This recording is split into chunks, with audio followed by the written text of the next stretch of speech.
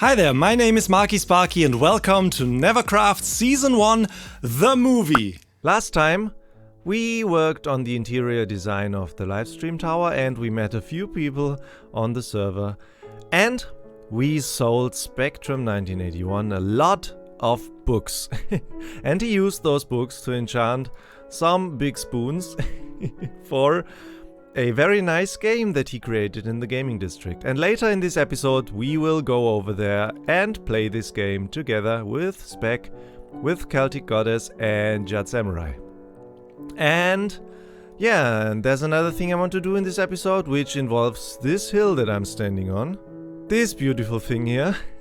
And I want to use this in today's episode because I want to create a mob farm, a hostile mob farm, right above these 4 blocks that I marked here, which is the center of a chunk here.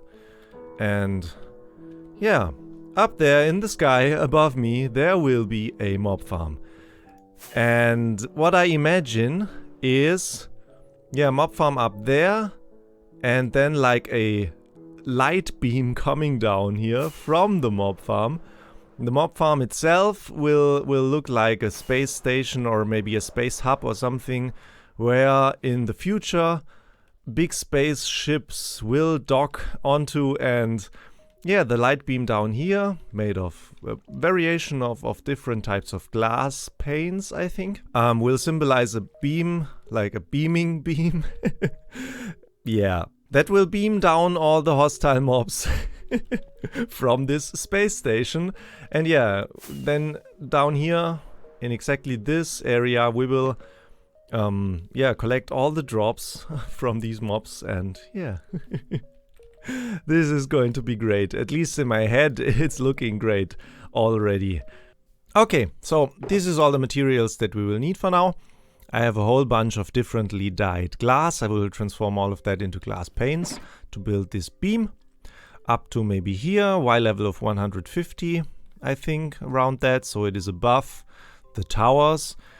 And then there will be 2 spawning floors, relatively large in area, stone, and they are stacked on top of each other, and they will be alternately flushed with water to flush all the mobs to the center so that they will fall down. Yeah, and one of the floors is then always flushed with water, the other one is not, so yeah, then the spawning will happen on that one, then it is flushed, the spawning will happen on the other one, and yeah, this is switching all around then, right? Flushing with water will happen with waterlocked trapdoors all around the platforms, and yeah, then we have a bunch of redstone resources to do the clocks and timings and everything. I think I will make this with a time lapse, so let's head over there and do that, guys. Also, let's bring that, and the bed. Okay, let's speed up. Have fun, guys.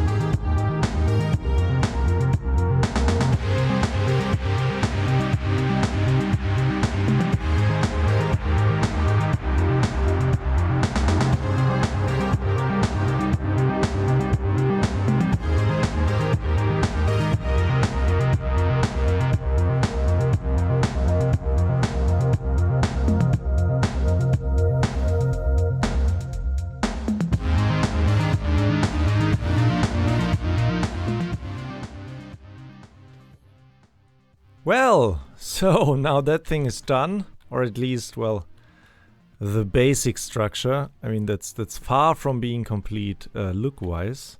Also, I'm not so sure about the color combination in this beam here. That looks a bit too funny. Well, on the other hand, it will be dark down there, so this gives it like a structure. But, I mean, this is not done either. I want to have floating glass pieces all around that to give it a more three-dimensional, a more three-dimensional look.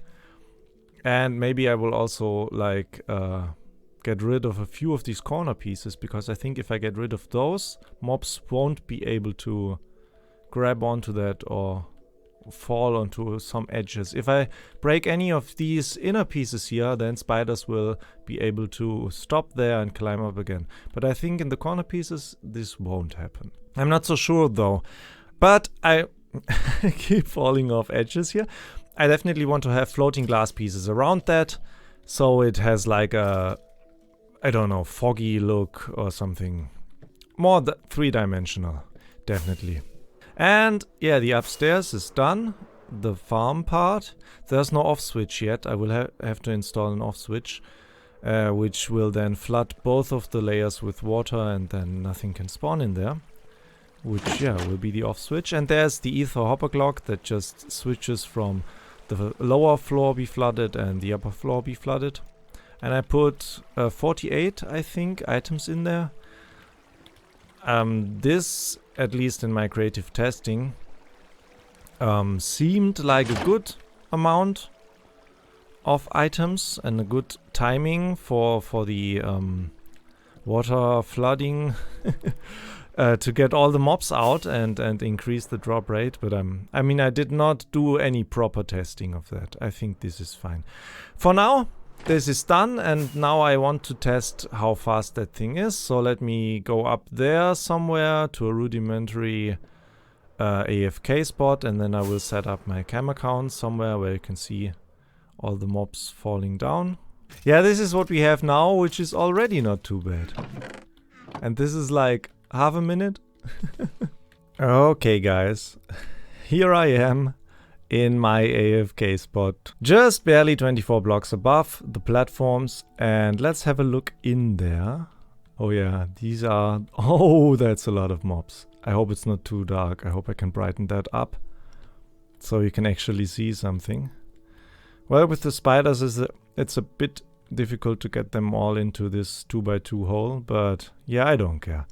That's fine. And next layer. That thing is really, really crazy efficient.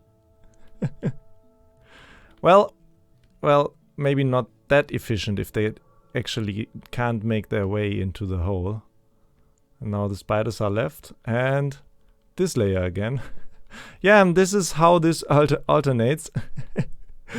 And yeah, crazy. So I think I will set up the cam account somewhere here where you can see all the mobs drop down. Yeah, I think like that. That's nice. Yeah, see you in 1 hour.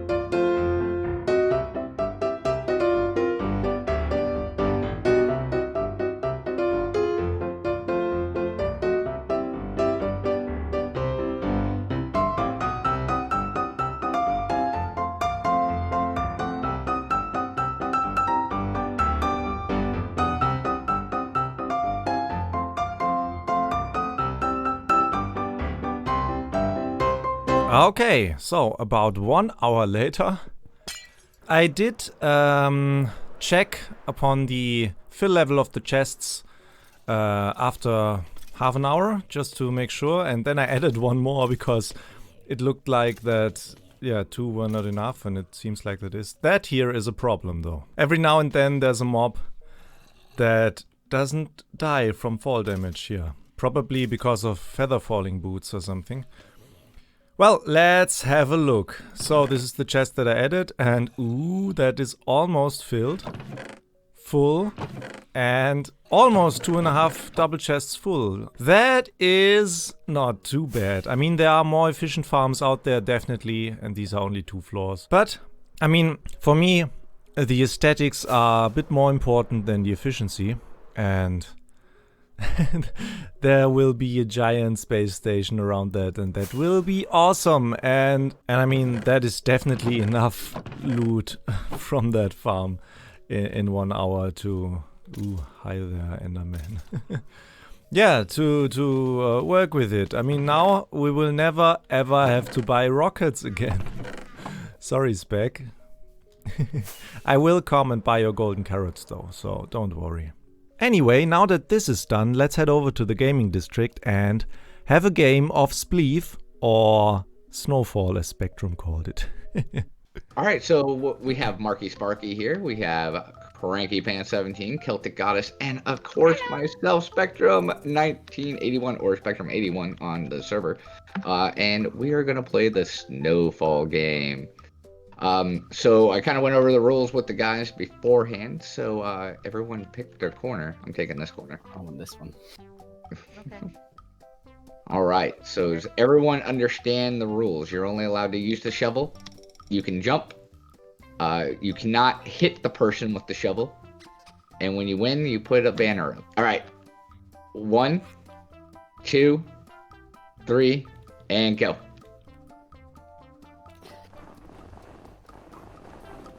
Oh, goodbye, no. Captain. Ah, yes! And Great. Spectrum wins. Okay. 3, 2, 1, go! Oh! Oh, no! I've done it again.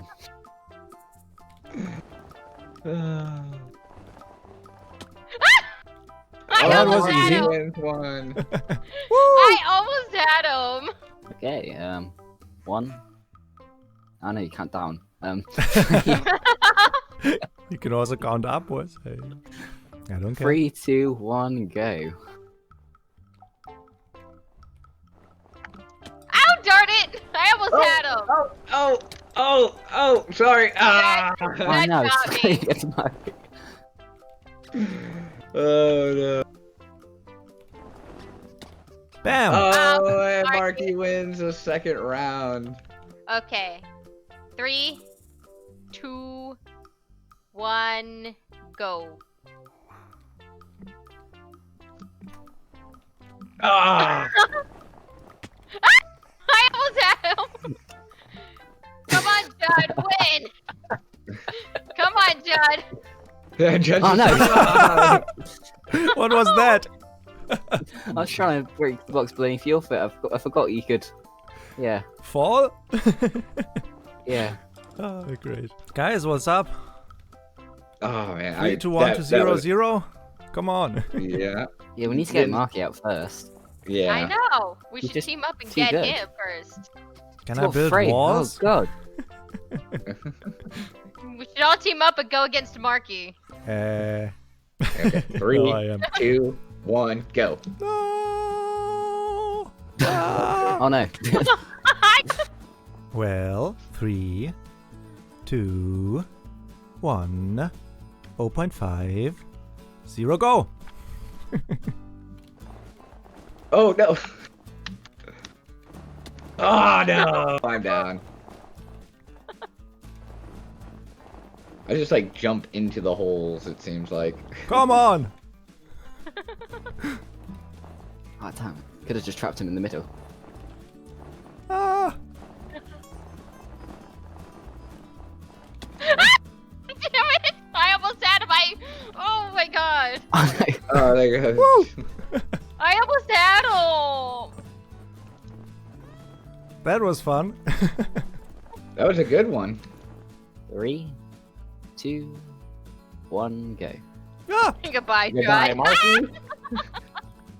3, 2, 1, go. Oh, Would have and felt I- one Oh anyway. yes, and Celtic and Marki down. 3, 2, 1, go.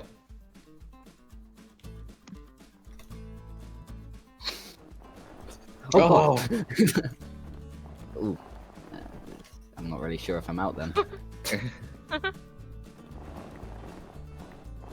No, no, no. Run away, run away, run away. Oh no!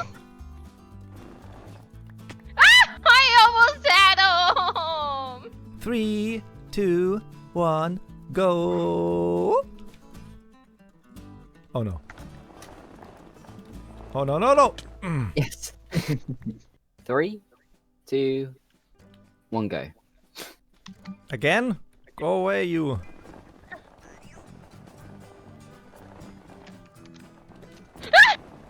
Damn it. How? Yes! How?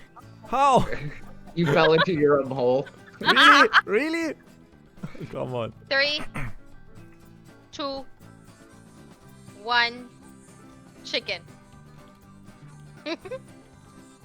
What does that mean Goodbye. now? Okay. Damn it. Ah. And 3, 2, 1, go.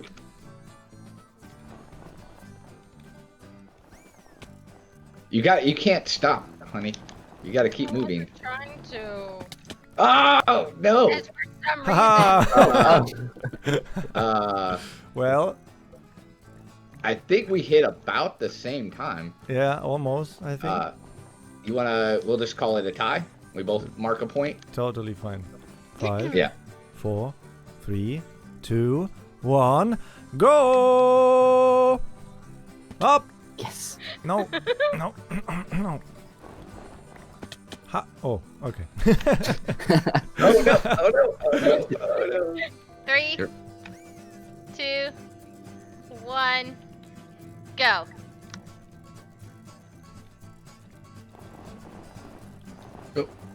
Oh, whoa, whoa, whoa, whoa, whoa! She's behind me.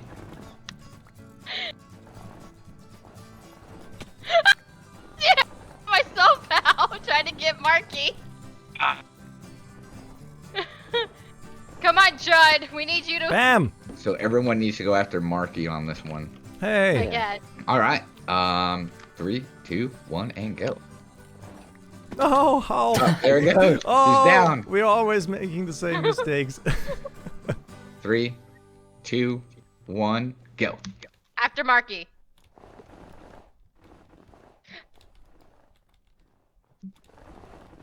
Oh no! I'm down.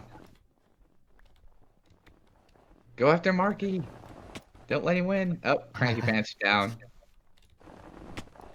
Oh, Celtics Marki's down. Guys, that That's was way too it. easy. Win. He won. Da, da, da, He's 8. Bum, bum, bum, bum. I appreciate you guys coming out and having a little bit of fun for about a half hour or so. There we go. Oh, we Can you go to did. the- We did. Great game. Yes, to the third page and then especially turn. Marki. Woohoo! That was fun, guys. In the meantime, I have started to grab some of the loot that we get here, which is actually really a lot, considering that this is not a lot more than 1 hour of stuff here. Well, okay, I did maybe half an hour more, and this is what we have already in there again. That is just crazy. And this is definitely a problem. Those guys won't despawn because now they are holding on to these bones. And I have the feeling that there will be more and more and more and more. So we definitely have to install some kind of killing mechanism here for all the leftover mobs. Yeah, I mean, not in this episode though.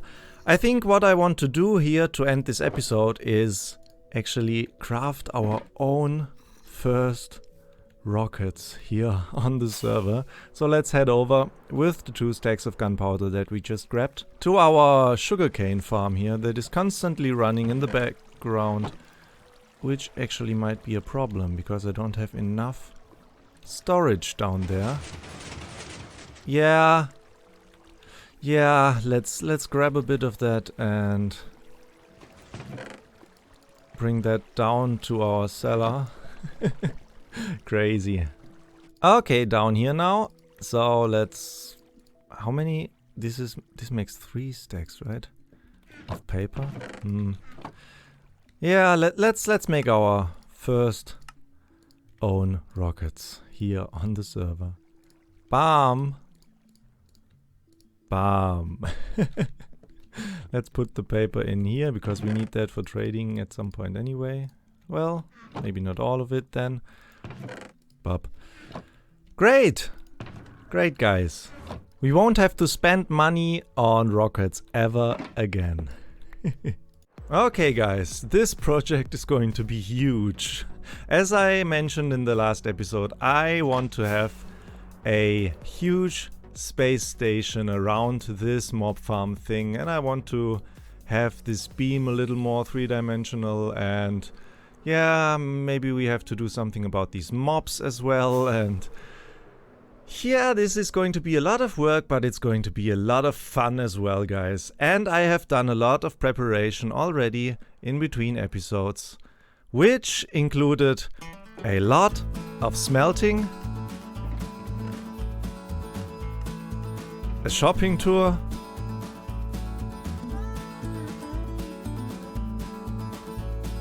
a whole lot of this, and that, some fun with world generation, and afterwards a lot of shovel mending. And guys, never forget to take your glass out of the oven. And I had to do some color corrections here and there. And a lot more crafting, crafting, and crafting. And finally, a whole lot of this. Actually, while I was converting all that concrete powder to concrete, Tweecha came by in the need of some dye. Marki! Oops, somebody's in Beep my beep. place. Are you in your dungeon? No? In my dungeon? No, I'm behind the scenes. Wait. Yeah, almost. Nope, come back. Here. Ha! Hey. Meh. Hi. Hi. I'm just in the process of converting, I don't know, millions of concrete powder to concrete. That's fun. I can tell you that's fun. What do you want here? What brings you to my humble abode? Okay, so I need a banner. Oh, And right, for the shopping district. Since I look like a Pikachu, I want Oh, I wouldn't even to have a Pikachu have banner. noticed that. Hmm.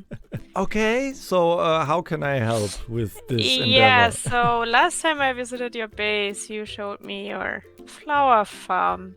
And I see. You need a lot of yellow dye, I suppose. yeah, so I thought since you need some help with your concrete, and I could use some help with my banner. How would you even Maybe help me we with the can- concrete? Yeah, I mean, you need to craft a lot of concrete, right? Yeah, you don't even have a fast pickaxe yet. How are you? Oh, do you want to buy some books for a nice pickaxe as well, since you're here? Okay, I haven't thought about that, but... I'm just making deals on the go here. Just come outside. So, I suppose yellow, and what else do you need actually? Red? Red? Yeah, I can give you red. I mean, here, just take whatever you need. Thank you. Ooh! What do you think about that?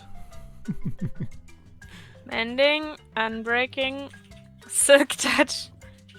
Oh, yes. Yes. Yeah? Yeah. So, I mean, since you are starting off here and you don't have that many diamonds, I guess. What about 2 diamonds per book? 8 diamonds. Sounds like a deal to me. That is like the best deal you can have. That's for sure. Yeah, you're right. Okay, hold on a second. Perfect. That's a deal then. Thank you. Thank you. I have to install this barrel here permanently. that is used a lot, exactly in that spot. And after all that, she actually helped me with the rest of the concrete, which is very nice, guys.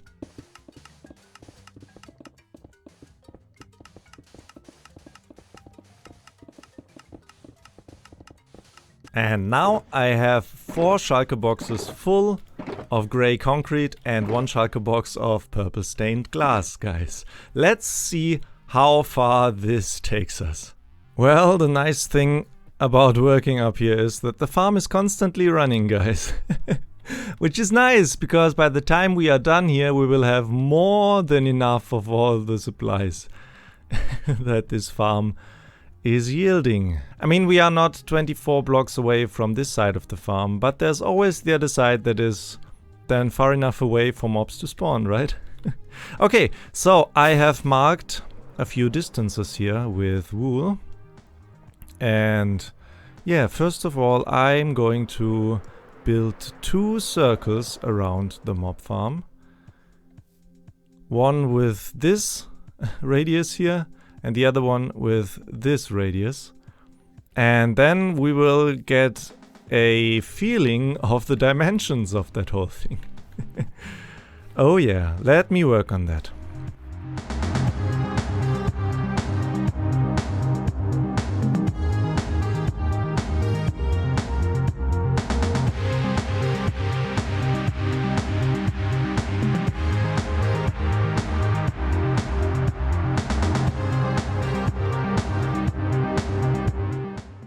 Okay, first 2 circles done, and it is a really satisfying feeling when you get all the way around and you end up where you're supposed to end up. Oh, so this is these are circles with a diameter of 66 blocks and the bigger one 86 blocks, and I mean, to be honest, that in itself looks impressive already. Oh yeah, I love it. Well, I can't fly. Let me give this more chunkiness. Let me work on that a little more. And I think then, after the next clip, you will kinda know how this thing is supposed to be looking like in the end. Oh, I'm loving it already. This is crazy. Oh yes. Oh yes. And let's speed up again.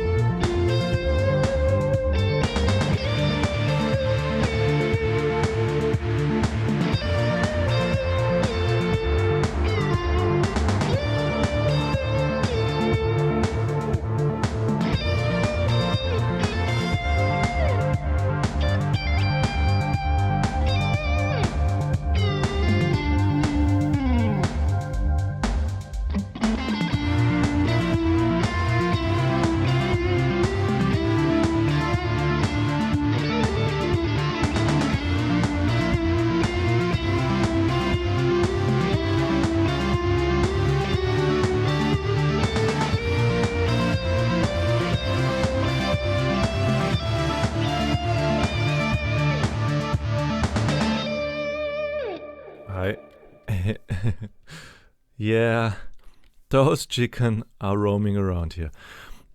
And one more. Hi. Yeah, this is how far we got actually now.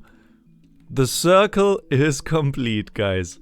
And that was in total about 3 hours of work. 3 hours of constant shift clicking, guys.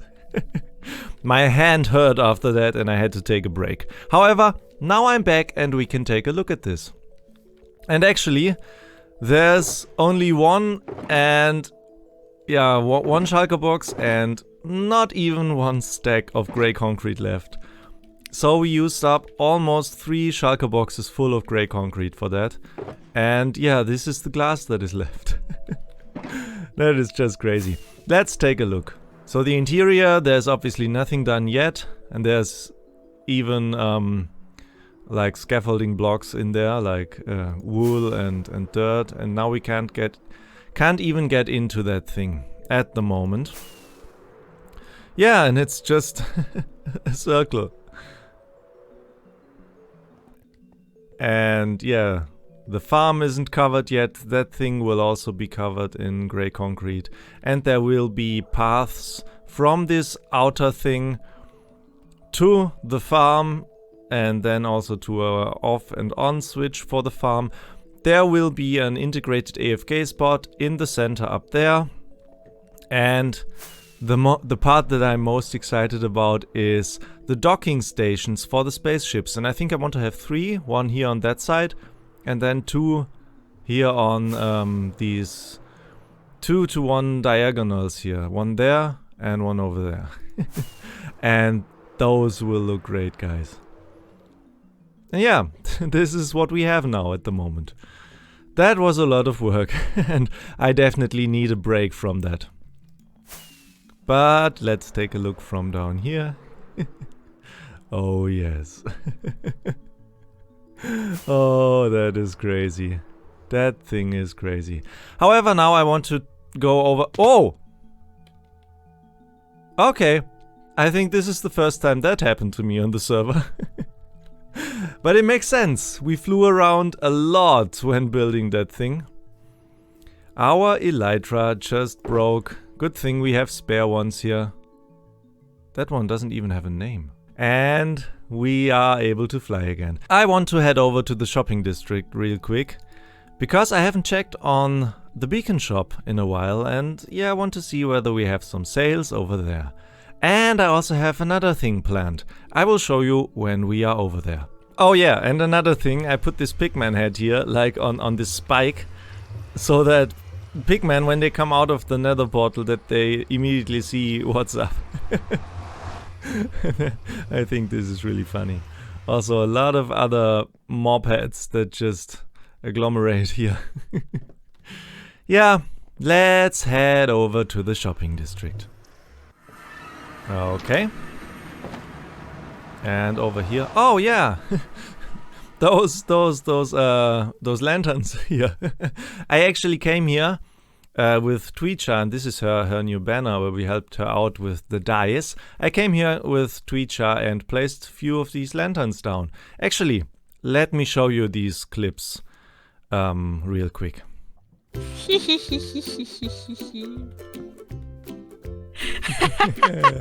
Nice. Okay.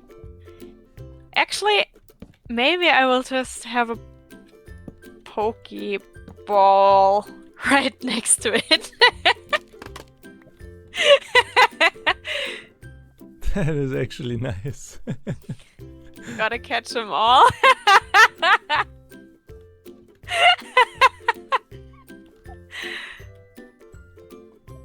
Well, 2 more to go for me. Where do I place those down?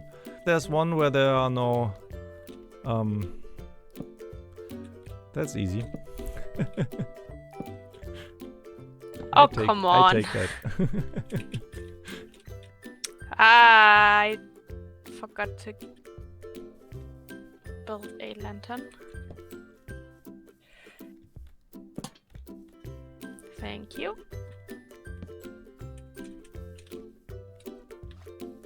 This one is not finished yet. Oh! Well, that's good. I can help with that.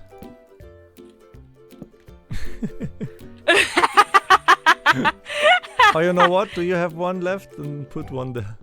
No, yeah, I have one left in my ender chest. Thank you.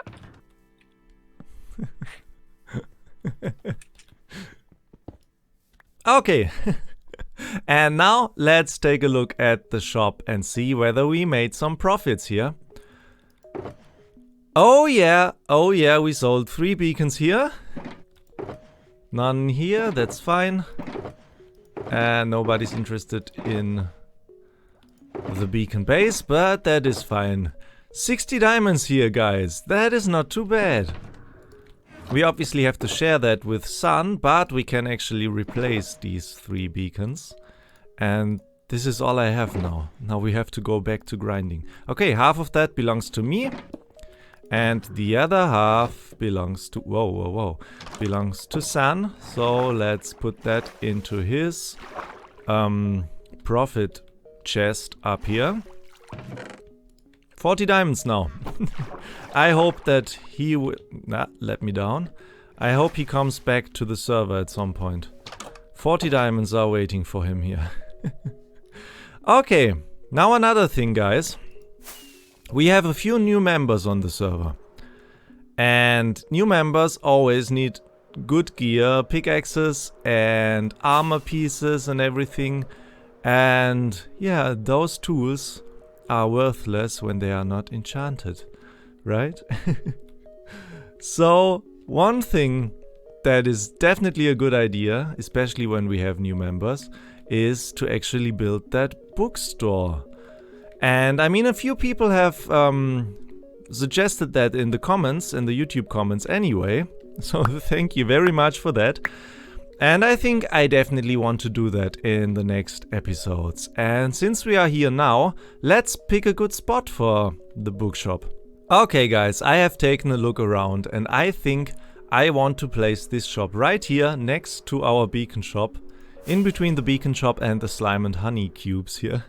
This spot here, which is like in the center of the whole thing. And yeah, that spot is not taken.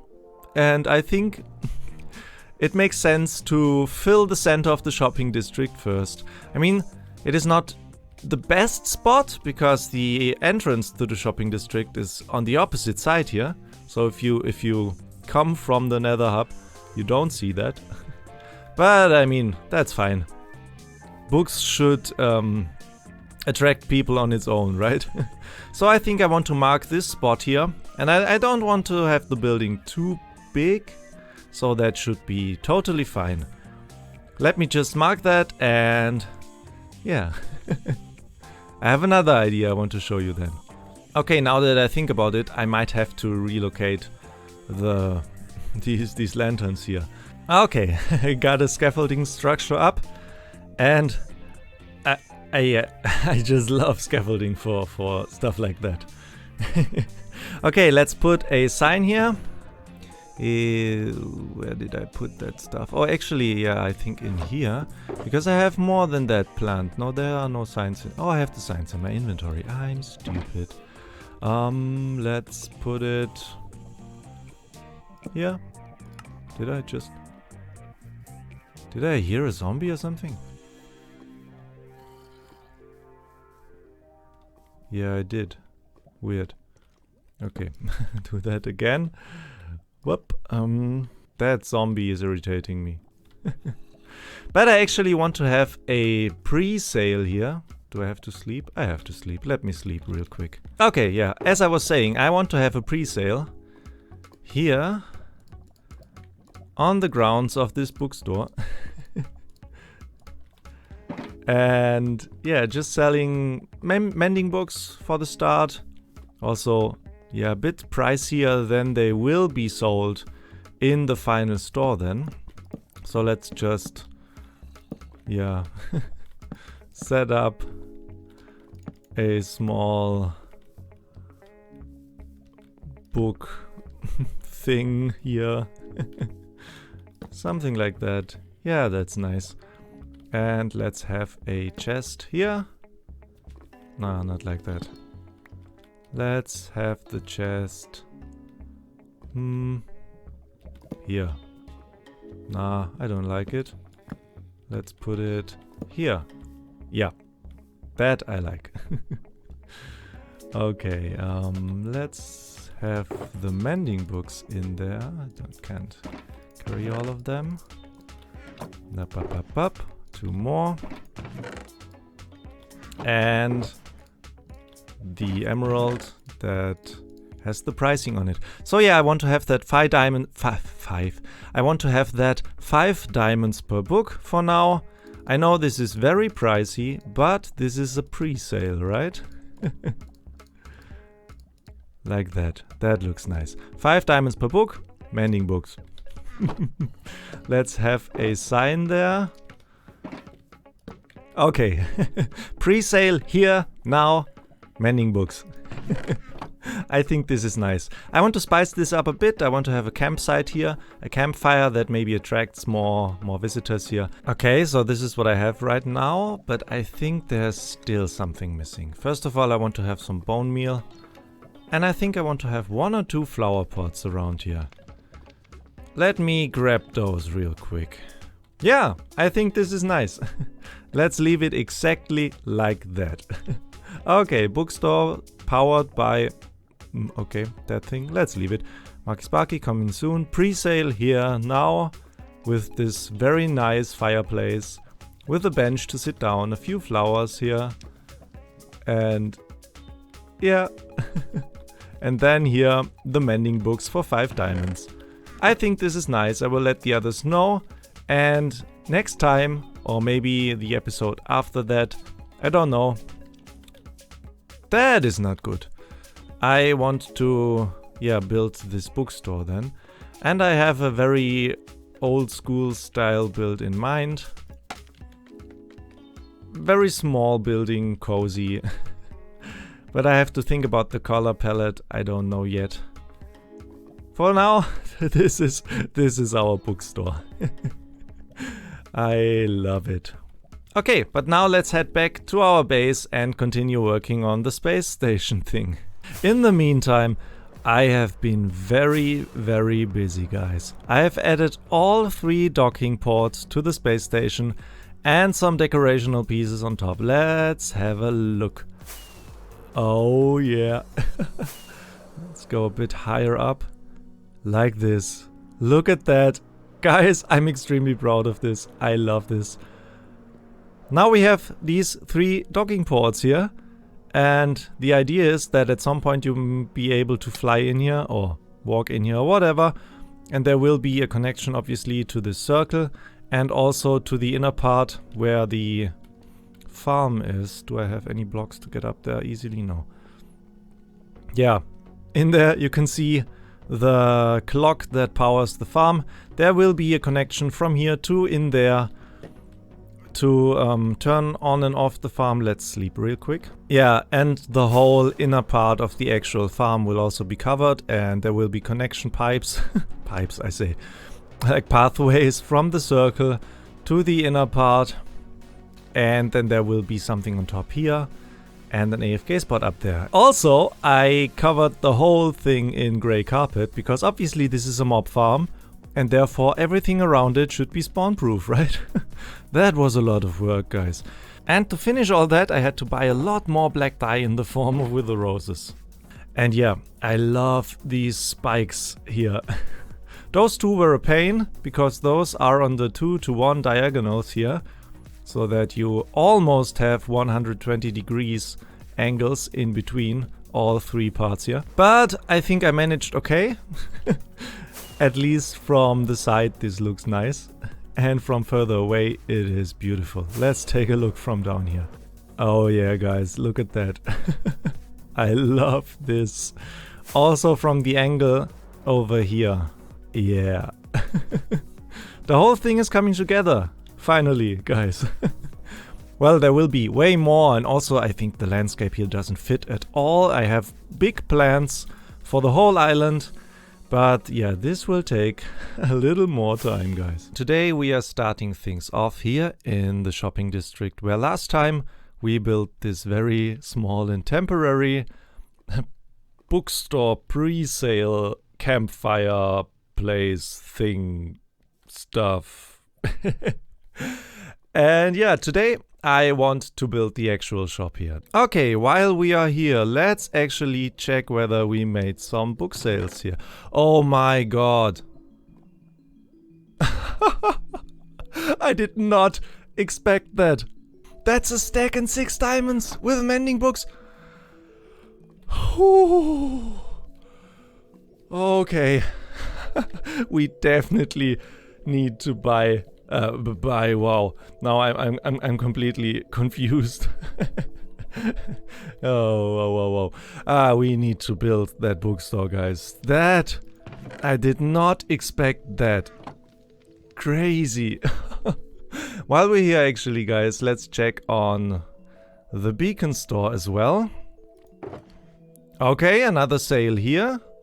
We only take 10 for us, 10 for San. I cannot replace this, we don't have any more of these. Okay, is anybody renting stuff? Oh! 1 day beacon rental voucher, so actually somebody has rented that. Nice, nice. Okay, let's bring these 10 diamonds up for San to grab. 50 diamonds for San. San, come back! Fix your PC already. Ow. Oh, wow. That does feel good, guys. Look at that. 3 stacks and 15 diamonds to our name here. Okay, let's work on this shop. Well, actually, in the last episode I said something like, I have a very small build in mind, small and cozy. Yeah, I spend a little time in the creative world, and I fear that the build that I came up with does not fit into this plot.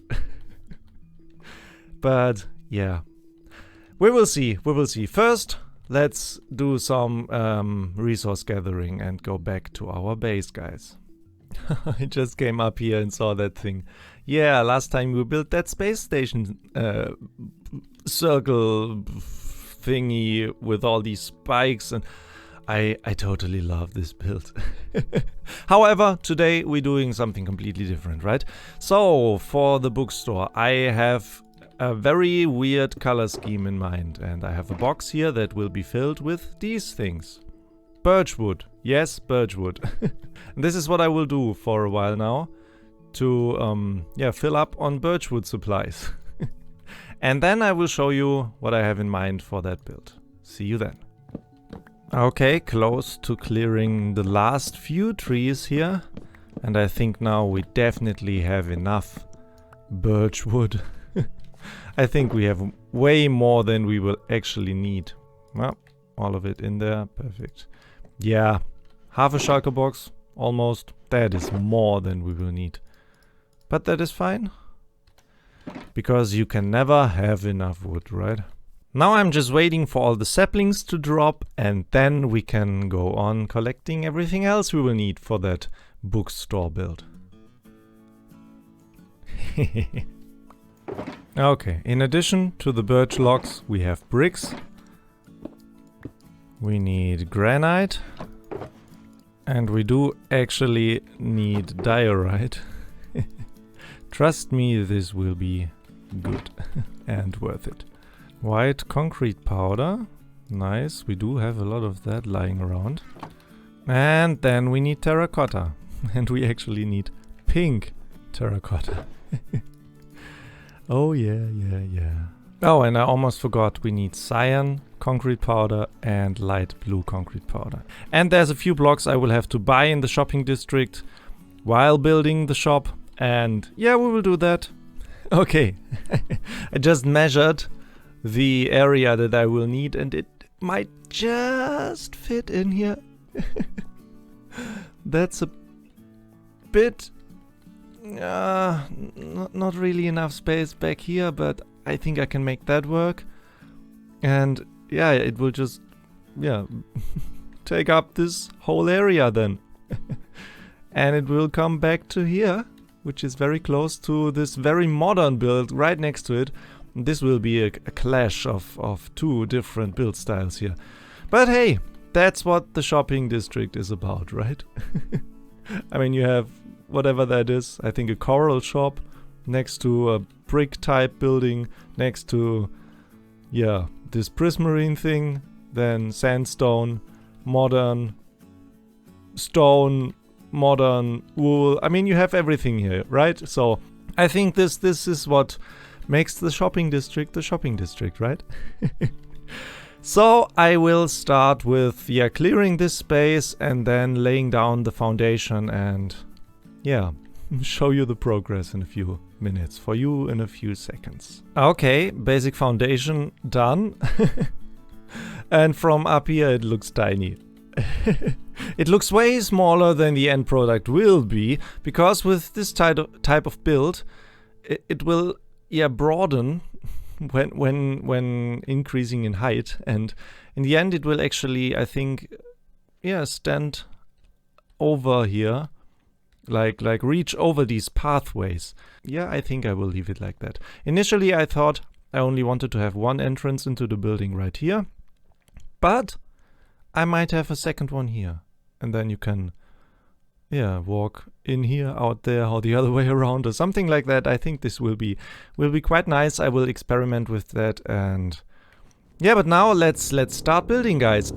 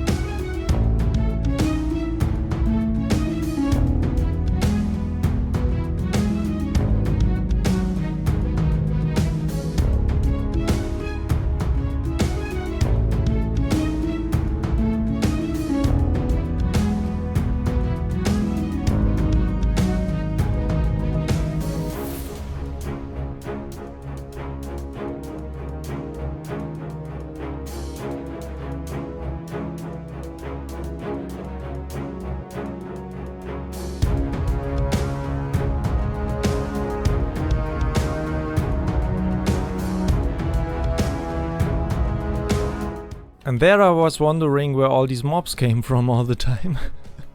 And I just found it. It's up there, in this tree. There are very dark spots where mobs can spawn. And they just dropped down on me. Let's fix that real quick, because that is not very nice. Yeah, that should do it. Okay, a creeper just exploded on me.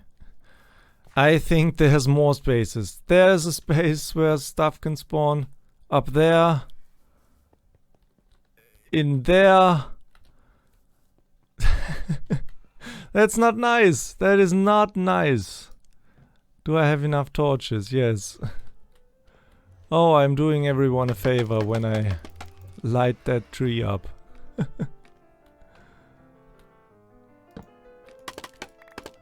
I even hear skeletons in there. Oh no. Ah! And there is a creeper. Can I do that? Okay. Oh, Spec, what did you do here? Oh, crazy! Okay, continue building here.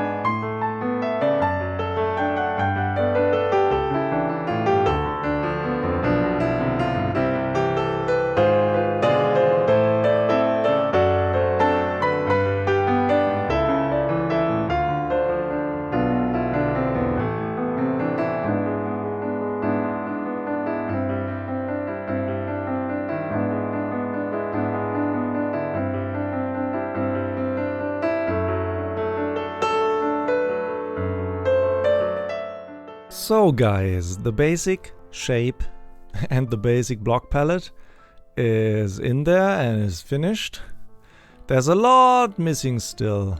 There need to be slabs in here to cover up the prismarine and a whole bunch of detailing. Oh, up there I forgot the white concrete powder and diorite stuff. Yeah, and this is pink terracotta, plain walls. And that's all not gonna stay like that, guys. But I don't want to do everything in form of a time lapse. I want to talk about the detailing a bit, because that is very, very important. Let's make that into polished. Then we have normal granite, polished granite, and the bricks. And also what I want to have here is something to imitate windows, which is actually birch trapdoors, believe it or not. And we need to sleep first. Okay, so let's take these two. Let's get rid of that first, so that we can see these two plain walls here. So first of all, I want to have windows in here, and since the inside is very, very small and will be crammed with bookshelves and yeah, the barrels and chests where the books are in that you can actually buy, I cannot have real windows here in form of glass because in there will be covered with bookshelves anyway. But I think birch trapdoors actually make for great windows in this context. And that makes a difference already. And now we want to add bricks, granite and polished granite.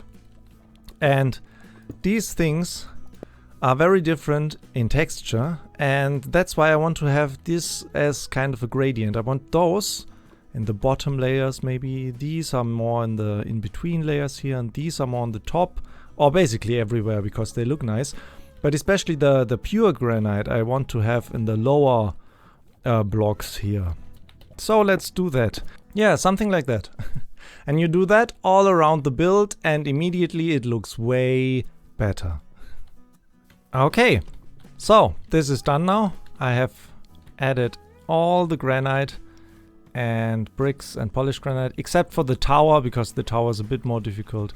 I also want to add windows here and make this, I mean, this is very plain and boring at the moment. It will also not stay like that, but let's focus on the building itself first. So the walls I'm very, very happy with, but as far as the wood goes, there's much more detailing needed. And we do that, or I do that, using fence gates. Well, obviously first of all birch slabs up there to cover up all the bricks and stuff, all the prismarine bricks here. And then we need buttons as well. Buttons on these corners here and everywhere where the wood is connected. This gives it a nice texture and makes it way more interesting. And we will add the fence gates all around the building down here and up here on the wall as well. So I got all the wood detailing in and this makes a huge difference. Oh, again? All the time. Well, I got all the fence gates in, all the buttons in, fence gates up there. And yeah, that looks way better, guys, doesn't it? Also, I added all the slabs and also variation of stairs here every third block, which gives it a little more depth and structure and texture. And yeah. This is how far I got now, and let's continue with the roof, I'd say. Do I have? Yes, I have. Let's go up here, right here, I guess. Floop, one more, yeah, perfect. So, I mean, I did already, while constructing all the woodwork here, add all the detailing here with the stairs here that reach into the prismarine stuff, right? But we can do more than that.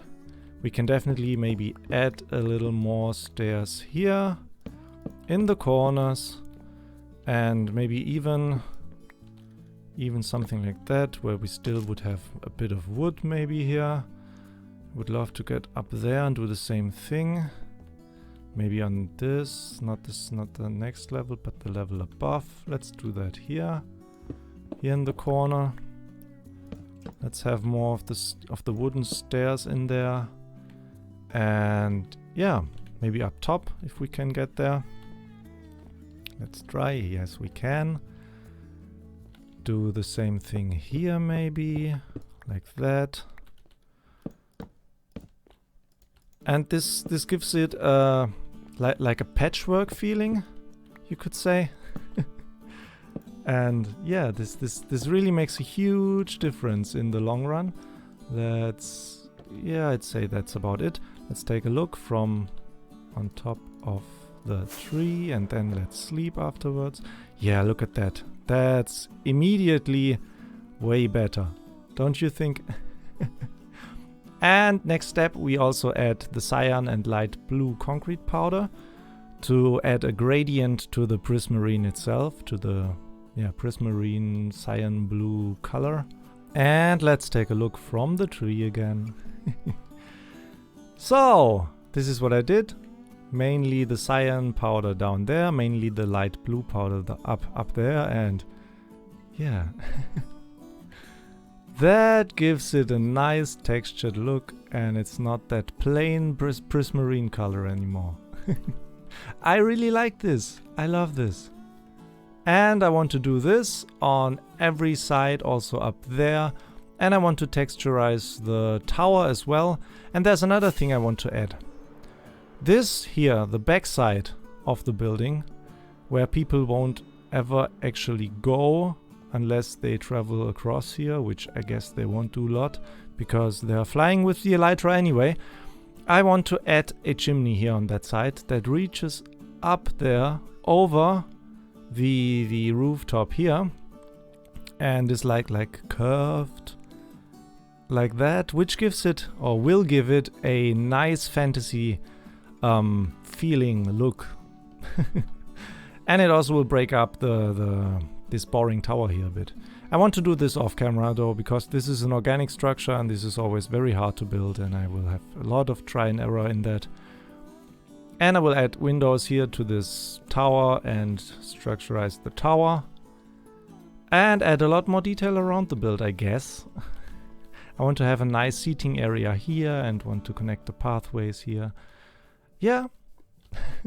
See you in a bit, guys. Marki, what Hey. is this? What is this? Well, that is going to be my bookstore. Oh, this is the bookstore? Yeah, so I was over here with Twisha just the other day. Yeah. And I was telling her how this spot is like cursed because like 3 shops have been here and then like they've all shut down and moved. So, but at least this looks good. Yeah. I did not know Yeah. that. Yeah, like that's why that spot was open. Yeah. Well, Dude, we'll see. Yeah, I mean, it's a bookstore. It's pretty, bookstores are pretty good when it comes to things. Also, But that is I don't looking want to good. move that thing. No, I definitely wouldn't move it either. Oh my God, this just looks awesome. Like I was just over here doing some, things in my stores, and Yeah. bing, I saw it, and I was like, oh God, I gotta get Marki on a call here, and wow, this is looking awesome. Oh well, your interior needs some. Work, but There's nothing in there yet. Nothing. It's all look, exterior don't- now. don't peer behind the curtains. One of those things. Yeah, not yet.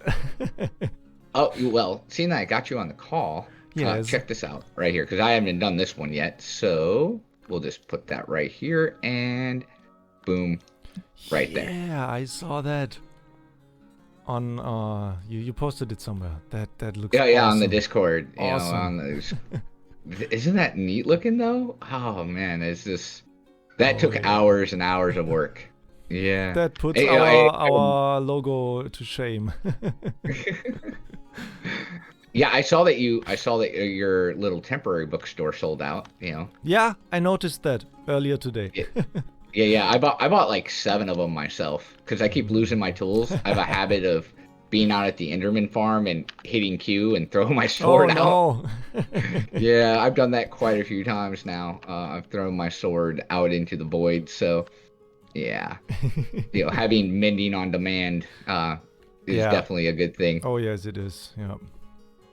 Well, Yeah, I mean, good luck. I definitely don't have every book everybody needs, so I will have a book in there, like a book you can read and write into, where you can just put suggestions on books that you might like in the future that I don't have in stock. So this is definitely something I will have in there. Oh, the trapdoor or the fence gates. Oh, that's interesting. All right, brother. Well, I'll let you get back to work, and I'll see you next time I see you. Oh, definitely. All right, brother. See you soon. Bye bye. Bye-bye. Surprise visits by Spec. Always nice, right? And it looks like he has upped the map game on the server quite a lot. Anyway, since he was here and you have seen a bit of what I've done here in that clip already, I have added a few more things. So I have this fireplace here in the front with 2 benches to sit. And we have Hank here sitting and reading a book. And Hank has very long legs. But we don't judge that. Yeah. I have all these flowers here around. I mix up all the dirt with coarse dirt, which I really like.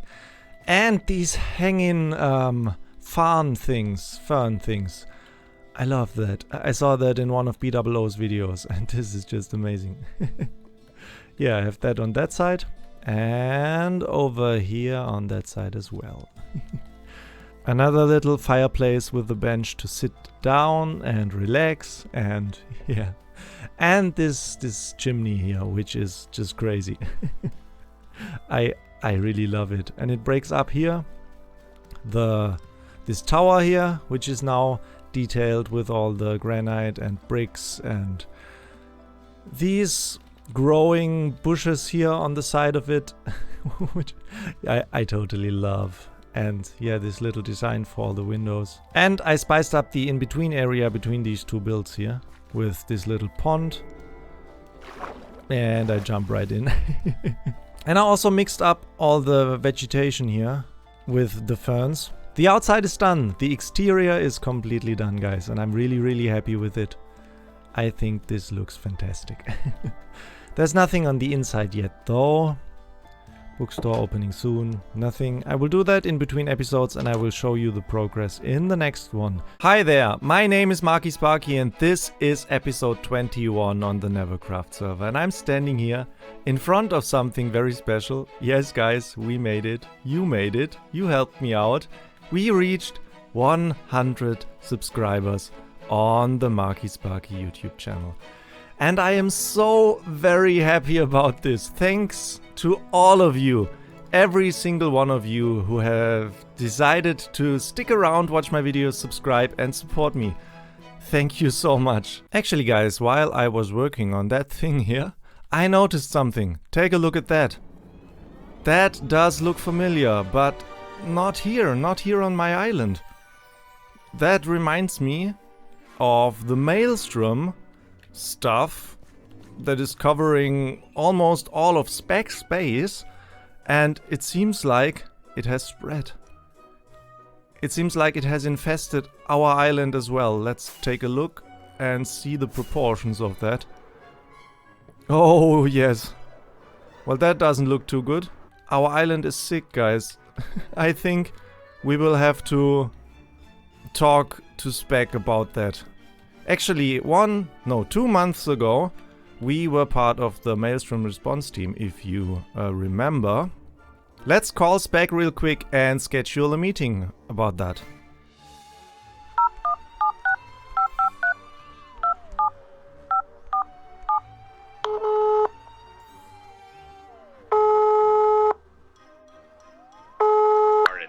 Hey, Spec. Hey, Marky, what's up, man? Hey, I'm doing fine. How are you? I'm just working on the Maelstrom and stuff. Oh, about that. I think we should set up a meeting. Oh, do you guys finally have the results? Yeah, exactly. So, later today, maybe? Yeah, whenever you're ready, man. I have a conference room and stuff, so we can, meet there. Perfect. So, let's say 5 p.m. conference room. Okay, man. I will see you there. Perfect. See you then. Bye-bye. Goodbye. Okay, nice. So, later today, we will meet with Spec and talk about, what to do about that. That is really becoming a problem, guys. And we have something very, very nice planned for that. So make sure to stick around to the end of the episode. Actually, Tweecha and I had a lot of fun the other day working on exactly that. And not only here, guys, not only here. If you want to catch that, we did that on a live stream. Follow me over on twitch.tv/MarkiSparkiYT, guys. Okay, now let's head down there, I want to show you something. I have been working on the bookshop, obviously, and we will head over there and take a look in a moment. I have added a few more of these villagers. One back here, there was one empty slot, which is now no longer empty. And I have that dude that sells me blast protection, and he lost his good trade for some reason. Well, obviously I have traded with him quite a lot. I have stocked the shop with that now. And I have added 3 more guys in front here. This dude, projectile protection, and loyalty 3, if somebody ever wants that. That dude is very nice. Feather falling 4, that was missing. And yeah, other stuff. And then Mr. Fortune 3. It took me like 3 days to get that dude. I had like 10 other mending and silk touch villagers until I got that dude. That took forever. But now we have that, and I have stocked the shop. Let's head over there to the shopping district and take a look. And I have also something else planned over there. So, because there is actually new stuff in here. Take a look here. The maelstrom is really spreading, guys. Yeah, there's more stuff in the gaming district, and I want to check that out in a second. But first of all, let's take a look in here. I have completed the whole shop, and we can open it now. What is that? Property claimed by Sparkling Sun Enterprises. I'm not so sure about that. I mean, yes, Sun is back on the server. I'm very, very happy about that. I'm not so happy about this, though. That is definitely my shop, not Sparkling Sun Enterprises. No, Sun. No. Okay, let's take a look inside. Scary noises right now, really. Yeah, so now here we have me standing on the counter. And we have the bookstore down here. And I have kind of separated this into different sections. So here we have the pickaxe section, silk touch, efficiency 5, fortune 3, and most of that stuff is completely stocked. Not all of it. Those are mending as well, because I know that this will be sold out very fast. Unbreaking as well. And in front here I have a book. If somebody is missing a book that I have not in stock, well, yep, just note it in here. I will take a look and do something about that, maybe. Depth Strider, Aqua Affinity, yeah, this is not completely stocked, but we will see. Then I have the section for the sword stuff, sharpness, sweeping edge, smite, knockback, looting, stuff like that. And the bow area, infinity, power 5 obviously, punch 2, flame, and then here protection stuff, blast protection, fire protection, protection 4 in general, respiration thorns 3 back here, projectile protection. I mean, this is not completely organized, but it's not supposed to. Down here, feather falling. I mean, I wanted to go for like a real bookstore, like a small tiny basement thing where you have to search for the books that you want to have, because they are scattered all around here. And I really like this. This gives a nice feeling. I also love the floor here. This is dark oak wood stripped, and the combination is just lovely, I think. Back here, the second entrance. Yep. And the upstairs, guys. There's an upstairs. Oh, there's actually 2 upstairs. The one up there, though, is private. I will show you guys, but the others are not allowed up there. So here is more the lounge area. You can sit and relax here and read the books that you have purchased. And yeah, we sell a few other things here. First of all, paper. 2 stacks of diamond. Oh yeah, I forgot to talk about that. I've decided to have every book 3 diamonds down here. I mean, this is easy. That is very, very cheap actually. But I mean, I want to provide the server with good stuff. I don't want to... Yeah, it's not about making money. Well, it's part of it, but it's not the main focus of that, right? So selling bookshelves as well, 16 for a diamond. I think this is fair because it's a pain to get those and you need a lot of resources. Books, 32 for a diamond. Lapis lazuli here, 32 for a diamond, because I have the enchantment table up here. You can enchant your own books in here. I think this is a nice feature. Yeah, and yeah, that's about it on this floor. Let's take a look into the private section up there, which is essentially, yeah, storage. And I love the design. I really love the design. This really looks like an attic or something. With, yeah, all the spider webs here, the cobwebs. I love this tower up there, because, I mean, having a tower is nice, but there has to be some structural integrity, right? I love that. And there's space for hidden lighting all around, which is very nice. Back here, I think. Yeah, so no torches, no lanterns are needed up here. And I really love the light gray carpet as like a dust layer up here as well. Yeah, but that's about it. I think we can open up the shop, or let's first maybe sleep, because I think I saw the sun going down back there. Yeah. Oh, also, yeah, nice view from up here. Let's sleep real quick. Okay, guys, so let's open up the shop. I mean, there's nobody online. I will talk to the others on Discord and let them know that the shop is officially open. Do we need like a sign here? Yeah, let's maybe put signs up. That is, well, temporary. If you have good ideas about a name for a bookstore, guys, let me know, comment down below. I read through all the comments, guys. Let me know if you have a nice idea for a name for this bookshop, and I will consider naming the bookshop accordingly. Let's put that on that side. Okay, bookshop open. Actually, right next door there's something that I wanted to check out. I think this is something spec made. Oh yeah, obviously this is a spec thing.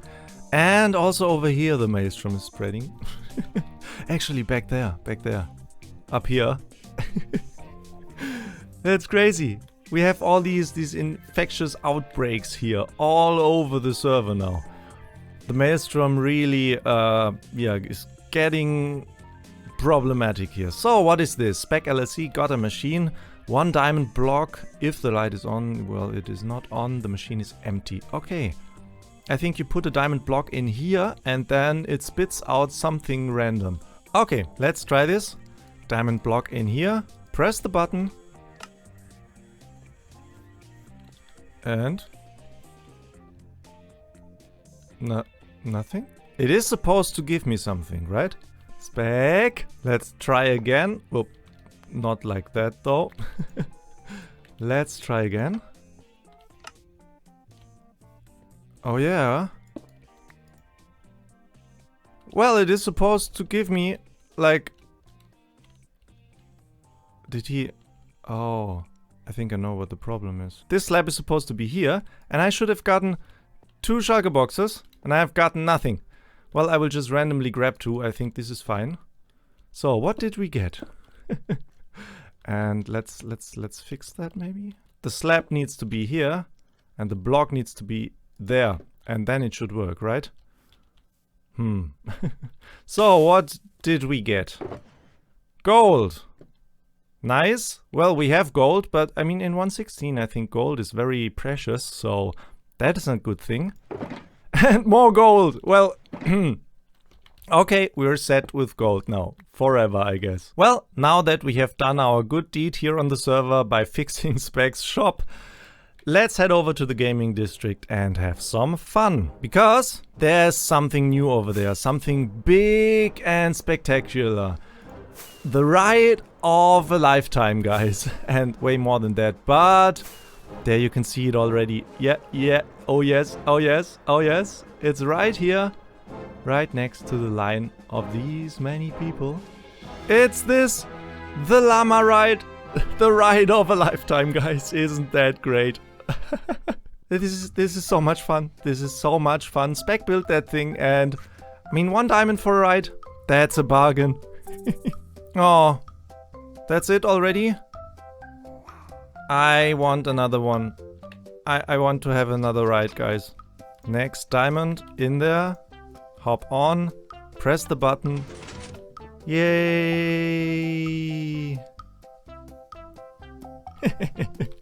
Well, no, actually, I mean, yes, this is great, but I was talking about that thing, which is absolutely crazy, and there's a lot of people here. And there's a very, excuse me, sorry, there's a very, very long line to get onto. Sorry, excuse me, I mean, I don't want to be rude, but sorry, I need a video here. My audience wants me to write these things. Sorry, so, you're looking into the wrong direction, aren't you? Sorry. Yes. Excuse me. Must be over 18. Well, I am definitely over 18, guys. So I guess how this works is you step on here, minecart gets dispensed, and you hop in. And ooh, yes. Oh baby.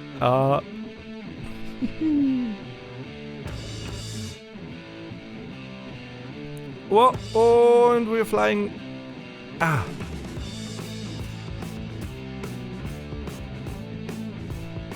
For some reason I don't have sounds here. That is weird.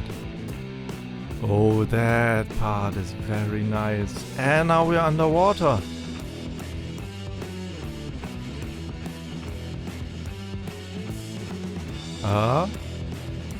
Okay.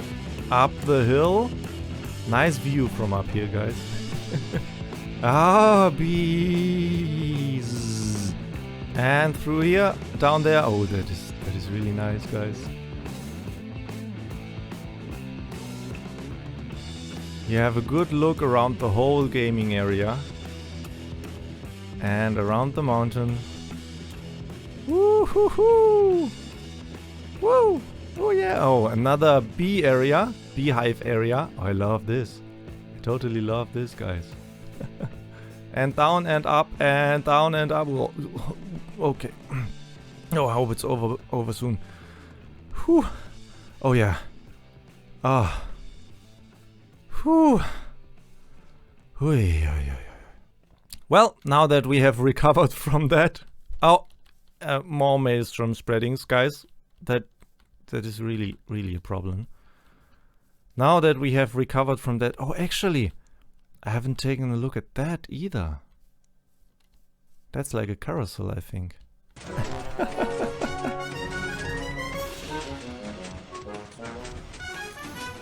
Well, that was fun. There's so much crazy stuff appearing here in the gaming district. But actually, there's one thing that I had my hands in as well. When we how do we? Let's move around this infestation pit here. Down there, actually, on this side, you see that here already. Somebody has built that, I think Celtic built like a bouncing castle or what these things are called here. But the problem with that is must be under 18 to play. And I mean, no matter how old you are, you want to be in there and play, right? That is why actually Tweecher and I, when we discovered this, we decided to build our own bouncing castle right next door. And this thing, you must be over 18. And, well, this is a bit more dangerous. Therefore, if you turn this on, you see that here already. That is very nice. Let's head. Woo! Ow. We also have included a hard mode, only for the brave, guys. And that is just crazy. Woo-hoo-hoo-hoo! Woo-hoo-hoo! Well, that's the thing now. But I think now it's time actually to meet with Spec and talk about the Maelstrom. So hey, Marki, glad you finally made it. I've been waiting, a little bit of time. So, good what you science takes a while, Yeah. So we have the Mighty Meteor Hut here, and Tweesha and Marki Sparki, and I guess you guys are the ones that are going to be, giving the presentation, right? Exactly. So 2 months ago, you ordered us here to start the investigation on what you call the Maelstrom. And since then, we have been working and studying what you call the Maelstrom all over our world here. And it is finally time that we present to you the results that we have. And as shocking as the results might be, it is very important that we take this matter seriously and that we talk about everything today. Okay, to help me in all the scientific stuff, I actually got me a partner here, which is Dr. T.W. Icha over there. She is a laboratory expert and helped me with all the field studies. Okay, Hello. cool. Hello. Hi. Before that, do you have anything else you want to talk about? Do you have any questions before we start the actual presentation? Oh, no, man. Go ahead. I actually do have a question. Yes. You said twice now what we call the maelstrom.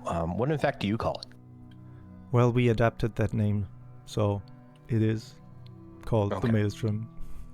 Okay. Yeah, so today we want to talk about the Maelstrom dilemma, and in the end you will see why this actually does present a dilemma to us. So here, actually, what we found, and I will make this quite short, because I mean all the scientific stuff, who cares about that, right? What we can for sure say now is that the maelstrom, or the maelstrom matter as we call it now, everything that appears red and is transforming all the grass, all the lush grass on our world, to this very red matter, we call that the maelstrom matter, that this is probably not from this world. All our measurements indicate that this is some kind of alien matter that was transported here. We cannot for sure say how this got here. We can just measure what it does to our world and see all its effects on what we have here on our world. And yeah, so let's say that stuff is of alien nature. My partner here, Dr. T.W. Icha, can confirm this with all her measurements. Right, so we did do some measurements of the characteristic radiation, and we can say that those kinds of materials do not naturally occur on this planet, so it must have come from somewhere else. Yep. We can, however, say that it is closely related to what we would call fungi here on our world. So this, you can see here on the next slide, is, well, yeah, its basic characteristics closely are related to what we call a fungus. Yeah. So what you can see on the floor, the red matter, all these infestations, is like a mushroom, you could say. And underneath there are actually there is a huge network of mycelium, and we have detected that all over our world already. And this is the very, very shocking matter that we have to tell you today. And also what I can tell you, like from a biological aspect, this stuff being closely related to a fungus does actually reproduce asexually, which means that you can spread that very, very easily, and it reproduces via spores. And we think, since this whole thing started here at your base spectrum, we think that you might actually be the one that spread that stuff. So, Simply by having it everywhere. on your feet and on your clothes, and you walked around the whole world and you spread the spores, and yeah, the spores trigger So like we're the blaming Spectrum, infestation. it's all his fault? Oh, Spectrum's fault now. Well, it's not his fault since he didn't know about it, right? Yeah. Let's So you're saying I'm let's patient zero. I'm patient zero. you then, could basically. say that, yeah, but please let's keep this scientific and not accuse anybody of anything here. This is a very pressing matter, and we have to react accordingly. I have a very important question though. Yes, please. Is it the maelstrom dilemma or is it the maelstrom matter? Well, the matter, like the material is what we call what is on the floor, what you can find there. It all presents like a dilemma for us. Oh, okay, all right. Yeah. And yeah, as soon as you have all these spores around, then you get these infestations, and we actually found them all over the world in what we call here the shopping district, the gaming district, and actually at some other habitants' bases even. Yeah. Yeah, and I mean, we have examined all these infestation pits, and Dr. T.W. Icha will talk about the 3 different stages of growth that we have observed. Yeah, so the first stage you can see also on the first slide. So everything that's green vegetation will turn to a grayish, brownish color at first. Only small spots, not very noticeable. What I can also tell you is that everything that's surrounded by those spots, you can also measure fluctuations in the radiation there. So it's already infected, but you cannot see it yet. The second stage, you can see it on the next slide, then suddenly red spots appear. Everything that's green will die and turn into red spots. So this is actually dead material. No plants and nothing can grow on there. You can also see that the fungus presents on the surface. Those are those red dots that appear from the surface. And in the third stage, you can see that all of those little spots grow together to one big red dead surface.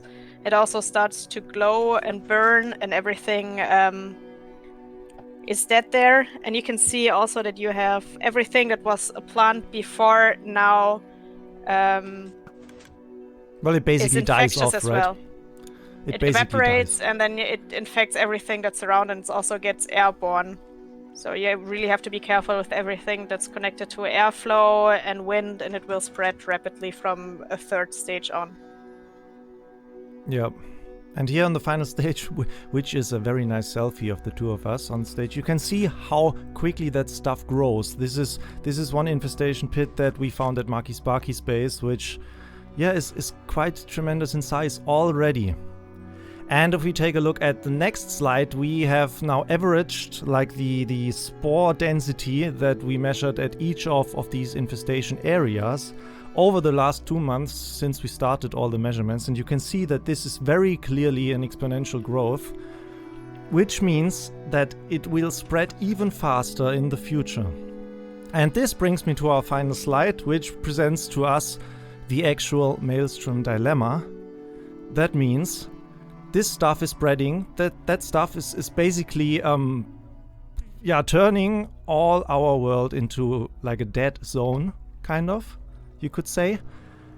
Which means that, well, we either stay here, but we will definitely lose this world. Also, we have seen that this affects at some point our habitants as well. I think some guy called Sam V Gamer showed like infections on his actual body. This does not happen to all of us, but it seems to happen to some of us, and it might happen to more of us in the future. And then the other option would obviously be to leave this world behind, which would also mean that we have to be very, very careful not to bring these spores into everything in the future with us. And our estimations are that we will have to make these decisions within the next 3 months. Oh, wow. That's pretty serious. Couple questions here. Yes. So is this 3-month time span here? Is this like a hard date, or is this like flexible? Well, we cannot say for sure. This We is cannot like say for it's sure. it's an estimation. Okay, I have a question. Can we just dig all this stuff up, like all over the world, right? And then just drop it on Spectrum Space? Can we do that? Well, then you would still have the problem with the spores, and they are airborne and they will spread again. Yes. It's not. It's unfortunately it's not that simple. I think, yeah, it's too late probably. Also, what we can see, there is no immunity to the spores whatsoever, so there's no plant that can escape from this disease. Also, I think it might be dangerous if our food is contaminated by the spores. We don't know how we would react to this, as well as if you inhale the spores, what will happen to your body. So we cannot say for sure. So that's the sad truth about this. Here's the second question. Do you have a proposal for like leaving this world? Because you said, or we leave this world. Like, do you have a proposal, in mind or anything like that? Not yet. Not yet. Not yet. Can we go to a world where things are round? Well, Can we do that? to be honest, that is far from my field. I am not an expert on that. I'm sorry, I cannot really answer that question. Neither am I, but I would suggest that we install baths and decontamination stations on really highly contaminated areas, so maybe we can slow down slow down disease. Yeah. But I think from what we've measured, also all over the world where it doesn't seem infected, there are already quite a few spots that are entirely spread below surface, but it will break out at some point. So I fear that we cannot stop, but maybe slow down the infections. Yeah, like decontamination, foot baths at each portal or something like that. And so I have a suggestion, Miriam. Let me know. But you have a time machine, don't you? I do have a TARDIS. That's a You do time have a and TARDIS. relative dimension in space. Yeah. Yes. Okay. And you have a space station, right, Marki? Yes. All right. So I mean, why don't we, Mira, you develop that plan of your TARDIS, and Marki, you develop your plan of the space station, and that could be two options for us, if the world does have to be left. I can phone up the doctor and see if he'll let us use it. Okay. So you'll check on that in, Marki. What about you, man? Working on it already. I Okay. cannot say for sure whether this will be finished in time though. Okay. But at least we have a plan. We have, Yep. something to, work on. And I'll see about what I can do about trying to keep the maelstrom at bay the best that I can. Yeah. So, I mean, what All right. is really important is that wherever you see all these contaminations breaking out of the floor, don't go there. Try to avoid these areas and not spread the spores even further. Oh. Yeah. That's like everywhere over here, though. Yeah, your base is like different. That's true. That's why Yeah. it might be a good idea to have all these decontamination foot baths and stuff like that when you enter your portal, for example. Having something like Okay. that around there. Yeah. All right. I'll see what I can do about that. So, does that conclude your presentation? Yes. That is all we Alright, can well- say at the moment. We will continue our scientific investigations, though. Definitely. Okay. Well, thank you for coming. Thank you. Yes, thank you. Thank you for having us.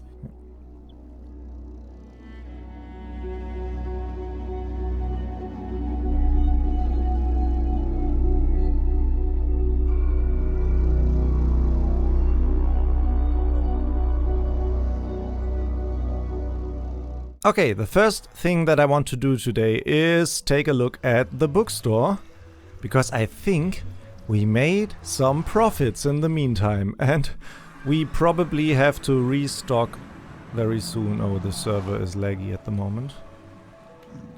Well, let's try to fly anyway.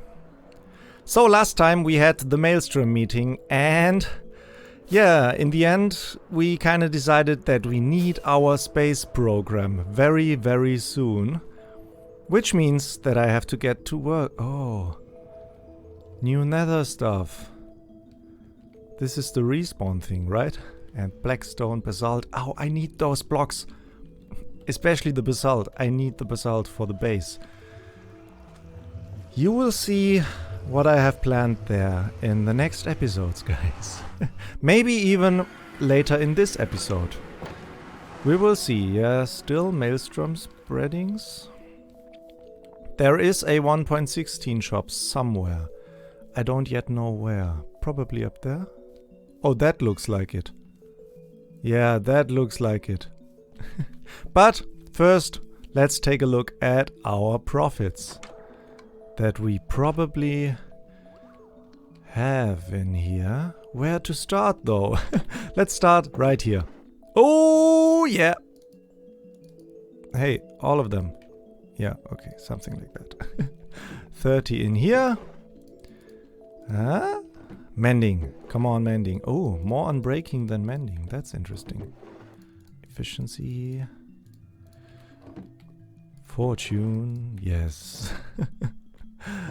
Okay, let me collect all of that and I will be back in a second. Okay, guys. 2 stacks and 19 diamonds. That's not too bad. And I just realized somebody put mending and looting 3 into here, which does make sense. We have mending right here, We have looting 3 up there. And XP bottles. Well, that doesn't make too much sense since this is a bookstore. But okay. Have we made any sales up here? I would doubt it, but let's check any... Ooh, actually somebody bought bookshelves. That's not too bad. And empty books as well. Well, why not? Why not, guys? Oh yeah. The valuables box is filling up again. Oh, and there's another thing. Look at that. I managed to grab me a block of netherite. And all it cost me was a beacon. Guys, I was on here to a very weird time for me, like early in the morning, and I met Sam V Gamer. And I visited his base, and yeah, he looked very, very nice in his shiny new netherite armor. So he basically offered me that block of netherite, and yeah, in the beginning I didn't even want to take it, because to get that stuff, that takes a while. But he insisted, and then I gave him a beacon. That's very, very cheap to get a block of netherite like that. Okay guys, we might have to restock here very soon, but now let's take a look at this 1.16 shop. Let's head straight in, guys. Aha! Oh. Okay, Blackstone. Oh, not too bad. We might not even have to go and mine that stuff if Spec is selling it. Basalt we can get from a farm, actually. Shroom lights. Yeah, so he is basically selling almost everything, I think. Which is quite nice. But, I mean, before I buy anything, I want to explore the nether on my own. And check out the actual biomes where this stuff can be found. Okay, so as I was saying, we might have to restock the shop soon. And therefore we need a lot of emeralds. And for that, for specifically that reason, I built the melon and pumpkin farms up there. But I don't have the room underneath the farm towers finished yet. And this is where I wanted to have a villager trading station for exactly those things, to get a lot of emeralds, to then trade those emeralds for books, for enchanted books, and then sell them at the bookstore. Which means we have to work up there. And that is exactly what I plan to do now, so let's do that.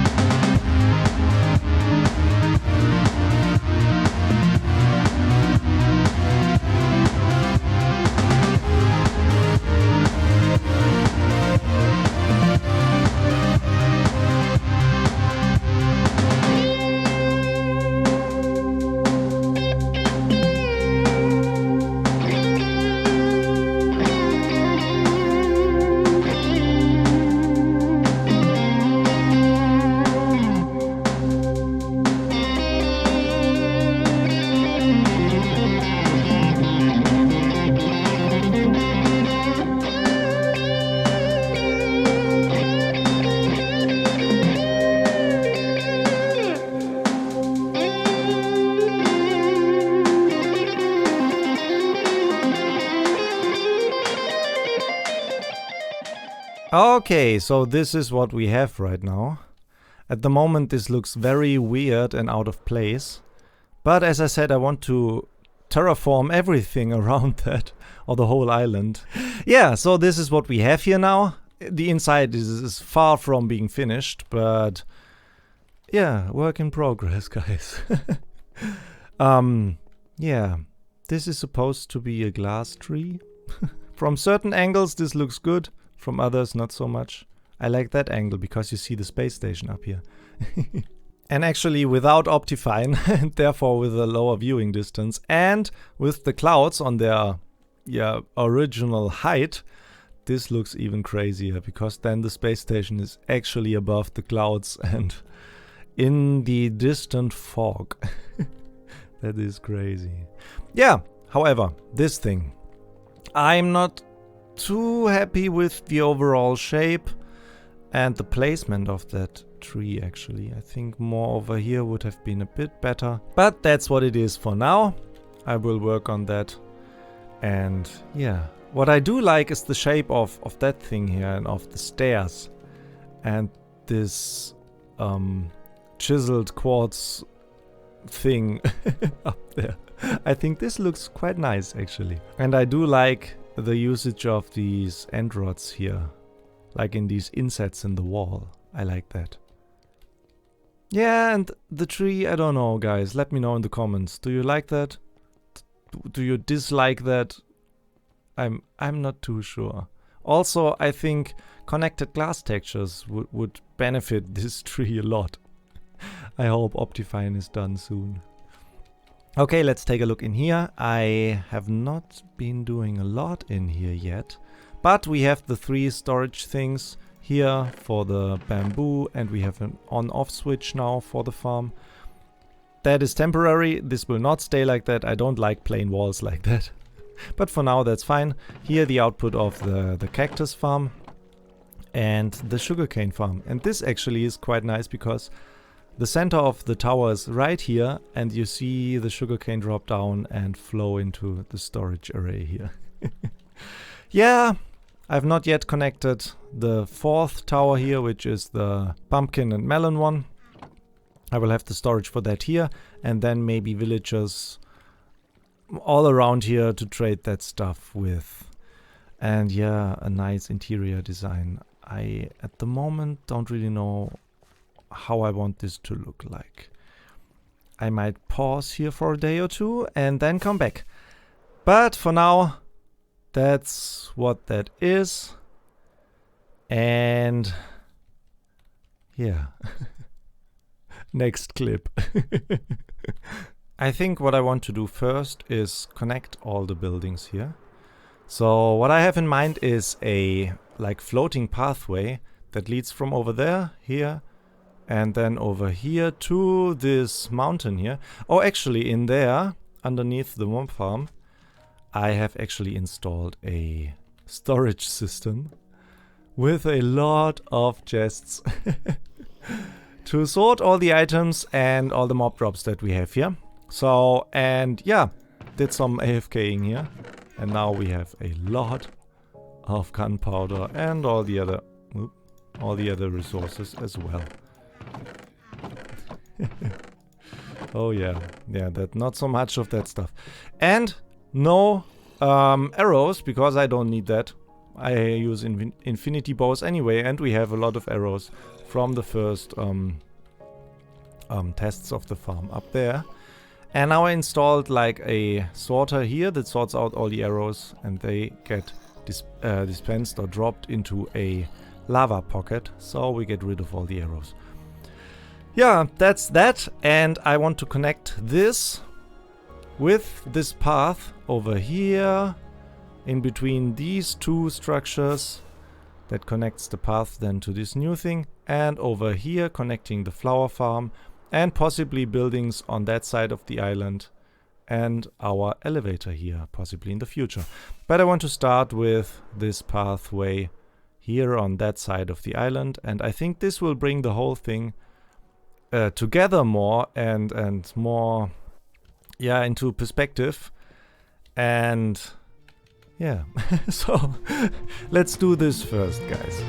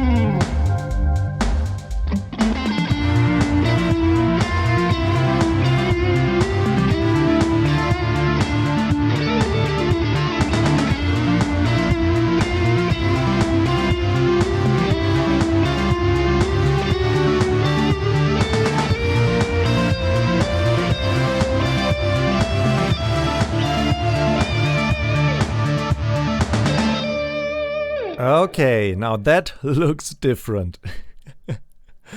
That looks so different now. And that ties everything together.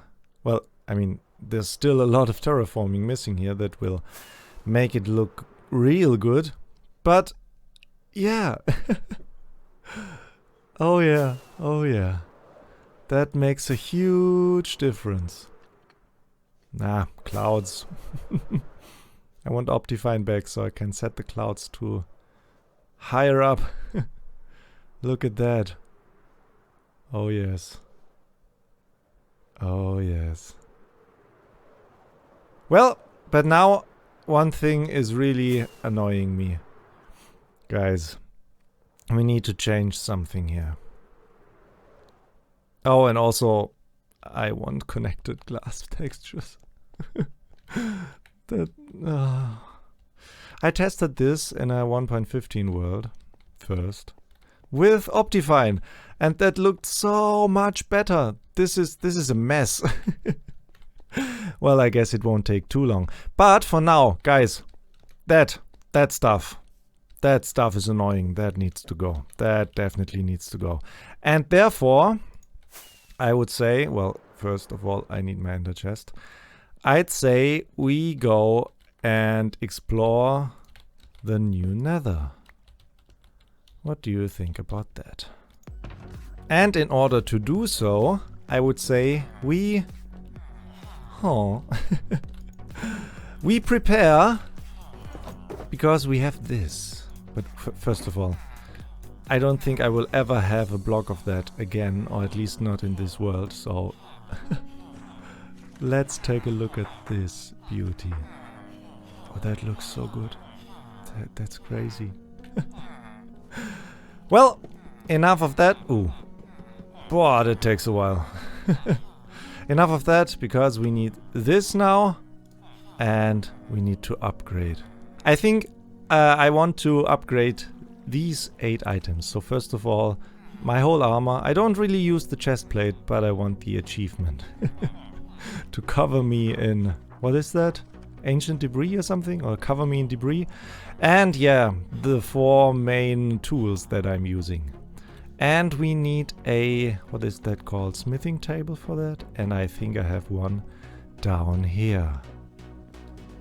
I have a few of them down here. If I can, yes. Upgrade gear. So let's do this. Oh yes. Oh yes. And we have even one netherite ingot left after that. There we go. Let's put that stuff on. Cover me in debris, exactly. Well, I guess it's a bit dark down here, but take a look at that. Okay, my magenta robe looks really, really weird with this. Oh no, the color combination does not look good at all. But the armor looks amazing. And it shines. Oh yes, I think we are ready for the nether now. Okay, now I'm definitely ready. Made me a golden helmet to protect me against the piglins. Put some gold in the hotbar to distract the piglins. Potion of fire resistance. And I got a few more of those in my ender chest. Also a lot of empty shulker boxes for all the new materials.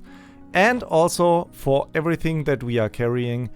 Because I plan on filling a ender chest with everything dying and respawning right here. So we don't have to travel thousands of blocks back to our base. Isn't that a plan? Okay, now let's head into the beautiful world of 1.16 Nether. Not like that though. And let's head straight in. Also, I decided to put a few ender pearls onto my hotbar as well. Because you never know, right? Now, let's travel far away. Into a weird direction. I have no idea where to go. Let's go into this direction.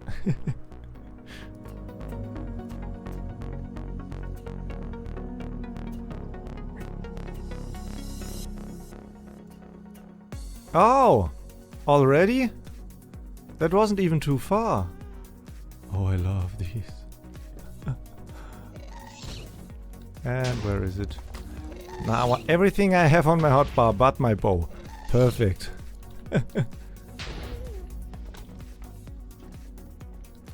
Huh?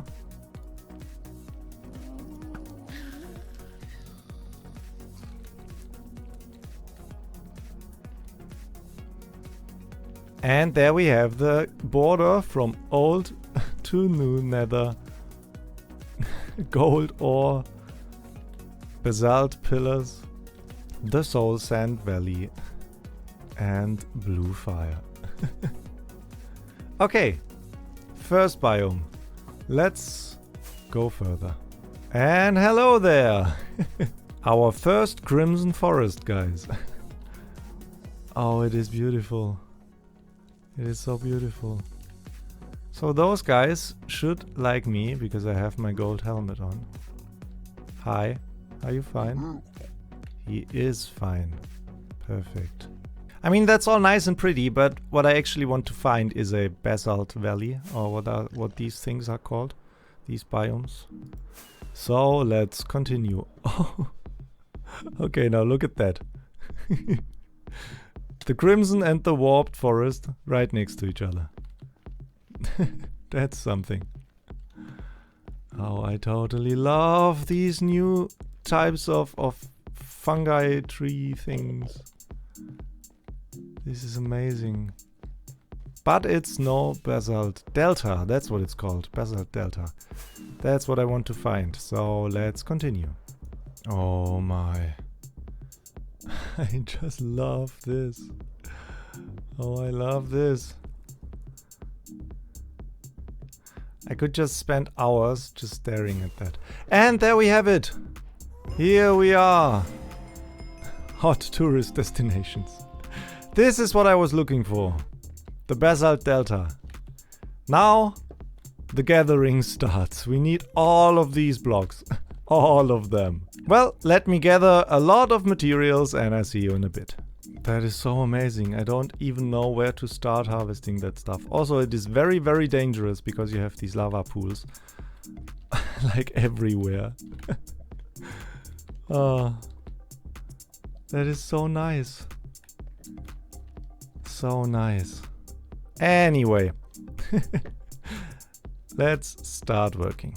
Well, now that I have to record here. So I was just minding my own business. Ha ha ha pun. And I found this. Our very first ancient debris. After we already have all our netherite gear. But this is the first one that we found ourselves. Yep. And continue mining. Well, 6 full shulker boxes and a bit later. And I'm really, really tired. I just want to go home. You know what? There's actually... Oh, it's only Black Magma that is online. Let's ask him about dumb ways to die in the nether and, well, die and respawn in the overworld.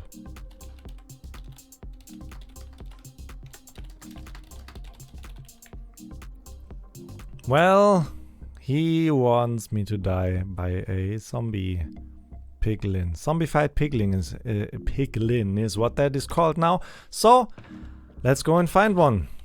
Oh, I haven't seen one of these yet. Oh, these Strider dudes.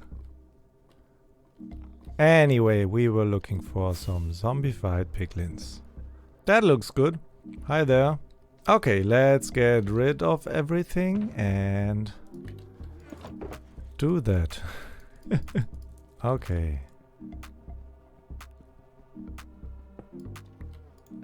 In you go. And we leave this shulker box right here. Now, how about accidentally hitting one? Hey, how's your day? I'm not here to hit you. No. I'm not hitting you. Oops. Oh, no.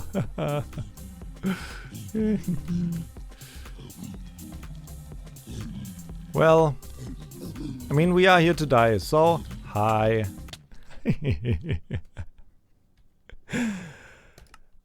And back.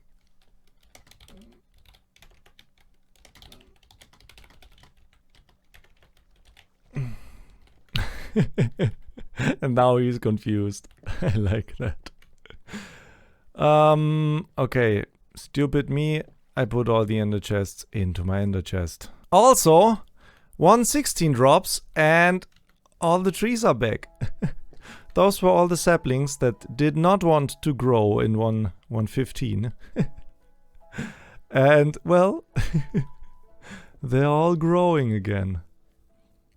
As if all the maelstrom stuff here acts like a fertilizer or something. And there we are back, having all our tools. And let's take a look at what we got. So, yeah, mostly blackstone and basalt. Magma cubes head. I need way more magma blocks, but that's for another day. Yeah, blackstone, basalt again.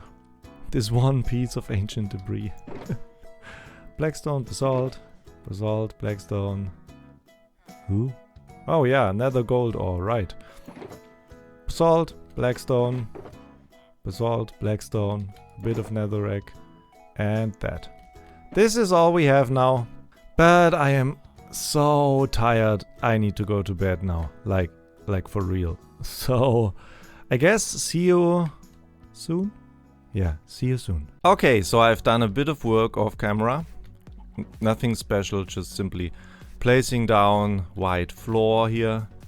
And yeah, finishing off everything here with cyan terracotta and the gray concrete. And I added the storage for the melon and pumpkin farm here. And yeah, I realized, yeah, the top layer here, last time I had gray concrete up there because I thought I would never have to open the chests up there. But that's not true with this kind of storage. I was basically stupid. So I need some transparent blocks up there. And yeah, I decided to try this new blackstone stuff. So this is the polished blackstone stairs. And even though they are, yeah, different texture and not the same kind of gray blackish color, I think they still fit. And yeah, they give the opportunity to have black stairs, or at least dark stairs, which is nice. And now we can open all these chests up there. I will do the same for this and this. And yeah, I've added trading stations for villages here. 6 on that side, 6 on that side. And they will be standing on double carpet layers. I think actually 3 carpet layers. Because I was stupid. Doesn't matter. I want to have 6 here, 6 there. So we can trade all the melons and pumpkins that we have now in here. Which is not... It's still flowing in. This farm up there is so fast. That's crazy. Yeah, so the first thing I want to do is get the villagers in here and then decorate the room a bit. I want to have the actual inside of the room very plain and yeah, clean basically. Because my idea for this island is, if you haven't not figured out that already, to have a wasteland, like a volcanic wasteland, with all the basalt and blackstone and magma blocks from the nether. And then we only have the flora and of the actual Minecraft world inside. So in here we have all the flowers and the tree or something. And you have to imagine that there's some kind of shield here that protects the inside environment from the toxic volcanic wasteland outside. Yeah, just pretend, guys. Same thing down here then. That's why we have a glass tree here to symbolize that there were trees at some point maybe, but we cannot have them outside. But inside we can. So I want to have like rooms for cacti, yeah, behind these walls here, and for the bamboo behind these walls, symbolizing the 2 farms that we have. Maybe something with sugarcane here in the center. And yeah, the villagers back here. I think this will look great in the end. So, first thing, villagers. Okay. That's interesting. I just got down here to, yeah, basically go to my villager breeder and lay down rail tracks from down there to up to the towers. And I noticed this. Is there anything? Yeah, there is something on it. Good deeds. Anonymous. Do you know anything about that? No, okay. Well, nice! Thank you to whoever that was.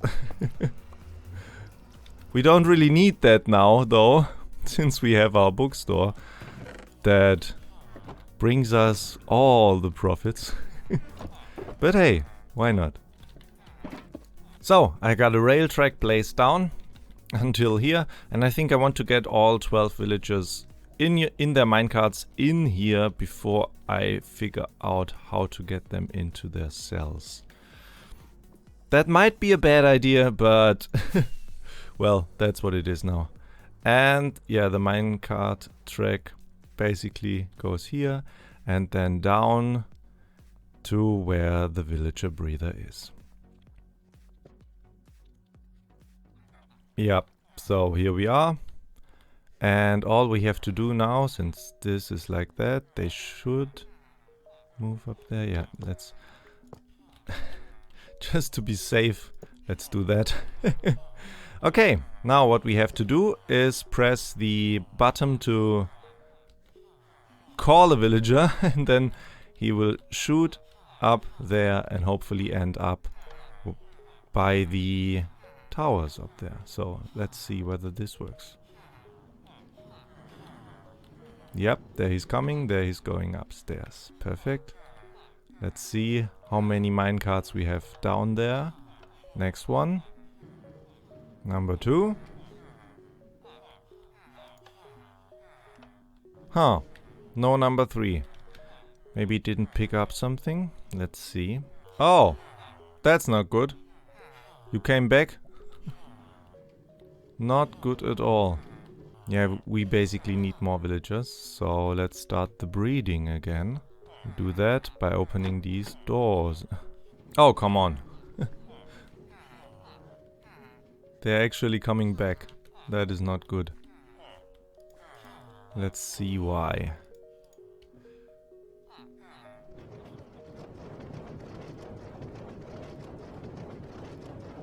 Oh no, no, no, no, no. You stay there.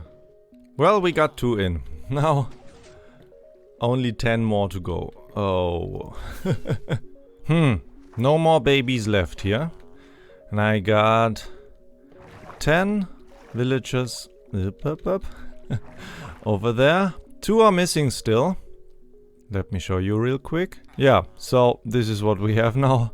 6 on that side, 4 on that side. I traded with a few of them. So this guy, for example, is an expert already.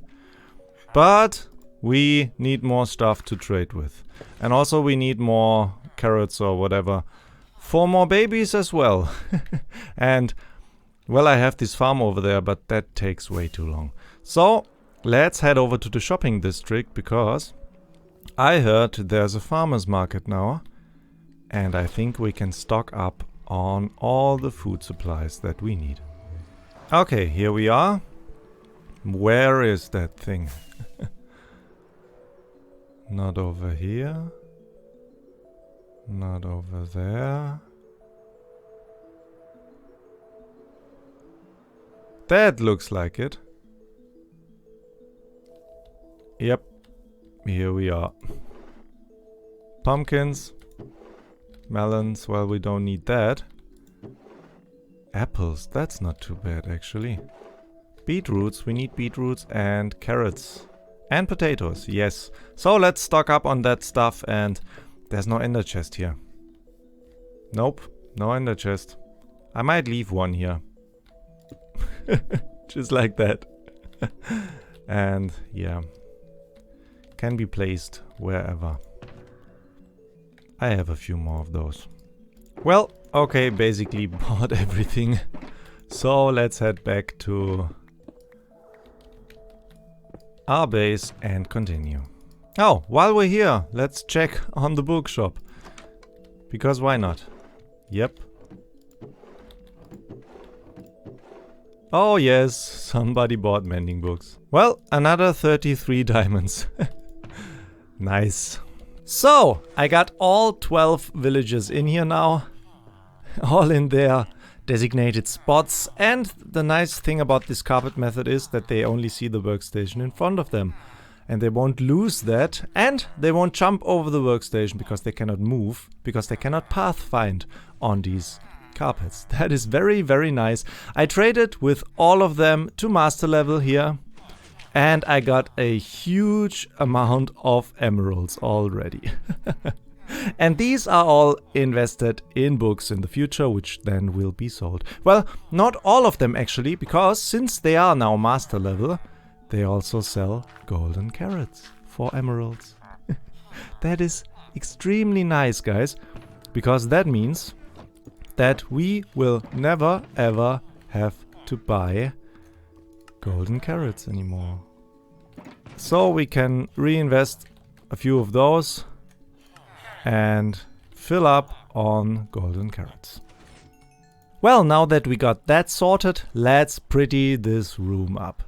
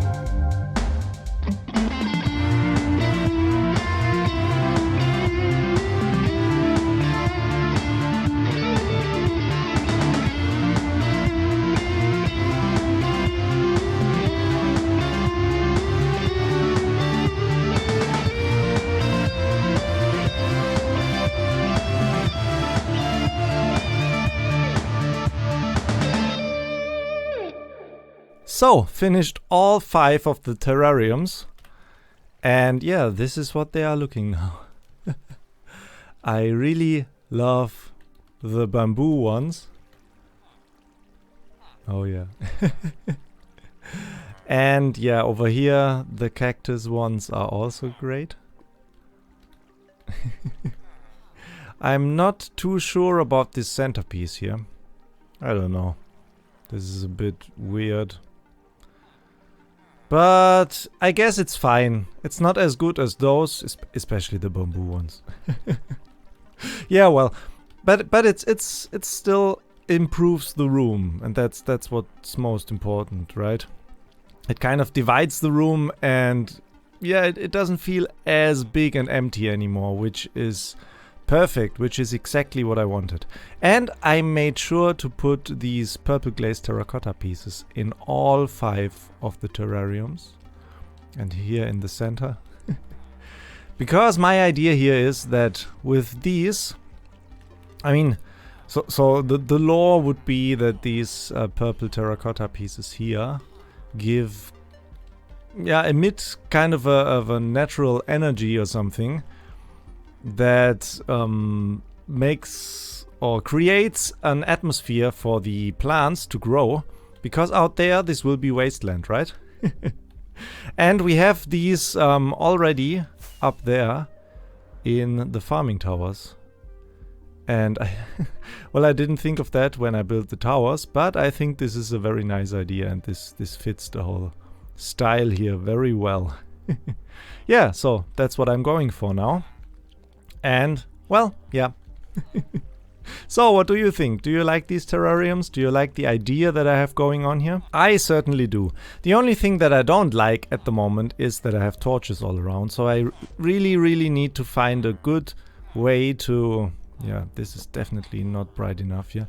To find a way to put lights in here that is not putting like sea lanterns or anything here in the floor level and having a white carpet on top, because I really hate that. And I think actually putting sea lanterns, like plain sea lanterns in the floor, looks better than having patches of white carpet. Yeah, so this is what I'm going to work on now, and yeah. See you soon. So I installed all the lighting like sea lanterns on the floor and end rods here in the walls and hidden above the villagers. And this looks so much better, guys. Yeah, and yes, I know, next episode we will have Optifine back because the pre-release is out yet. I just haven't installed it yet. Yep, so that's this room for now. And now to something else, because a certain spectrum died a lot in the last 2 days. So we need to restock our bookshop. And that is exactly what I'm going to do now. So let's trade all of these green gems here for books and restock. See you in a bit.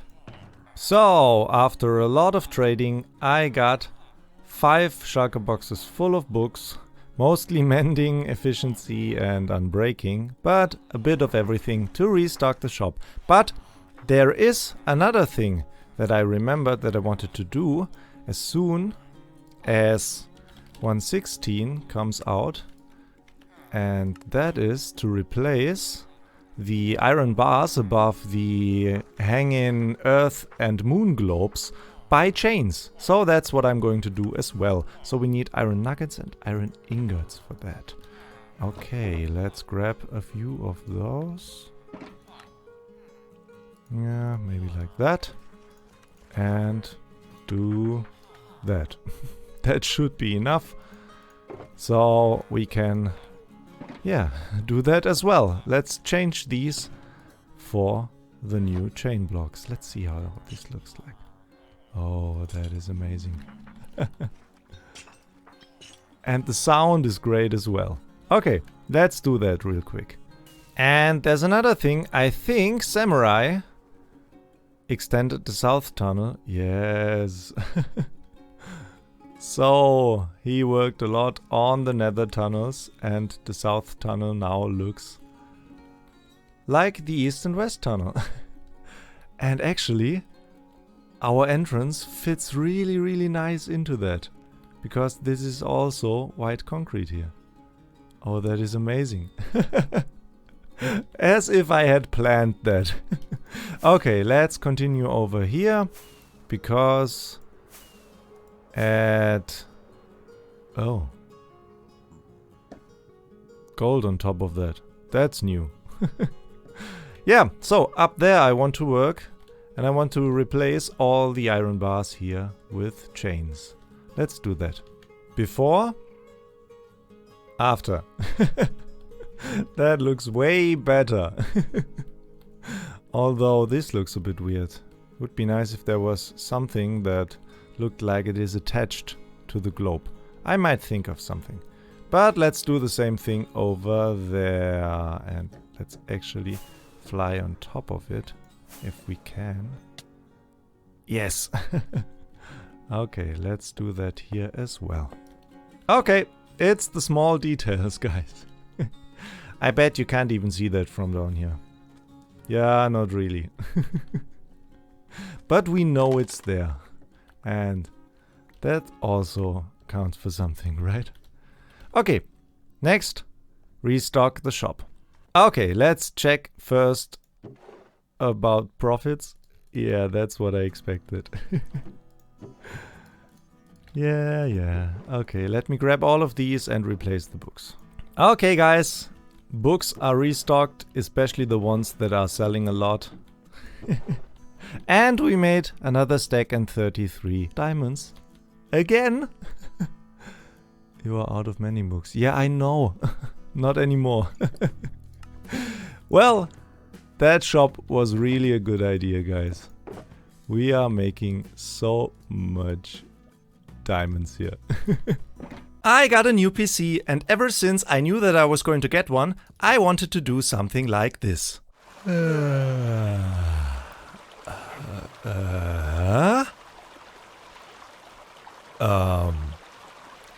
What is this? Okay, guys, I got a PC update, and I was expecting some graphical boost with my new hardware, but Minecraft sure looks different, and I do not quite recognize my island anymore. That is very, very, very strange. It is beautiful though. Also, who installed this creatures mod? There seems to be dinos all around, and what is that? That is some kind of dragon? Maybe? Whoa, whoa, whoa, whoa, whoa. Oh, sorry. Crazy stuff is happening, guys. Anyway, besides that, I have found a few berries and I am quite hungry. So, let's enjoy some berries here. Now that is better. That is better. You are a beauty, are you?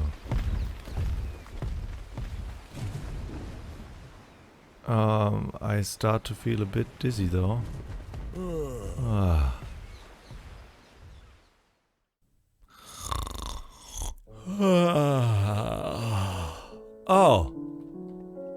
Huh. Now that was a strange dream. And now we seem to be back at our normal Minecraft. Also, Optifine. We got connected glass textures. That tree looks so much better now. Also, check out that. That over here. Oh yes. And most importantly, check out this pathway. That is so much nicer, guys. Another thing that I wanted to do was this. You know, because I had a 16:10 monitor before with a really crappy resolution. And now guys, we have this. Which also means the quality of my videos will drastically increase. Which is a benefit not only for me, but also for you. However, we ain't got no time for all of that stuff. Let's head straight into the episode. Because we have an island to transform. So I brought all the resources up here that we are going to need for this transformation, which is mainly the basalt and blackstone boxes here. And we have 6 of those. with, yeah, random amounts of basalt and blackstone in it. Then I gathered some magma blocks here in the nether. In between episodes, we will need those. Yeah, random amount of gray, light gray and black carpet to hide some light sources to make the whole transformation stuff still spawn proof, because I want my mob farm to work still. So we are not only going to transform it, we are also making sure that it is spawn proof still, which will be quite the task. But hey, that's what you do. And then I gathered a whole bunch of coral. That doesn't seem like a wasteland theme, right? Oh yeah, maybe I should talk about what I'm going to do for those of you who have not heard me talking about it in an earlier episode. So what I want to do is just transform the whole island here around my modern house structures and towers and everything into a, like, what would you call that? A dead volcano, maybe?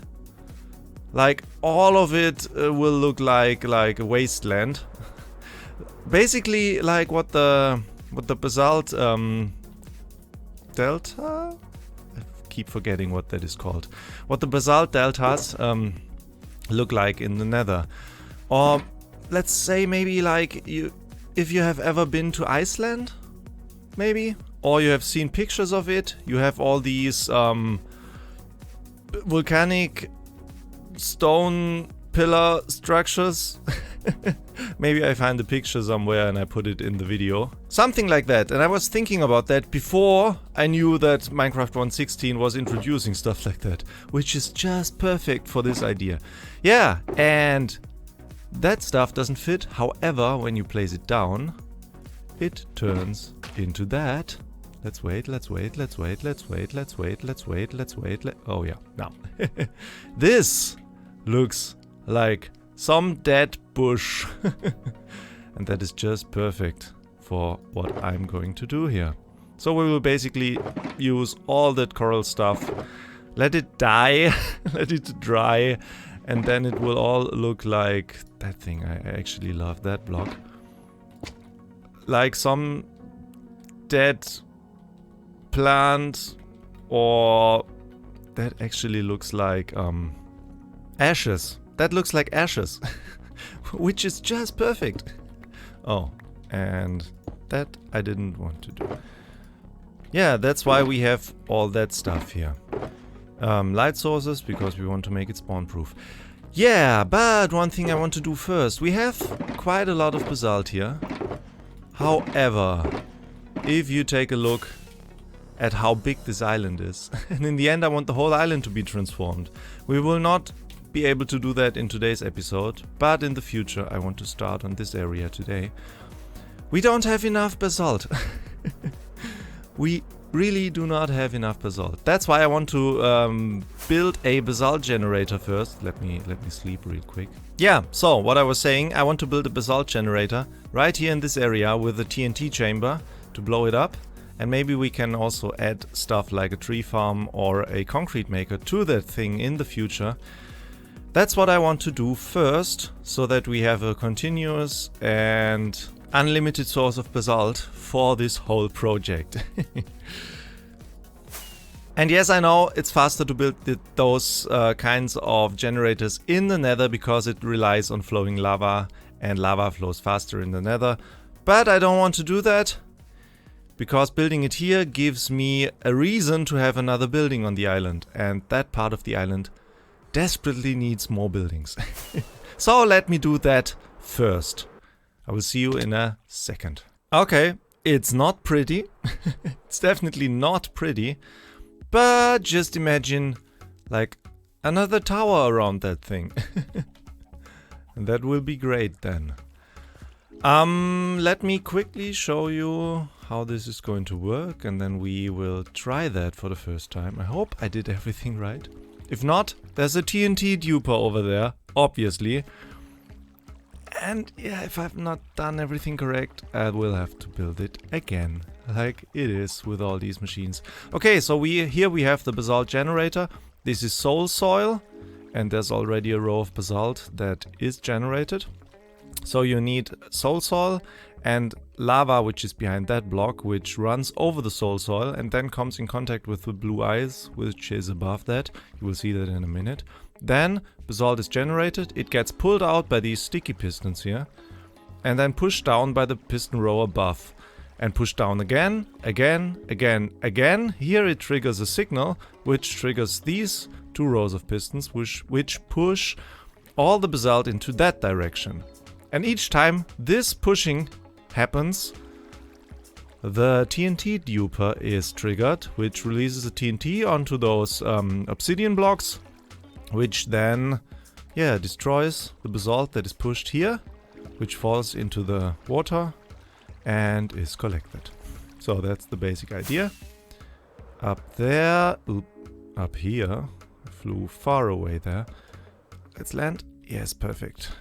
Well, up here we have the blue ice and the lava, which then flows over there, generates the basalt and all of that. Here we have a very simple clock, and I found that 5 repeaters on maximum delay is the right amount for the overworld to generate the basalt, and then it is pulled and pushed.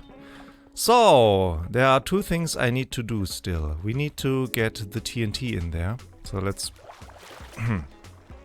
not do that. Let's get the TNT in there first of all. First thing that can go wrong. It did not. Very good. Then second thing, I need to place 1 redstone dust there. This will push the whole thing over and I guess release the first TNT. We'll see. Okay, no. It releases the TNT when it's pulled back, right? So up to now everything is fine still. I'm a bit worried here, as you might notice in my voice. Get that all away. All of that dirt scaffolding. All of that. Also, for some reason the game is a bit laggy here. Yeah, okay. Let's try this. I have I have a redstone line here, so we can trigger the whole thing by pulling this lever down. Let's do it. That works. That works fine. And it's pushed over. That, however, did not work. Stop, stop, stop. That is not working. Why is that not working? Yeah, might have found it. 1 more delay here, so the signal is a bit longer and transported up there. Let's try that again. Hopefully now with every push. Yes. That is not good though. Oh no, oh no. Okay, found a major issue, major issue. That is stupid. Stop.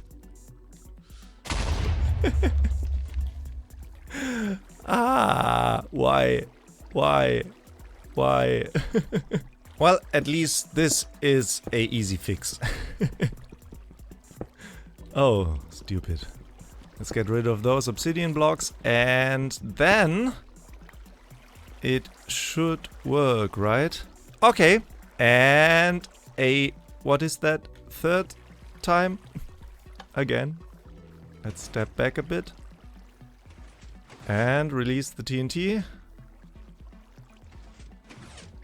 Bam. Well, that is stupid now. Okay, now it's how it's supposed to be. That looks mighty fine. Yes. That is just perfect. Might have to increase the size of this pool down there, but... yeah, no, that works now. That is exactly how it's supposed to be. That 1 block I have to get rid of. Nice! Now we have a basalt generator, like unlimited renewable basalt for all the terraforming that we are going to do here on this island. Yeah, that stuff happens sometimes. But that's fine. That is totally fine. Perfect! A full double chest of basalt, just like that. And now that we got all the resources that we are going to need, let's start the transformation, guys. Let's speed up!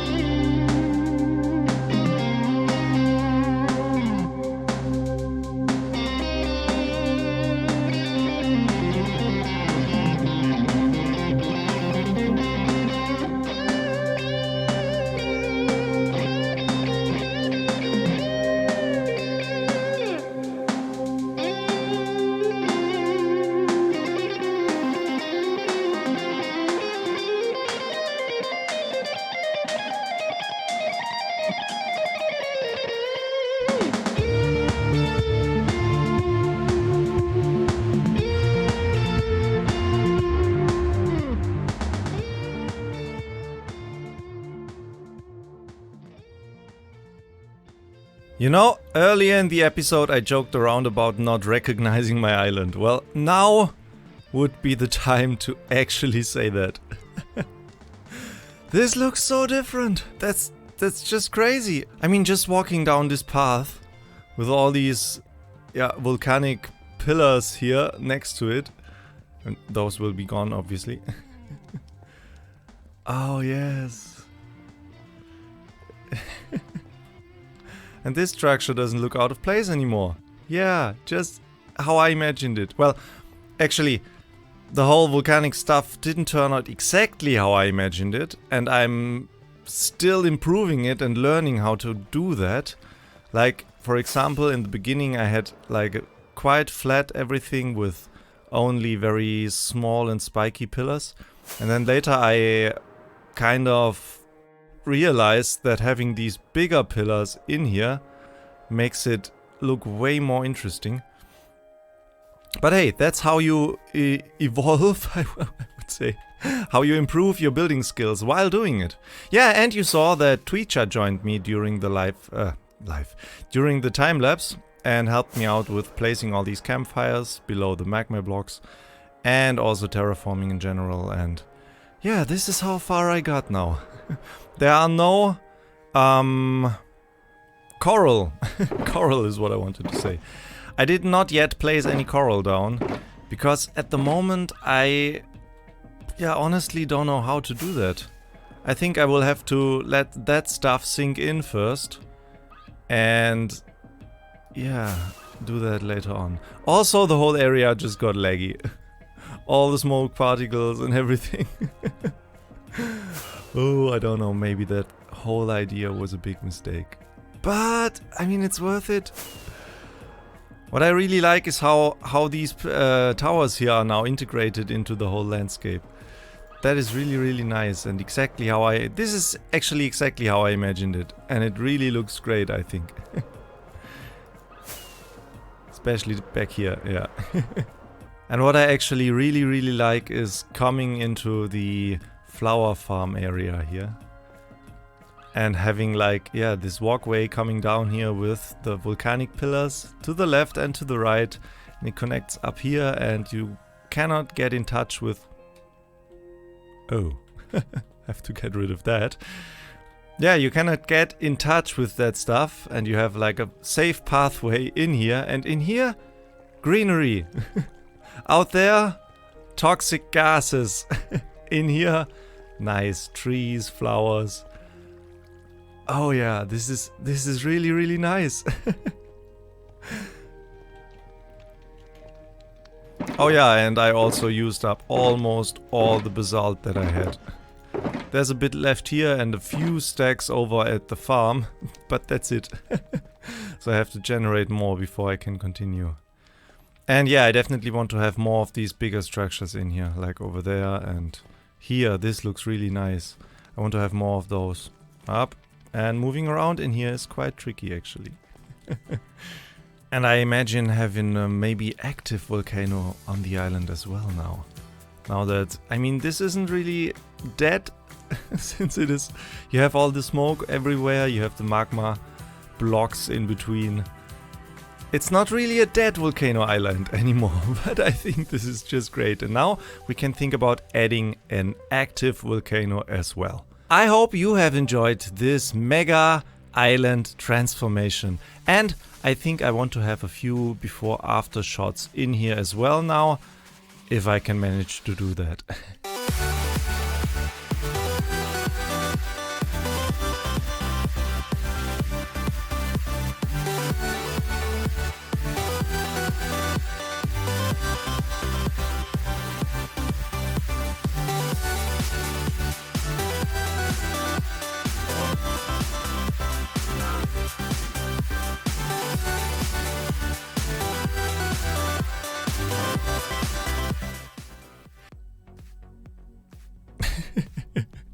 It's a bit bizarre having chicken roaming free here on the volcanic wasteland. Anyway, what I want to do first in this episode is check on the bookstore. Because, yeah, we haven't done that in a while. Let's fly over there. Okay, we are here. Let's check on the bookstore sales. Actually, we should maybe also check on the beacon sales. I haven't done that in a while. Oh yes. Ha ha ha. Oh, even more. Okay. What? That many people bought knockback books? Crazy. Well, almost 2 more stacks onto the valuables pile. I should really start to craft those into blocks, shouldn't I? Okay, while we are here, let's check on that as well. Oh, that has been empty for a while. Up, 40 more diamonds. However, this, half of that belongs to Sai. Okay, guys, let's block it up. Oh, yes. And I had exactly 4 in there. 1 block, 1 stack of diamond blocks to our name, guys. Crazy. I think I have never been this rich. Okay, so the first thing I want to do in today's episode is add a concrete maker to this TNT duping machine. And I tried a few designs, but nothing really worked the way I wanted it to. So I basically use a zero tick pushing design designed by Mambo Jumbo, and I add a few of my own gimmicks. And this will sit up there, push all the TNT down here next to where the TNT explodes. And we will have a second water pool down here collecting all the concrete. So let me work on that. I will get back to you in a second. Okay, I finished the concrete maker up there. And it's actually, that thing is really simple. And it's just that block of stuff up there. And you can see that I have already made some concrete just to test it. Do I still have it in my inventory? Yes. Let's land up there and I can show you how that thing works. That's all. That's all that it is. Whoop. Okay. So basically you stand here, you put your concrete there, which then transports the signal from here to that redstone into these pistons, and that does exactly that. And here the same thing, it gets there. The signal from detecting these furnace items here is transported over there and pushes the block down. And it does that until it reaches push limit, which now is the case, and then the next row will push. Perfect. Yeah, and as you can see down there, the push limit is exactly where the TNT sits, so that the concrete will never go out of reach of the TNT. Which is just amazing. And I keep flying far away from these structures all the time.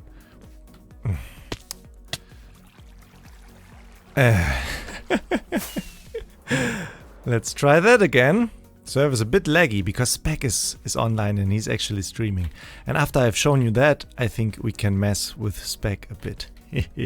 Okay, yeah. Here I have a etho hopper clock that simply triggers the TNT duper here to, let TNT fall down, which it does exactly like that, which then destroys the concrete, and yeah. That is the whole thing in action.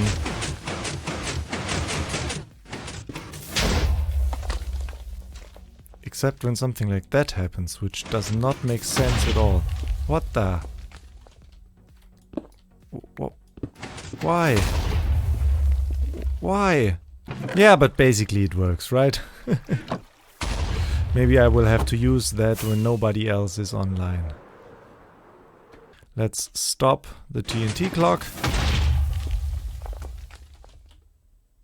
And now we have one powder item in there. Okay, yeah, that's basically it.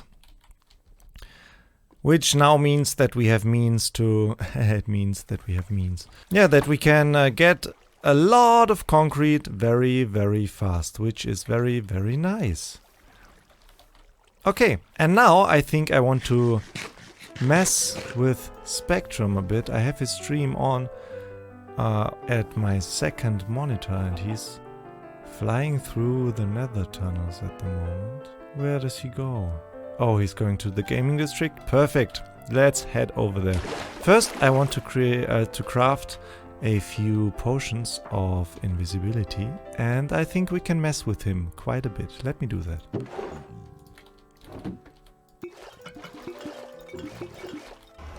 Okay guys, this is the portal to the gaming district. I brought 3 potions of invisibility with 8 minutes duration, and I brought some weird items, mob drops and cornflowers to maybe throw into his inventory or whatever. Just do weird stuff with it. Let's drink the first potion here so that we are invisible. Let's get off that stuff, and we definitely need a empty slot. Now we are completely invisible. Okay, let's... He was sleeping? Okay. Let's do this! Okay. As soon as we get... Yeah, there he is. As soon as we get closer, we can use the potion. As soon as we get closer, we can use the potion. And then we can We definitely have to crouch so that he doesn't hear our footsteps. And then let's see what we can do about that. Don't fly away. Why? Why is he now flying away? Come back.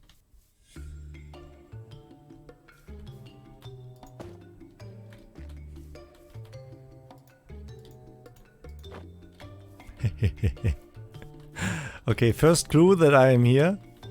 And there's one other guy up there. Let's give him a cornflower as well. Can I reach him? Yes. Okay. Yeah, he's in the shopping district buying stuff. I think let's just wait here until he gets back and we can see what we can do. I hope he doesn't see me when I'm here.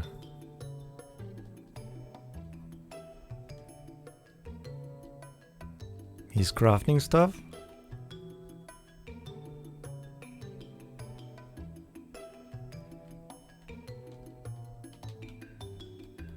Does he notice it?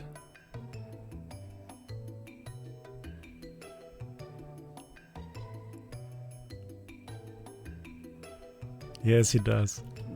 He does.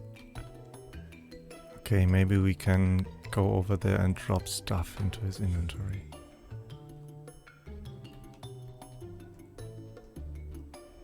He might get back here to craft and see that.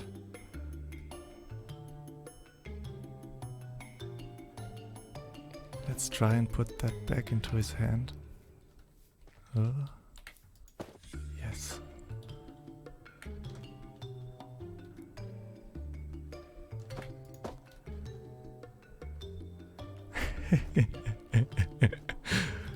While he's working on the one up there. Does he recognize it again?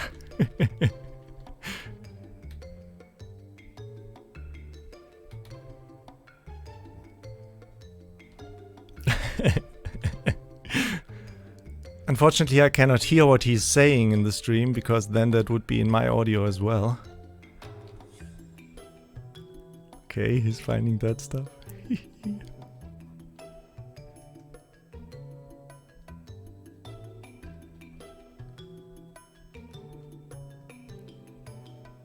Can I get up there and put it into his hands again without him noticing me?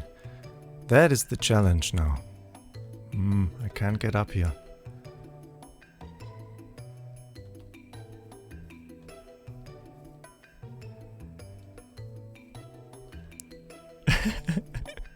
He's looking for someone.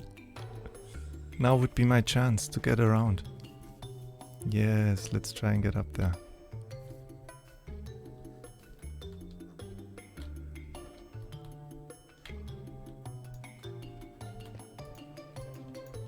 Oh, he has locked it. Oh.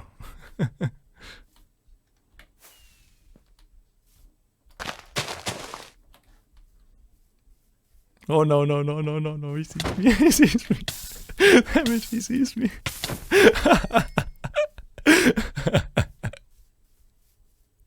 Oh, no. Well, that was fun. And in the meantime, I have been productive.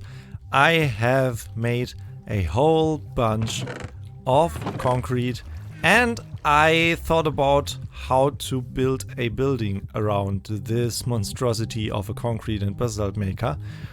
Yeah, and I think I have quite a nice idea that will look a bit like this dome here, but different. But I don't want to bore you with all the details, so let's head straight into time-lapse mode and build that thing.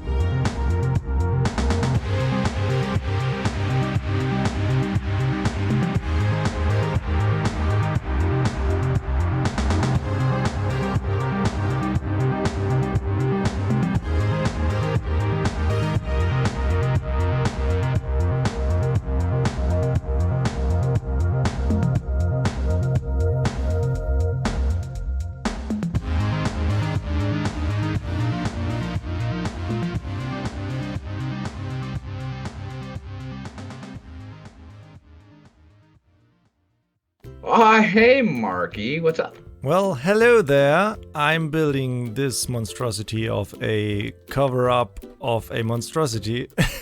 Yeah, so you messaged me saying that you needed some glass? Yeah, I kind of am running low and I'm not finished yet. Yeah, so you know, I have, let's see here, uno, dos, and tres sugar boxes full of plain glass. So That how much did you looks actually really need? good. Well, I mean, you see my build style around here, right? Yes, big So- big glass things. Yeah, so You know, I can't have biodome. enough glass, is what that Yeah. means. You know, I have still tons more glass at my base. Oh, you so- Yeah. I have. Well, tons more. These were just like then it's kind of three worthless, full- right? So not worthless. One diamond. Oh, yay! No. well, it's 3 boxes, so let's say 3 diamonds then. Oh, 3 diamonds. I am rich. Yay! Now I was thinking, how about a block per box?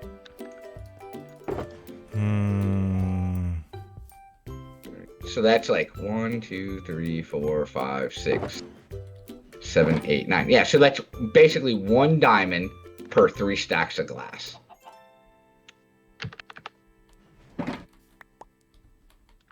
Well, okay. All right, yeah. I thought that was a good deal right there. You know, off the seat of my pants. You know, math was good today. You know, unlike normal. Man, are there more flowers on your base than there are normally? That's it a seems- flower forest, yeah. Yeah, it seems like there's more flowers here now, or is it just because like all this is ruined that it just seems like there's more flowers? Well, no, I mean this is a flower forest, so this is like more flowers than there would normally be. No. I'm just saying, like from last time I was here, it seems like there's more now No, than there were last time. no. I didn't change anything. Oh, okay. Unless Okay. you have, or... Oh, no, definitely not yet. I have not changed anything yet. Well, Oh but my thank God. you very much for the glass. It's much appreciated. Yep. And sleep. Things are looking good over here, and you know, I look forward to seeing what this thing is. It looks like a concrete maker thingy. Yeah. So, you know, I look forward to seeing your video. Well, I hope I get it done in time. Yeah, I'm behind on mine, so I need to go finish mine. So I think I'm gonna go do that. Well, have fun doing that. Thank you again. And yeah, you see yourself out, right? Yeah. I know where to go. All right, bye. Bye-bye.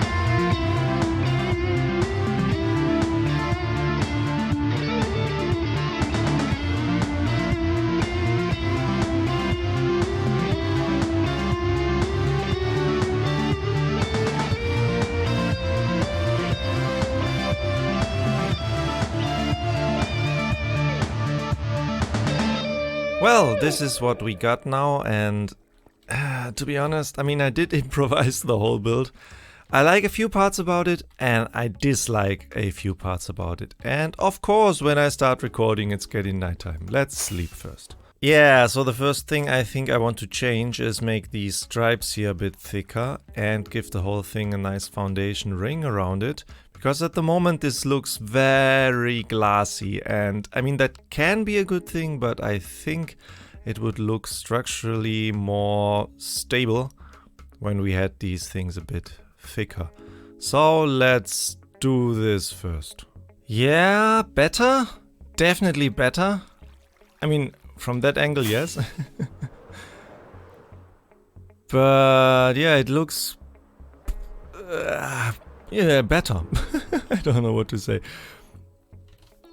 I didn't increase the size of that thing here, because that would be 5, then that would be too much, I think. Let's do... something about the floor maybe next? Yeah, let's do something about the floor next. Yeah, that's a lot better immediately. Okay, next up, that tower thingy that I absolutely do not like. I think these... Excuse me? You are very loud. Let's not stand there. Yeah. There's too many rings, simply. I think I want to have less rings and therefore thicker rings. Okay, that tower took me way too long. And I'm still not sure if I like it. It's better than before, and I think for now it will stay exactly like that. I have also now put all the grey carpet on top, so the building is spawn-proof. Let's do one final thing, and since this took me way too long, this will be the last thing for today's episode. But I want to get a bit of the basalt stuff around that building just to, yeah, see how it looks then. Because that improved everything else drastically. So let's do that real quick.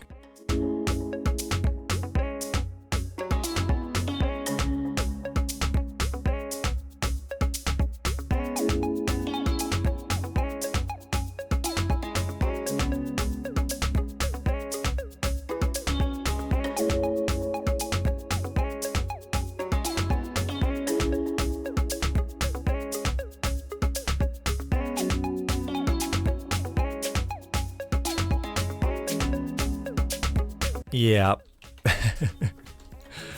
That is just a small frame for the building now, but already that looks so much better.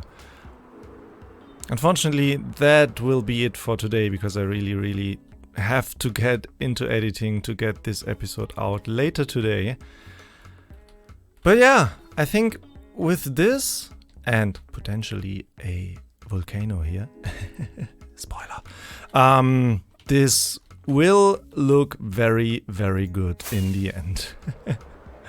Last time we built that building here behind me, which houses our basalt and concrete maker, and today I want to start the next big project here on the island, which will be a huge volcano right here where we are standing in this general area here. Actually, in between episodes I was busy, or well, I started to work on this part here on the island, because, okay, I missed the block there, let's fix that.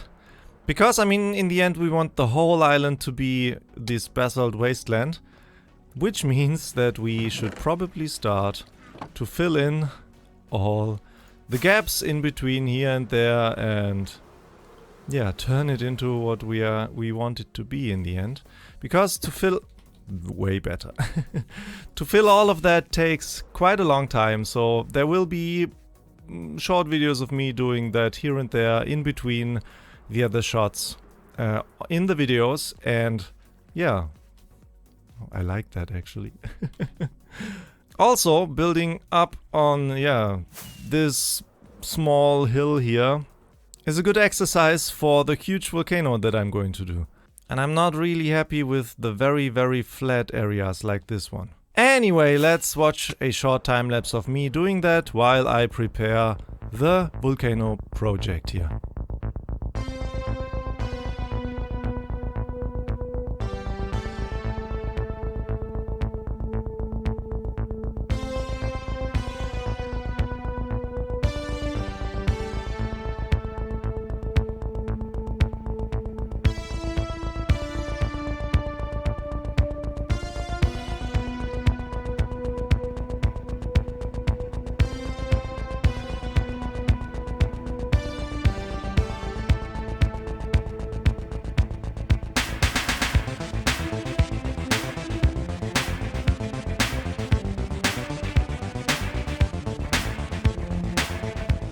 Okay, so what I want to have is the volcano right here in this area. And let's land up here. I want to have a quite steep side of the volcano here on this side, so that it looks like the flower farm here is like built into... How am I missing all these parts here? It's like built into the side of the volcano. And maybe I also want to touch the volcano to touch this building here on that side. I'm not sure about that though yet. What I definitely want to have is the path here leading through the volcano into that building. And I imagine that will look quite cool. Yeah, how can I show you that properly? Here on that side, like in between these two basalt parts here, I want to have a lava stream coming down into the water. And I want to have the same on the other side. Like, let's fly over here a bit. Here, like maybe here going over there and then leading into the water here on that side. Something like that. And yeah, the volcano base will reach like up to here maybe, so that this 100 sign from our 100 subscriber episode is like here next to, yeah, where the volcano starts. And well, that will be a huge project because the volcano itself will be quite high. Definitely way higher than that building, I imagine. We'll see. And what I want to do, how I want to approach this is I want to have a volcano skeleton made out of dirt first, because I think that will help with creating the actual shape, and then filling everything with the basalt and lava streams and blackstone and stuff like that. Like what we have here. Mountain is there, and then we put put basalt all over it. So I have no idea whether this will work out. I will start replay mod now and let's see what will happen.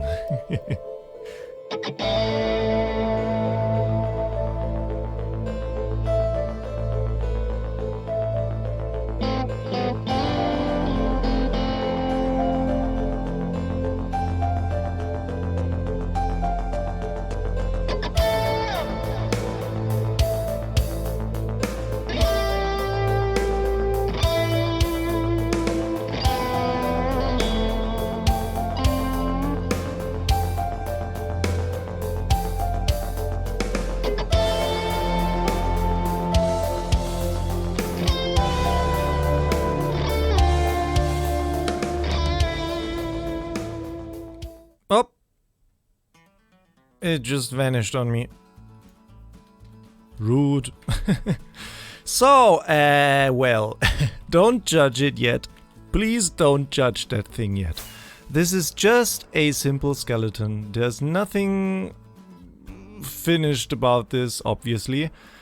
But I wanted to talk about my thought process here just a bit. So you see that I have, or that I tried to incorporate all these natural stairs here into what is going to be the general shape of the volcano. And yeah, I decided to have it here like next to the wall, so I can actually incorporate the building here into the side of the volcano, which I think will look quite interesting. Yeah, my idea about these natural stairs is that I don't want the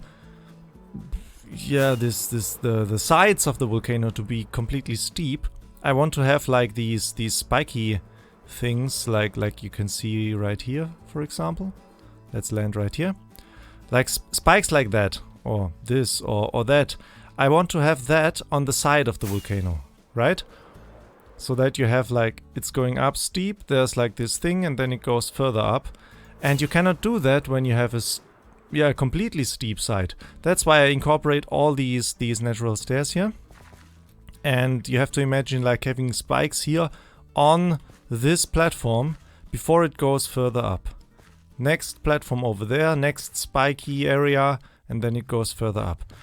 So that is what I think could work to make it look more interesting. I mean, this volcano will not look like realistic, but I don't care. I want to have it interesting and fitting into the style of this base.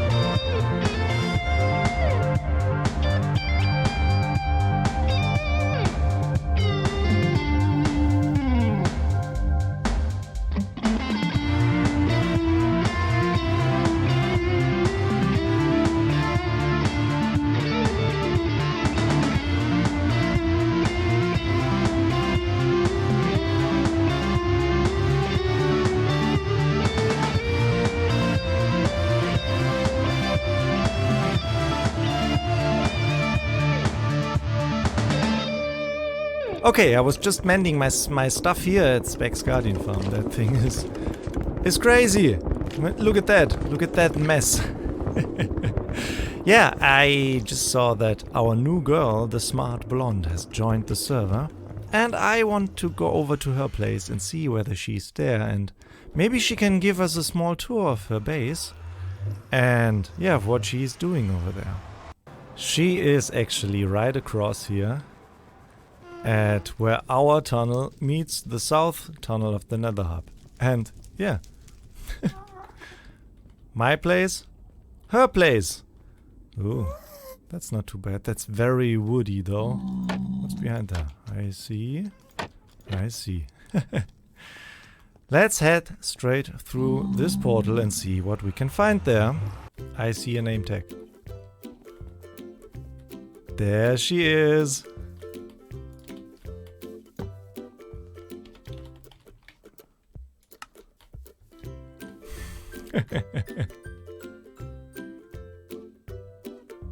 Hi.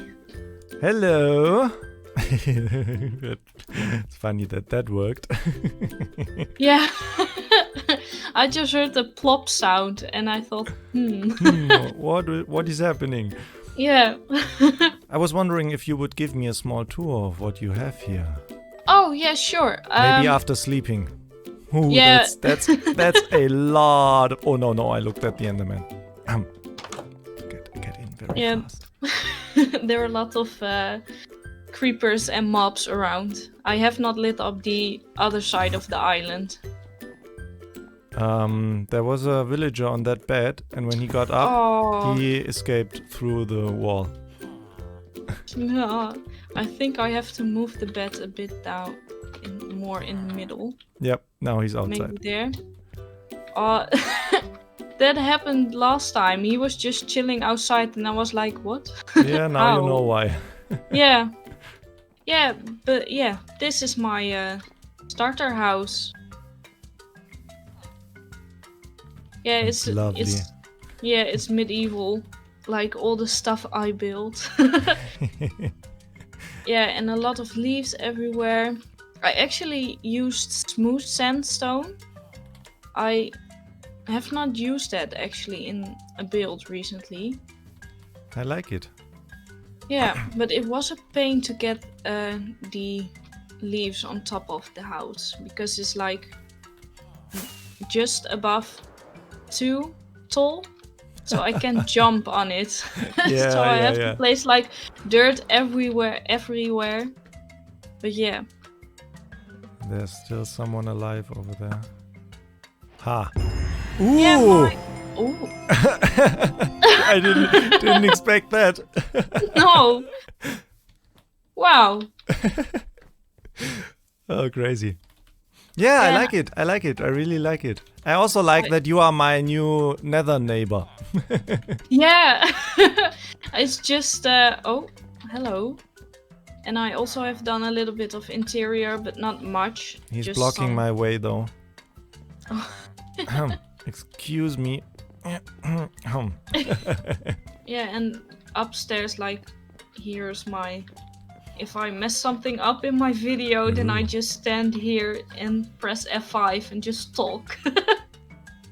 Oh, and I heard you are planning to do a terracotta shop. Yes. Yeah, I was thinking about what I could do for shop. Yeah. And there are not a lot of things left, and I don't want to build a shop that is already there, essentially. That totally So, makes sense. And I was thinking terracotta. I have an idea. Mm-hmm. If you want to sell a large amount of terracotta, you have to mine all that. Yes.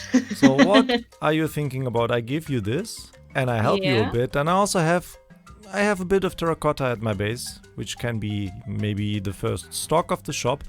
And Awesome. I'm guessing you want to sell different colored terracotta. Yeah. I do have All a flower the- farm, and you the- know. Oh yeah, I saw that. That would actually be quite nice because I don't have a lot of space here to build Yeah. a flower farm. Yeah. So that would be actually great. So I'm thinking we could maybe partner up on that. What do you Yeah. think about that? That would be awesome. I Nice. would really like that. Let's do that then. Woo! Yeah. Wait. Yeah. And then I helped her to get another villager over from my villager breather to her base. But let's get back to the volcano.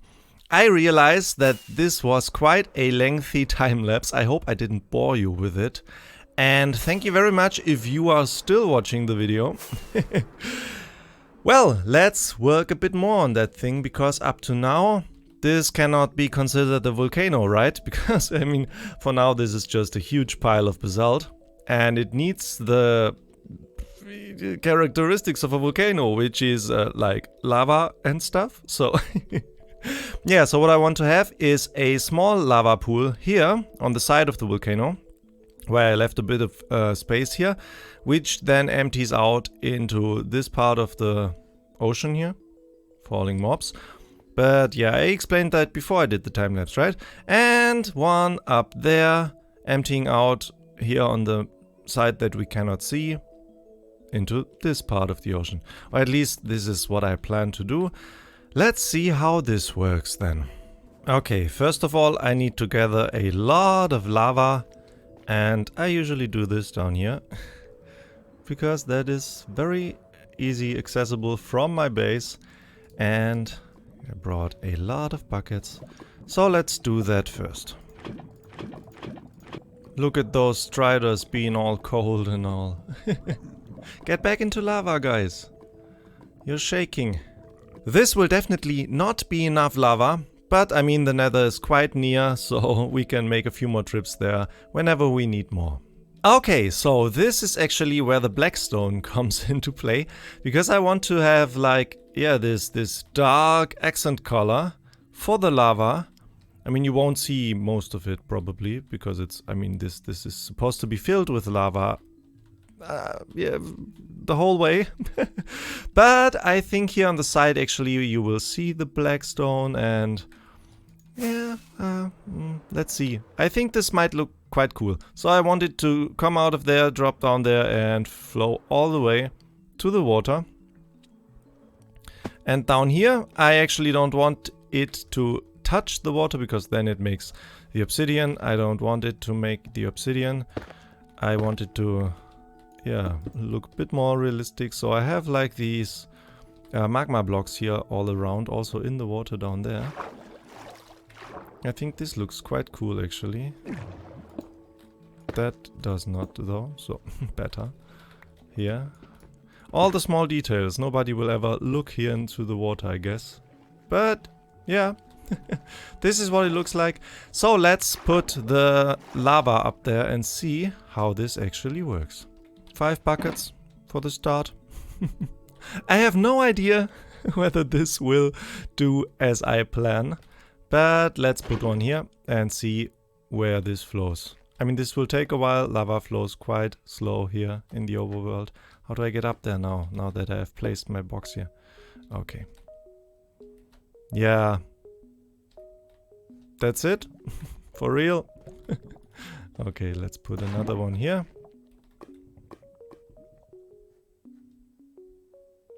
Okay, it doesn't flow exactly how I want it to flow. But yeah, we can work on that.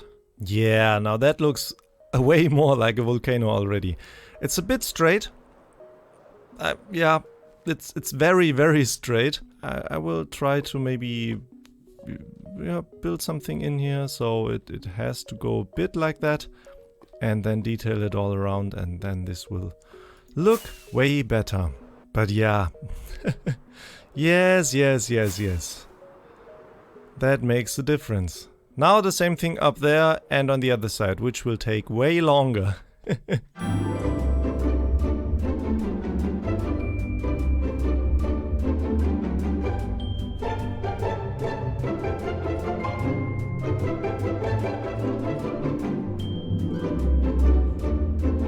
You know what? That isn't too bad. That was completely random. I just let it flow down. I guess I will show you that in replay mod if it works. And well, now we got a pool here and a pool there that we can, yeah, let loose as soon as we have prepared everything around here. That isn't too bad. Sometimes the random things look quite interesting. And I like how there are these basalt spikes standing out of the lava here and here and here and up there. And I also like the blackstone up here. And I think I want to get a few of these blackstone pillars all around where the lava is dripping down, because that looks quite interesting and gives it a nice accent color here. Or rather, the lava looks more like an accent then. Let me do that. Oh yes, that looks so much better. Look at this. I love it. Look at this. Oh yes.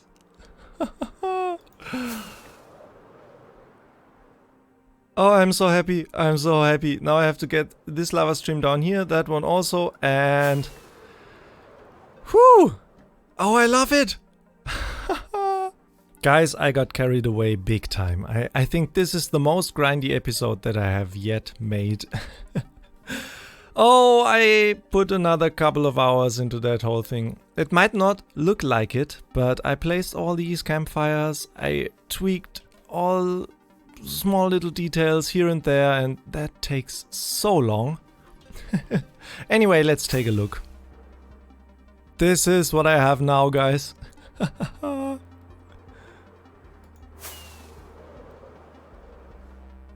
Look at this thing. Oh, that is just crazy. So I finished the flowing lava here and there, and I extended it with magma blocks underwater, which I think is quite nice. Oh yes. And it's laggy, all the particles here. Oh yeah, and I also tweaked this lava stream here, so it is now not as straight anymore. From up top this looks weird, but from angles that you would see it, like this, now this actually looks awesome, I think. Oh yeah, I'm totally happy with this. Oh yeah, look at that.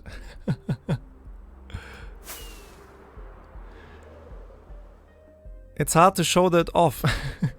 But I have prepared a potion of slow falling here. So let's wait for nighttime and then we can take a look at the whole thing in its full glory. Or actually, while we wait for nighttime, let's take a look inside. So I added a whole bunch of campfires underneath these magma blocks here for the smoke. And yeah, that just adds that extra bit of detail that the whole thing needs. Oh, I love it. Ignore the part to the left here. Oh yeah, and then you get out here. And you have the lava stream coming down here underneath the bridge over here. Oh, this is amazing. Yeah, and in here, that is everything but finished. But just imagine the interior here with a nice tunnel that leads from over there right here into the center of our concrete and basalt blowing up chamber. And this will be absolutely awesome, guys. Okay, nighttime is approaching. Oh, look at this in the evening sun. Oh, wow.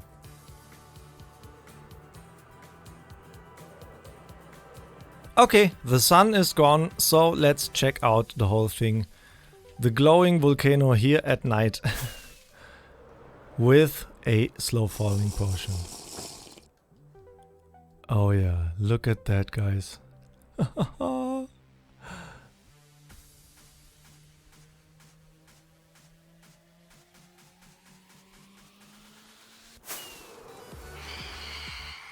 No, no. Why? I don't even have my sword with me. Where are they? Bam! Oh wow, how did I miss that?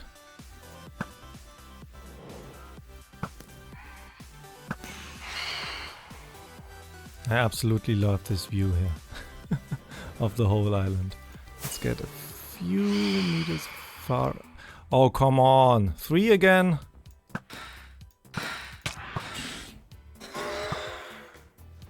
And the third one. Come back. Yes. Leave me alone, you. But Ow. One more. Come here. Bye-bye. I got pranked.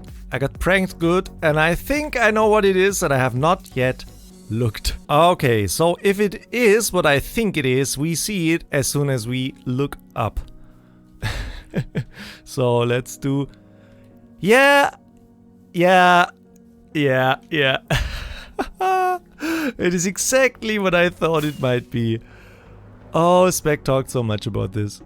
We got an airship that is about to dock to our space station here.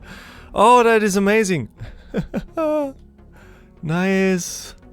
Hello. We're about to be raided here.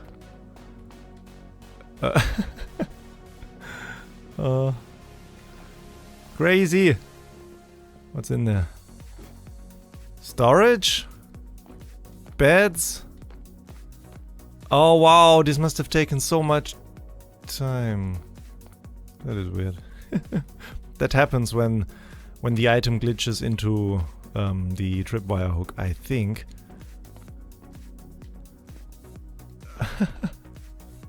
That is just amazing. Is there anything in there? Did he leave something for us? Come on, anything. Just something, maybe. Nothing, nothing. Last chance, no. Still, this is amazing.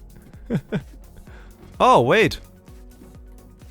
No bad guys in here? No. Okay, nothing in here. Why would he leave that open though? Oh, amazing. Hello, you. I mean, these ships can be used as a base. There's everything in there that you might need. The only thing that is a bit concerning now is it is not spawn proof. Maybe it is with the lighting. I hope so. Let me check. Yeah, not completely, especially here on the wings. So all of that is bottom half slab, that is fine. But here those things are not. So I might put some lanterns out here to make this whole thing spawn proof, because I very much like to keep it in the base. But I have a strict spawn proof rule here. Oh, amazing. Let me grab some more lanterns and we can put them up here. Okay, he actually took the effort to, or the attempt to spawn proof it up here. However, Spec, unfortunately, string does not spawn proof anything in Java. I'm sorry. He put all the carpets here on those parts, but yeah, that just won't do. I appreciate the effort, but yeah, I'm sorry. That's not going to work. I have to think of something. Oh, we have to light it up here. I don't know yet. Okay, so I think I got it spawn proof now. So I basically just hit some sea lanterns under the carpet here. It is now lit up, but hey, everything is lit up in this base, so that is fine. And it still looks mighty fine, I might say. Oh, I love it. I love it. Something like that was totally missing here at our base. Now the space station looks tiny compared to that thing. Crazy. You know what? Since Spec added something up here, this is kind of a reminder that I wanted to finish that thing here, right? So I guess we might work on the space station a bit in today's episode. Let's take another look at that thing. That is amazing. Oh yeah. The base is really coming together, guys. That is just amazing. Also, I love these dudes here hanging on the chains, ready to be deployed here. Nice. Okay, let's move on. Okay, so first thing apart from the spec prank that I want to do in today's episode is gather a whole bunch of terracotta. I mean, we got some left from the big dig that we did with Sun earlier in the season, and we got 3 full shulker boxes, but I think we might need those here for the base. But I guess you remember that last episode we talked to the smart blonde, and we want to collaborate on a terracotta shop with her, and maybe, yeah. So she already chose a dig site for that, and you remember I gifted a beacon for that, yeah. And I think she put that up already. And there's another thing that we want to contribute, which is dyes. So I want to get a whole bunch of terracotta and some dyes here, or actually, well, flowers, I guess. We can turn that into dyes though already, and maybe we create all kinds of combinations of dyes here, and yeah, bring that over to her base so she can start on that shop. Okay. The dig site claimed by Marki's Marty. Nice. Just amazing. Also, look at the amount of chests that she put down here. So, you know, she means serious business here. And she already started to dig. Okay, so let me dig some terracotta up and fill some of these chests, I guess. And I brought all the shulker boxes in vain. Oh, actually not. We can already put it into the shulker boxes. I guess she doesn't have that many, and I actually went on an end bust in between episodes.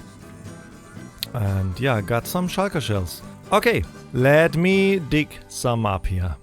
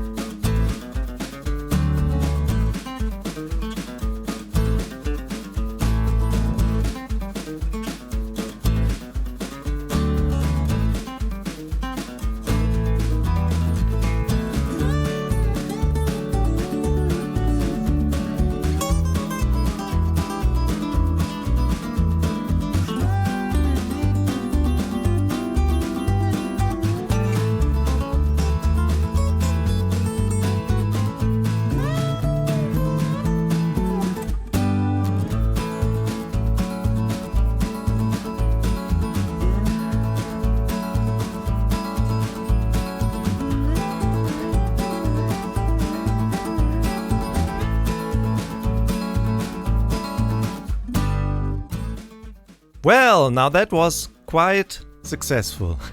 I gathered a lot of terracotta and I color-coded it here in the chests and yeah, put what I had in the shulker boxes that I brought. And we have a lot of standard terracotta. Good thing I have the dyes. Light gray, also not that little amounts. White, red, orange. And is there another color that you can actually mine? I do not know. I have no idea. Anyway, that is what we have here right now, and I just wanted to make sure that I do not forget to put the dye box in here. And let's make a sign. Yeah, let's make a sign. You know what? Boom. Boom. Dyes. Is that how you spell it? Yes, it is. Obviously is. Oh, it is way too warm in here. Summer is really starting, and Oh, it's so warm, I cannot even think. But anyway, we got a lot of dyes, we gathered a lot of terracotta. Now we can go back to our own projects, and I definitely want to work on the space station today. Okay, before we start with the space station, I just realized that I never talked about the coral that I actually put in here. And well, not so much on the volcano itself, but please let me... What? Thank you. Flying is a nice thing. Here, on the coastline... Whoa, it is really laggy if I do that. Yeah, just here and there, wherever there is the ocean near, I put that stuff in, and I think this really works well. This just gives it that extra detail. Wow! What is going on? Hey, can't move. Yeah, it does give it that extra detail that it needed. Just that bit of color variation here and there, and these, texture variations here with the coral itself. I think this really looks good. And with this, I guess it is complete. Well, not the whole thing it's in general, but I mean the structure, you know? I want to have everything like it is here. I'm really happy with this. Anyway, let's take a look at the space station and say hi to the smart blonde just Smarty. Let's say hi to Smarty. Whoop. Yeah, in here there's nothing is done in here. And we want to change that in today's episode. Up, can we get in here? Yes, we can. Yeah, so I think I want to start with completing the circle itself. Getting a floor in, a ceiling and lighting and everything. I want this to be very plain looking because it is a very sterile environment space station thingy. So I'm thinking white floor, white ceiling and end-rod lighting. And when that is done, I also want to include, well, obviously the docking parts for the spaceships. Like the air quotes. Whoa! That was unintentional. And the elytra didn't even open. What is going on here? I think we have to restart the server. I wanted to take a look at that from up there, not from down here. Wow, look at this. The server is really struggling. Can we get in here? Yes, thank you. That thing. What was I about to say? I totally forgot. Yeah, I want to finish that part here as well. And a connection to the inner part. To the on-off switch of the farm, basically. And we'll see how far we can get. I can't play too long in a sitting because it is way too warm in here and I don't have air conditioning in my room. Anyway, let's start the time lapse and see how far we can get.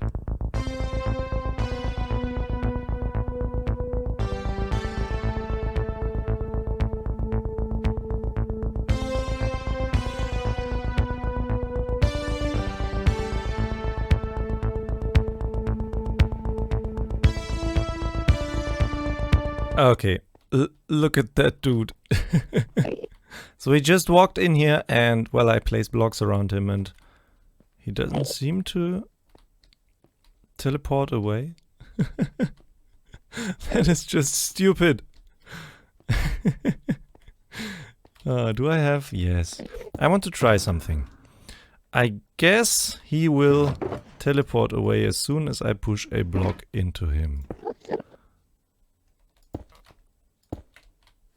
But who knows? Let's try that. Yep.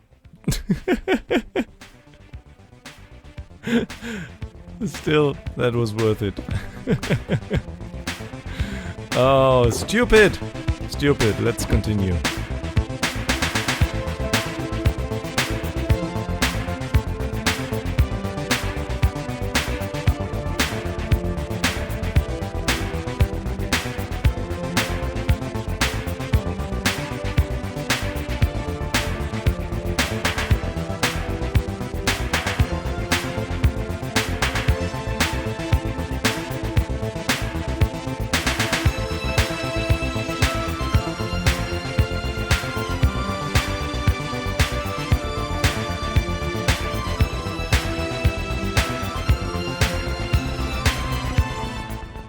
Okay, the white concrete is in, at least in the ring here. Now, next step is getting lighting in. And what I plan to have is end rods at the corners here and in between. Let me grab that. Good thing I brought that with me to show you. Stupid me. A purple glass pane. Like that. I really like that. And since it is on the corner here, it doesn't connect with anything. The glass pane, I mean. And yeah, well, I want to have that all around on the inner circle and on the outer circle. I have to get used to that. But I have a problem. That is all the end rods I have left. That is not going to cut it. So we kinda have to go and buy some blaze rods, because I do still have all the chorus fruit stuff that we gathered a few episodes back when we first needed the end rods. But I do not have any blaze rods left, as it seems. 32 for a diamond, that is, apart from expensive, it's also empty. That is very bad. You know what? We can just... Wait, that's the gold farm, that is wrong. Which direction was that? I think this direction? Yeah, that looks good. We can just buy the stuff from the source, if there is any. Oh. There's stuff. Yeah. And there's stuff. Okay, you know what? I did not bring an ender chest. There is one though. 32 for a diamond, right? So 2 diamonds, 4 diamonds, 6 diamonds. Yeah, that should be enough, right? I guess that is enough. So, Spec, if you're watching, thank you. It was nice doing business with you. Okay, so we're back here, and there is the chest that I want. I don't even remember how much that gives us. Oh yeah, a lot. Yes, that is enough. Most definitely enough. Okay, glass panes. We also need a few of those. Whoop, that should be enough. Okay, let's continue with the time lapse. Have fun, guys.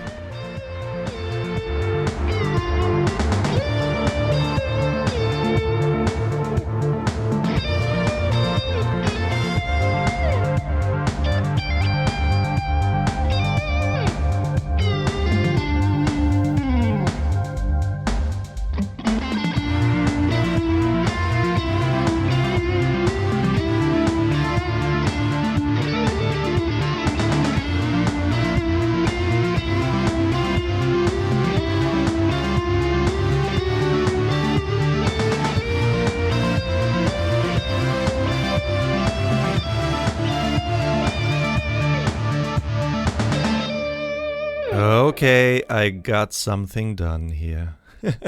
I'm not as far as I wanted to be, but hey, we are further than we were before. That's the main point. So, floor in, also at the docking stations here, ceiling in, and all the lighting in.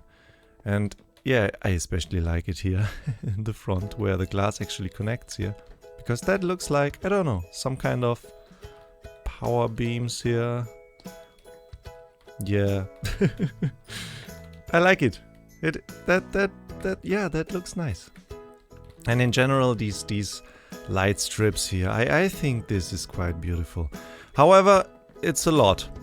There are a lot of these end rod lighting thingies, but unfortunately we need a lot of those to make sure that everything is lit up in here. So you see these darker spots here, this is where light level 8 is, also over here. So it is the minimum amount of lighting in here, and I will have to think about what I do here in these areas, because there are no corners. So maybe lighting from the top, or I don't know yet. Same thing here. Here it works from the top, over there it doesn't. Yeah, and these are still a bit weird because it's these 2x1 diagonal things. But yeah, still, yeah, it still works, right? And we got that all around now. What I didn't do, oh no, one thing. Yeah, I also added these support strips here on the sides, which also divide the very, very wide windows here. And I think it just looks better with these. And yeah, that was my intention all along, but I didn't want to do that before today, essentially. And in here I didn't do it yet because I want to wait until I get these tube thingies here that connect this outer ring with the farm in there. I want to have that done first, and then I can add all the other support strips here. Same thing that I have done out here. Yeah, I didn't do that yet. Still works. Mighty fine. Didn't do that yet because, yeah, I just simply didn't want to continue after a while because placing blocks, simply straight, nothing else but placing blocks for hours. That gets annoying. But while doing that, I had a very, very, very nice idea, and I want to do that as the last thing that we do in today's episode. And I think you guys will like it. So now we have this ship here, yeah? Spec brought us this gift of a intruder ship, right? And I definitely want to keep that, but they are still intruders, and I want to do something about that. And then I have an idea that how do you say that? Kills two birds with a stone or something? Although I didn't want to do that.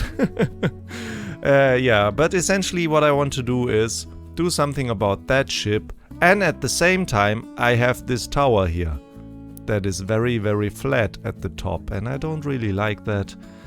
And I didn't have an idea or how to use that in general, but now I have.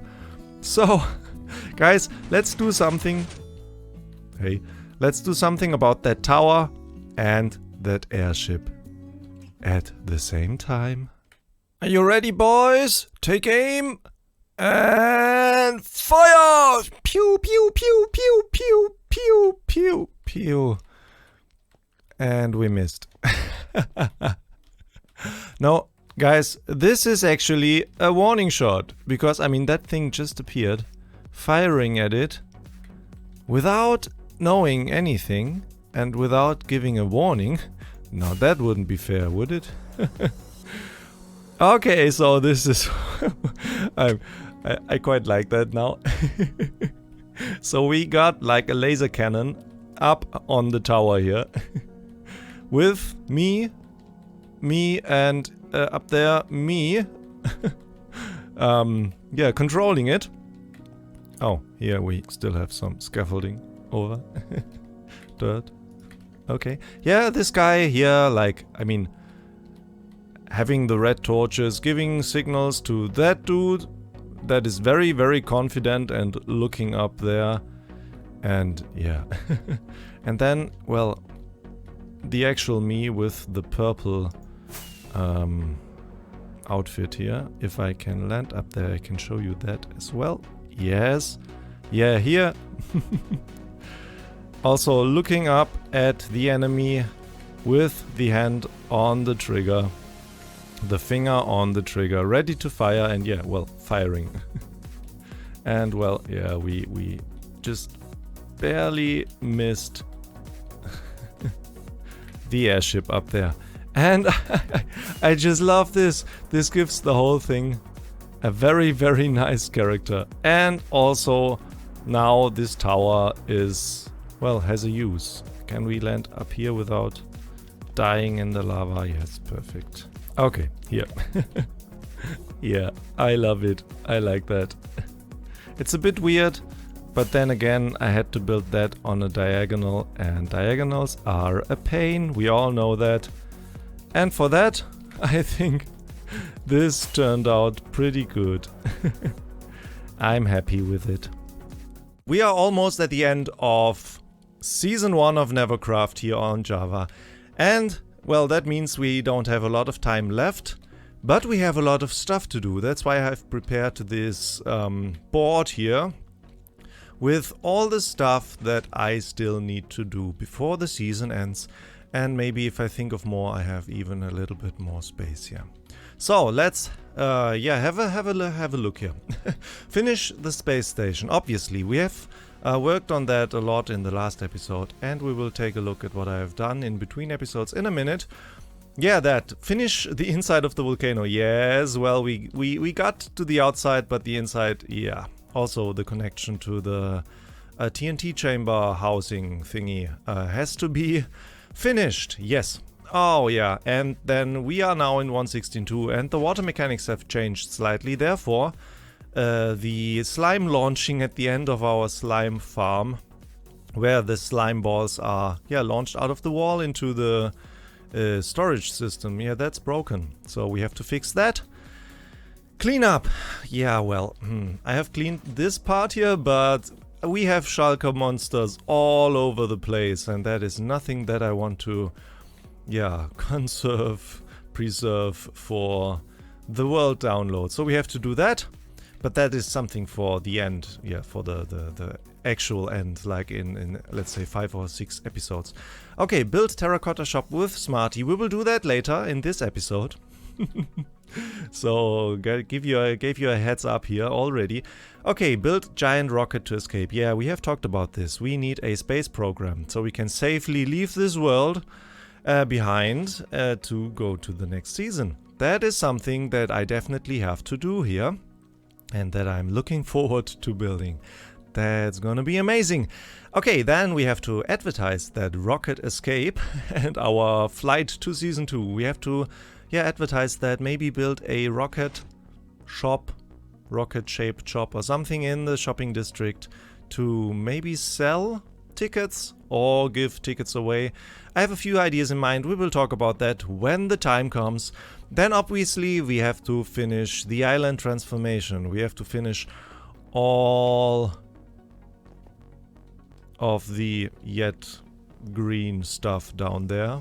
There's going to be the rocket somewhere in that area, but we have a lot of green down there. Underneath the space station, we will see that in a minute.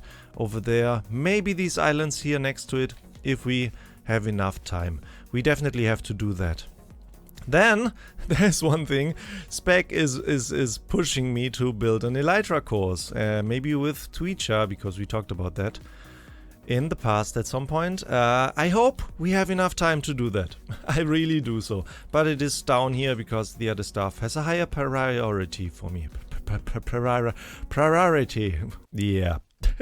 So, yeah, let's take a look at the space station because, well, I actually finished it in between episodes, so we will get rid of that first task here in a minute. So yeah, first of all, the inside here is done.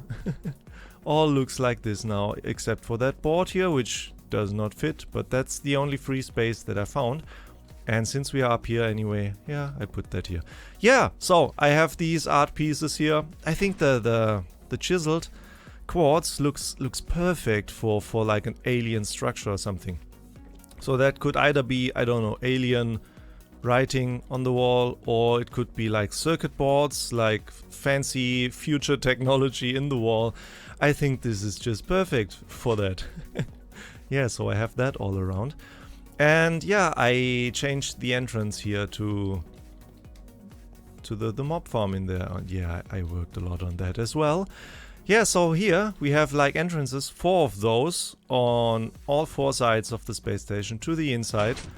And in here we have the on-off button. At the moment this thing is on, let's turn it off so we get rid of the lag a bit.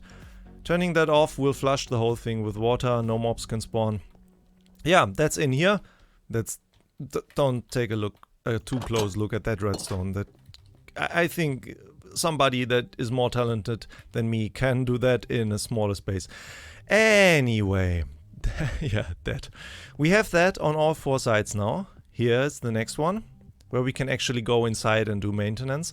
And since, yeah, in there we have mobs, we have, I don't know, alien things, experiments, and oh yeah, I did that as well. Experiments and things. We have like a double door locking mechanism here just for safety reasons. And yeah, here we can actually go inside and yeah, do maintenance to the whole thing. But we don't want to do that at the moment. Yeah, now there I love the design. Took me a while to come up with something for the actual farm in there, but I think this looks amazing. Let's take a look from the outside in a moment. Yeah, here, same thing. On the diagonal spaceport thingies here, docking stations, only one of these pillars fitted, but that's fine, I guess. Okay, let's take a look. Yeah, another one of those. Same thing, same design. Nothing new. And yeah, we got that on all 4 sides now. Oops, sorry. The 4th one. Yeah, so let's take a look from the outside at the whole thing. Yeah. This is what the whole thing looks like now. And I'm really happy with it. The inside is a bit different from the outside, but I think that is fine because in there we have the mob farm, we have aliens and stuff, and therefore this looks like a structure that was there, and maybe we put a ring around it to make it useful to actually yeah, work with it. And yeah, I love this indents here, like this how would you call that? Yeah, there's a layer of the chiseled quartz, like 1 block in from all the rest. And up here as well. That looks amazing. Also, there's hidden lighting underneath here. Oh yeah, I love it. That just looks amazing. And up there we also have the AFK spot for the farm. Yeah, I'm really happy with it. It's a bit tricky to get in there, but I think it's a neat design for that. Please let me... Yes, perfect. And in here we can stand in the center and all the doors will close. We have a shulker box for all our stuff up here, just so we are safe. If something happens or somebody pranks us or whatever, we have our stuff safely in the box. And yeah, all the doors are closed and we are at a perfect spot above the farm so we can AFK. I really like it. I'm extremely happy with how this turned out. Let's take a look at the beam down here. So yeah, I also worked on the downside here. On the bottom side of the farm. And yeah, we have this opening here now. And the beam down is actually 3-dimensional now. I added a whole bunch of glass panes all around it. And yeah, that's what it looks now. It's amazing. I think it really looks amazing. I love it. Let's take a look from down here. The area is still a bit laggy. That's what it looks now. Looks like now. Talking. Yeah, so space station done. Please fly. Thank you. Also, it's really annoying that it is on a height level that 1 rocket isn't enough, but 2 are way too much. Okay, so we can knock off the first task here. Let's just leave it empty then. Nice! Okay, so guys, next thing we are going to do in today's episode is build the terracotta shop with Smarty. So let's head over there. Smarty and we are here in the shopping district because we want to build that terracotta shop that we talked about in the last episodes. And we kinda picked that spot here because there's a lot of empty space. Also, it's in front of the Mount NeverCraft, which always attracts a lot of customers, which is just nice. Yeah, can't wait. Yeah, But, so you have like an idea of how the shop is going to be, right? Yeah, a little bit. I have sketched something. Oh, that's one too many. Yeah, I have sketched something out, like in a little notebook of mine, and I want like a desert kind of market style place theme thingy with just a wall around, and then a market stall for every color, like for the blue glazed one and the blue terracotta together, and then so on and so on. And I think that should be fine. I hope it does look good. It will be awesome. Yeah. I hope. But yeah, and maybe add some like small houses like all the way in the back. But I don't know how much space we have or Well, I how mean, much will fit in. Well, I mean, Yeah, we we could- basically have the whole area here, right? We could Yeah. even extend it up to where the nether shop is here. If we wanted. Just dominate the entire shopping I mean, district. why not? I mean, I almost have the 2 tallest buildings back there anyway at the moment, so... Yeah, you really went there, like up in the air. Yeah, I mean, yeah, you have to attract some the other players. You have to attract them with something, right? Yeah, now with your shops, they do attract, especially your book one. Oh yeah. Actually, if we need stuff like dyes or more wool, I think I have some profit over there that I can collect, and then we can reinvest it. Oh yeah, you definitely have some profit from me. Actually, you know what? Let me just look. Hello in there. Oh yeah. Oh, I definitely have to restock. Wow. Oh, so somebody put a cat's head in here. Did you see that? I didn't. That is Like- really weird. Oh, oh. Don't die out there. Yeah, Like here it's next really next to my Oh figure. yeah, I saw that. I thought you put that there. No, I didn't. That is really weird. Okay, now 2 stacks and 10 diamonds. We can definitely reinvest that if we need it. Yeah. That's crazy. Well, okay, so So- I think we can build maybe the basic outlines and everything and then work from that, right? Yeah, first off the walls, I think. Let us do that and we will show you, well, updates, I guess. Yeah, just small little updates here and there. So, we just put down a few blocks to mark the basic outline and the idea of the whole thing, of that market. And like the red wool blocks are supposed to be like the path that leads through the whole thing. And we have like 3 entrances at the moment, over here, over there, and over there. And all the other stuff marks where the market stalls are going to be.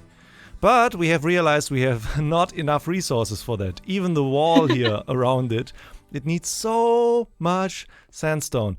So first thing we are going to do is gather a lot of materials. Yeah. Yeah, see you in a bit, Didn't think guys. of one. Bye. So we are just giving a little progress update. We have built everything up and built all the walls around it up, and it absolutely looks amazing. So, it looks like this now. We just made a rough, like organic sandstone wall and then some few huts. We are not done yet because we have to do the entire inside with designs. But yeah, you like it? Yes. Yeah, me too. Also, you have to Absolutely, looks imagine all the amazing. huts with different colors in the future. then. Yeah, I Yeah. just noticed that I didn't put all the colored wool on top, but that's fine. I can do that in a bit. Yeah. So the colors of the roof of the huts will indicate the color of terracotta that we sell inside of that hut. Yeah, and we have 1 extra hut because we didn't count correctly. So No. We want to sell extra stuff there. yeah, precise. We are going to sell extra stuff, but yeah.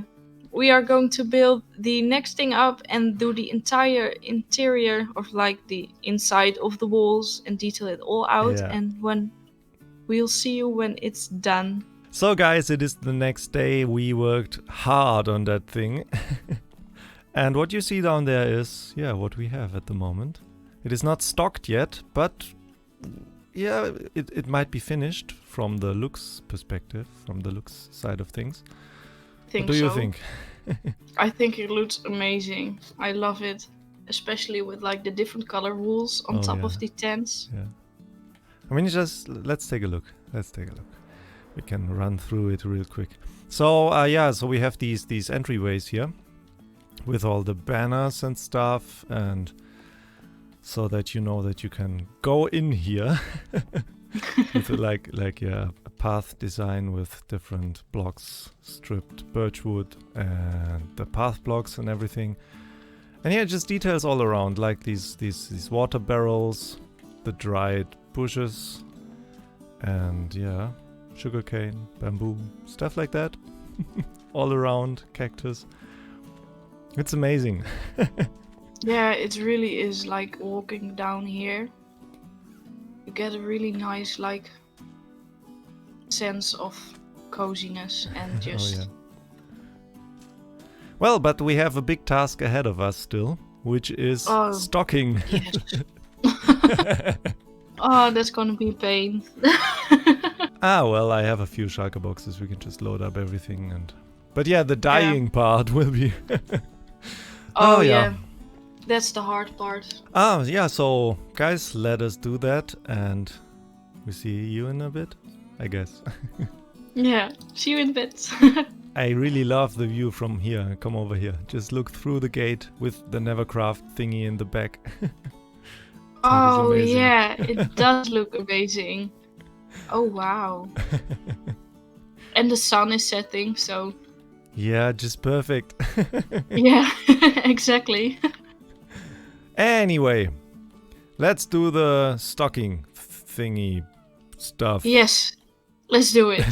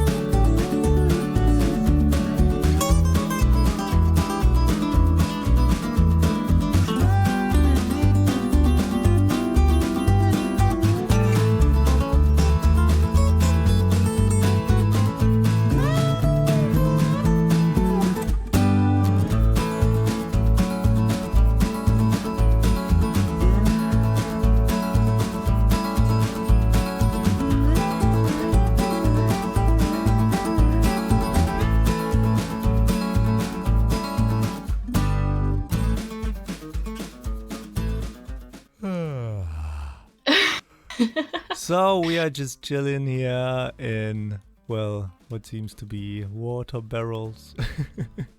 Taking a nice cool off moment. Yeah, after all the work we just did. Oh, terrible. Which took Awful. hours. Hours. Yeah. It took so long. It's crazy. But, oh, that looks so stupid. Oh. Yeah, but we are done. We are done. Okay, let me get out of here. Okay. Yeah. Yeah, guys, Oh. we finished the whole thing. It is crazy. Oh, it took so long. Actually building it from the beginning and then just getting all the stuff ready and especially like smelting the terracotta into glazed terracotta. Oh yeah, we got glazed Nightmares, terracotta for nightmares. every color. We got like, what, that's 9 stacks, right? Yeah, 9 stacks of glazed terracotta for every color there is. That took forever. Yeah. But It we felt like made forever. it. We made it. It's Finally. crazy. Yeah. Yeah, so we can show you guys around. Maybe let's start out here. First thing we can definitely do is open the whole thing, right? Yeah. Maybe with some scissors, some shears. I don't know if you got them on you. Just like snip. Nope, but you can pretend that is a scissor. Yeah. Okay, let's get rid of that. Yeah. So this is where you come in, and now we have all these different huts, market stalls for every single color, and there we have one completely filled barrel with the terracotta. Oops, up. And one where we have the glazed in. Yep. And then we have all the prices around. Oh, we maybe should sleep also. Oh yeah, let me sleep let's real do quick. that, yeah. Yeah. Good morning. Where Oh. were we?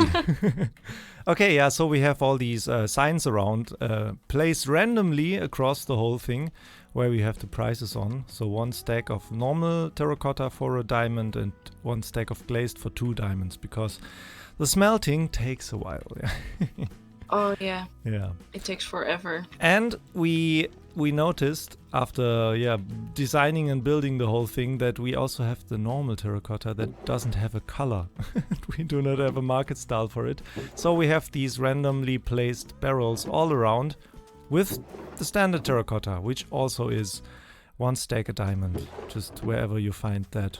Here and over Just here. here right? and there Yeah. with some item frames. Oh yeah, and here And some dead bushes. Exactly, dead bushes, 16 for a diamond. Because why not? Yeah. Yeah, and that's what the Well, whole I thing is think- looking like. Yeah. It turned out so amazing. Yeah, I'm really happy with it. Yeah, me too. But It- we do need a name for the shop. Oh, Yes. let's also remove that sign then. Oh, did you put one at the other side? Yes, there is a third one. Let's get rid of that as well. Yeah, guys, we need a name. We are tired. Our brains are not functioning anymore because we spent so Yeah. many hours building that and mining the terracotta. You saw Oh. the time lapse, and yeah. So we need a name for the shop. So if you have any idea, just leave it down in the comments.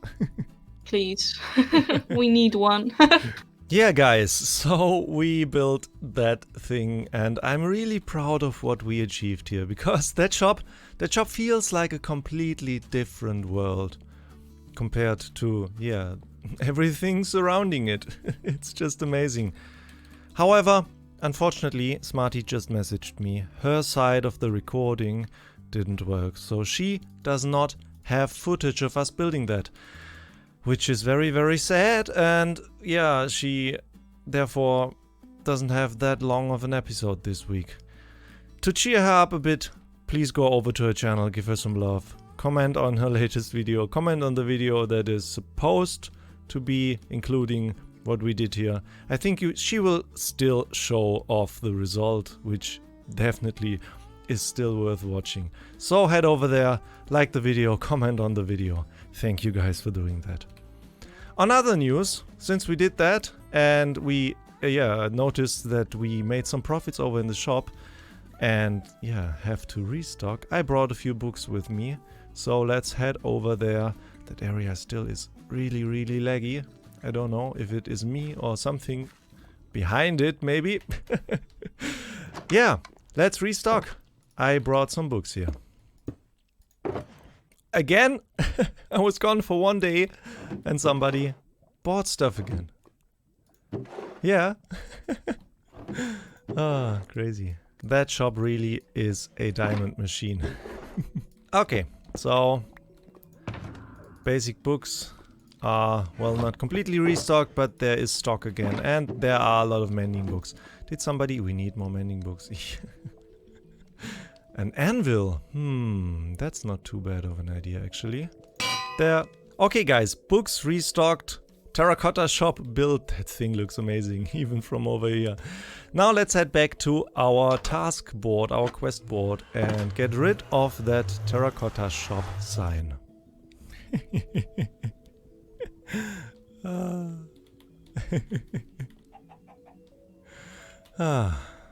Oh, I love this. I'm really, really happy with the space station. Okay, let's get in here and build terracotta shop with Smarty. Done. Up, empty sign. Nice. Already 2 off the board here. I want to continue working on that. Starting with, the inside of the volcano. I want to finish the volcano. Okay, so first thing we are going to need for this project is a lot of basalt. So, do I have basalt left? Yes, I have quite the amount of basalt left in here. Very, very, very good. So, we are going to work in here. And, well, what I imagine is basically something like we already have here, with a nice floor, with a lot of magma. Maybe also, something like that, where we actually have a pool of lava underneath. And left and right to... Well, we have to get rid of that at some point. Whoa, hello there. You are not supposed to be in here. Bad creeper. So basically a tunnel like this, with maybe at some point cracks to the left and to the right where you can actually see into the lava chambers of the volcano. Something like that. And then I want to obviously also have a nice entryway to our TNT thingy here. And maybe if we have the time also work on the interior of that building a bit. Because there's a lot of empty space that needs to be filled. For example, that tower. Yeah, let me get on working on that thing in here. And I will show you stuff as soon as I have done stuff. Okay, so I got a dirt ceiling here in place now with a lot of overhang to the left and to the right. And from here we can then basically just build down just like that, like we have done before. And yeah, create this. It's just one too high. Create a up tunnel. Just like that. All the way over there. And as soon as I've done that, I think I will do the floor underneath, and then we can include some cracks and openings to the side, and yeah, have some chambers here to the left and to the right, maybe filled with lava pools or something like that. Also, I got surprised by a lot of creepers in here, so somewhere there must be unlit spots up there on the dirt scaffolding somewhere. I don't know. Let me work on that. I'll see you in a minute. So, I'm here in the nether collecting a lot of lava because we need that for the inside of the volcano. But there's something else I just realized that just happened. Look up there in tab. We have 2,000 kilometers flown right at this moment. That is crazy, and I wanted to show you that. But let's get up back to working on the volcano. Okay, you see those two dudes here? I think they don't feel very happy. They are definitely not happy down here. Look at him. He's almost drowning in... I mean, he likes lava, I know that, but that is not a comfortable situation here. So I think... I think we want to relocate those two guys and give them a nice home. Let me show you what I have planned. Okay, so let me show you the progress that I made. So this is what I have now. We have a tunnel. And half of the tunnel is filled with the magma, as we had it before over there as well. But a little more, because we are more into the... We are heading into the center of the volcano. Therefore, more magma, more smoke. And here I have a lava pool. And I really like this one. And it continues over there and then here to the side where you can't see anymore. And what I want to have here is those two striders roaming around in the volcano. And yeah, I got me some stuff here. So, well, first of all, Paul and Raoul. Warped fungus on a stick, which is what you use to ride them and to, basically move them around. 2 saddles and some stuff for nether portals. So... I think what we want to do here is... Where's my shovel? There. What we want to do is... Where is that lava pool? Below here, I guess? Yes, okay. So, let me set up a portal right here so we can relocate these 2 striders exactly from lava to lava, because I don't think they like the overworld or the not lava situation that much. So let's get a portal right here. Something that I've never done. Does the portal get destroyed if it comes in contact with lava? Let's try that. What does happen if the lava comes in contact with it? Nothing! Perfect! That is what I want to see. Okay, so I think what I have to do is deactivate my portal down in the cellar. Let's do that real quick. Ow! That was very loud. Okay, so that one is destroyed for the moment. Let's see. Safety fire resistance potion. Okay, so if we go through that one, I hope we end up at our nether hub. Let's see whether this works. Yes, perfect. Okay, now we have to disable that one as well. Or actually, it doesn't matter because we want to go into the other direction only. Hopefully that works though. If we set up a portal down where the 2 striders are.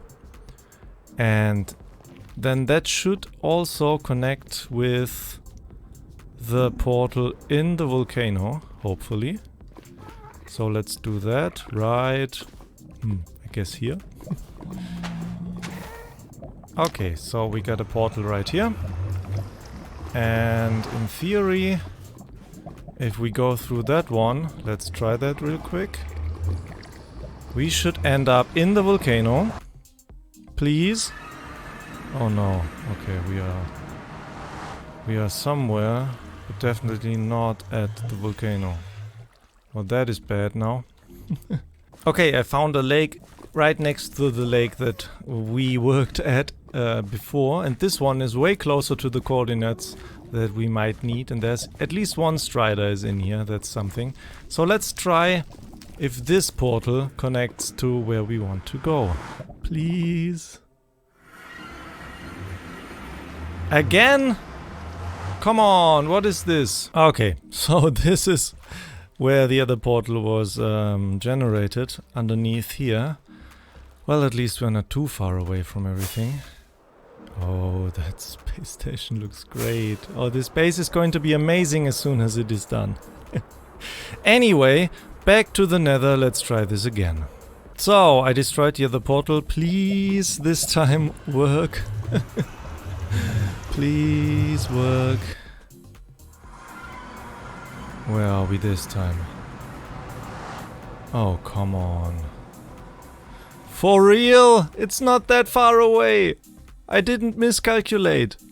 What is this? I am absolutely determined to get these 2 guys over into my volcano. So I basically created a lava path to a portal that actually works. So let's see. How do I... Can I just... Please... But then maybe... Oh, right. That. Please go out of these. Yes, okay, that works. The only thing that might be a bit tricky is that... Can I fit through here? Please. Don't tell me this is not... Yeah. It takes a while, but it might work. Okay, cleared the first path. Now onto the second smaller path. And in there's a portal that works and that actually connects to inside of the volcano. Please work. Come on. And the strider really struggles when it has to go against the current here. Let me drink that just for safety. Ah, haha, come on. Yes. Nice. And there you go. You are Paul. Paul is in. Paul is in. Perfect. Do I have enough fire resistance left? Yes. Now let's get Raoul.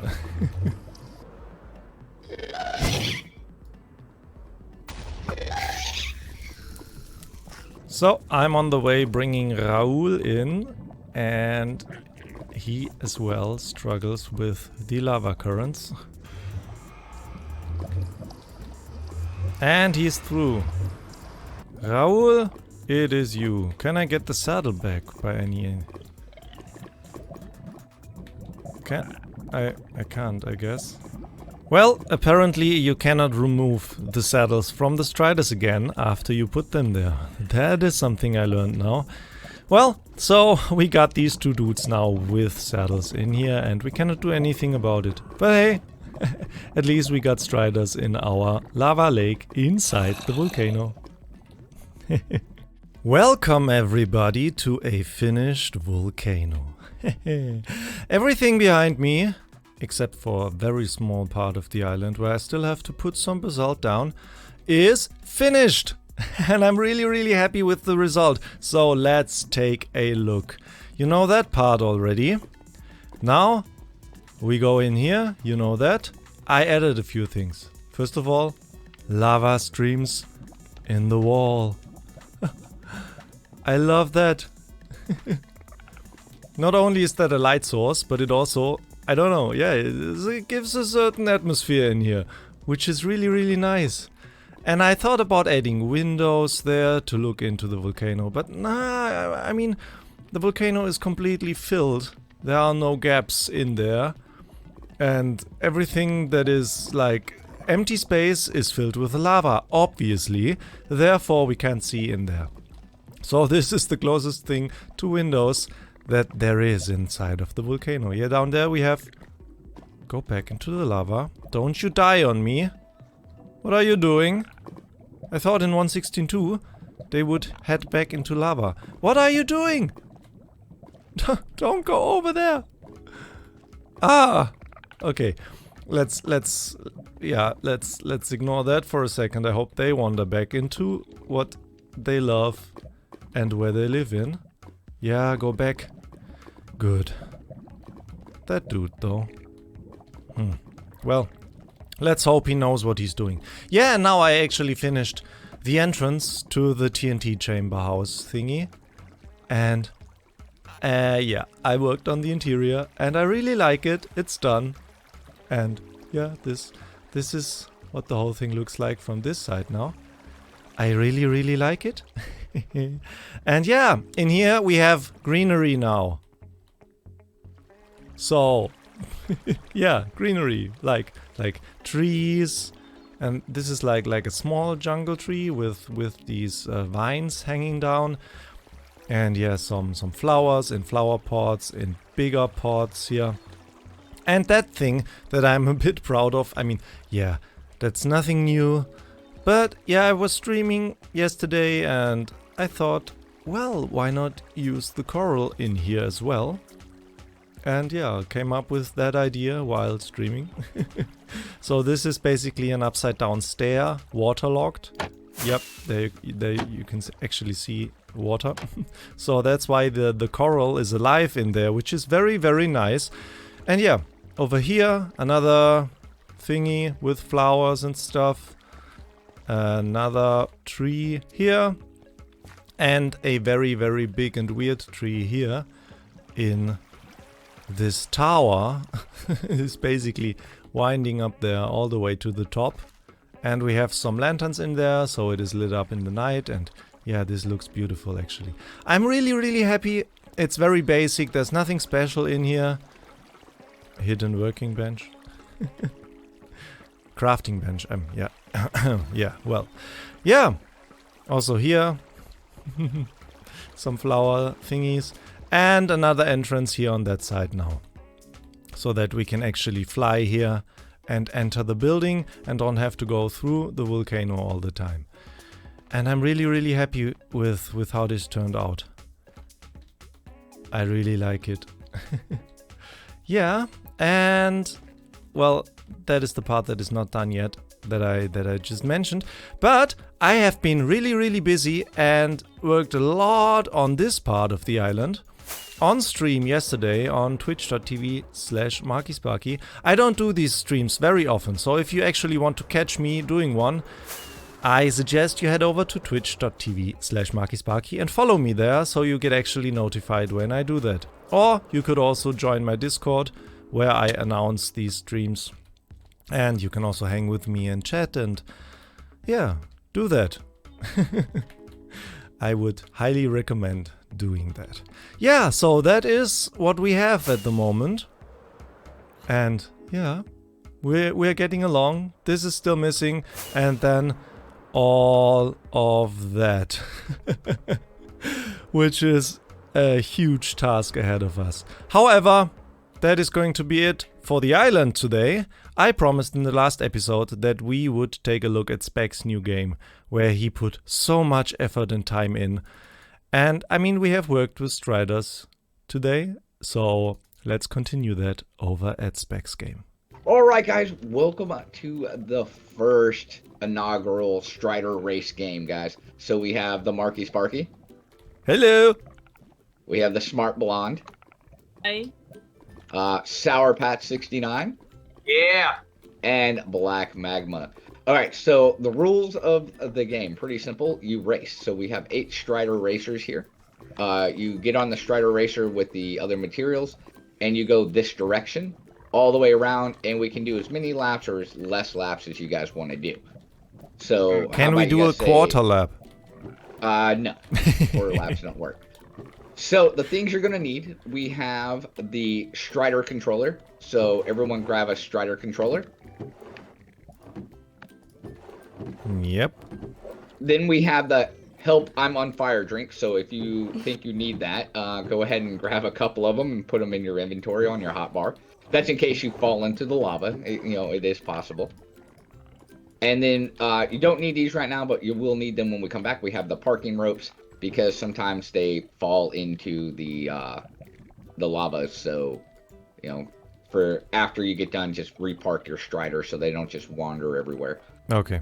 So everyone go ahead and pick your Strider Strider racer you want to use. And then do I break the rope first? Either or, it's gonna fall in the lava. They don't even have nice names. No, they're all just Strider racer. All right. Here we go. Are you ready? Yes. On your mark. Get set. Go. Woohoo! I immediately hear rocket go off. Oh, that is awesome. Yeah, that was mine. Ha! This race is on. I don't no. know how you're going so fast. Marki and Sour both swam in the lava. I died. Oh, so stupid. Oh no. How did you two fall off and die? Where's a skelly? That's a skelly. Yeah, stupidity. A lot of stupidity. Okay. A lot of playing other games and pressing shift to sprint. Pressed the wrong button. That's exactly what I did. All right, so we'll cut that first race and then we'll. Are you sure? Nah, Yeah. I won't cut that. Oh, you won't? Okay. I want to show my stupidity. Okay, that's fine.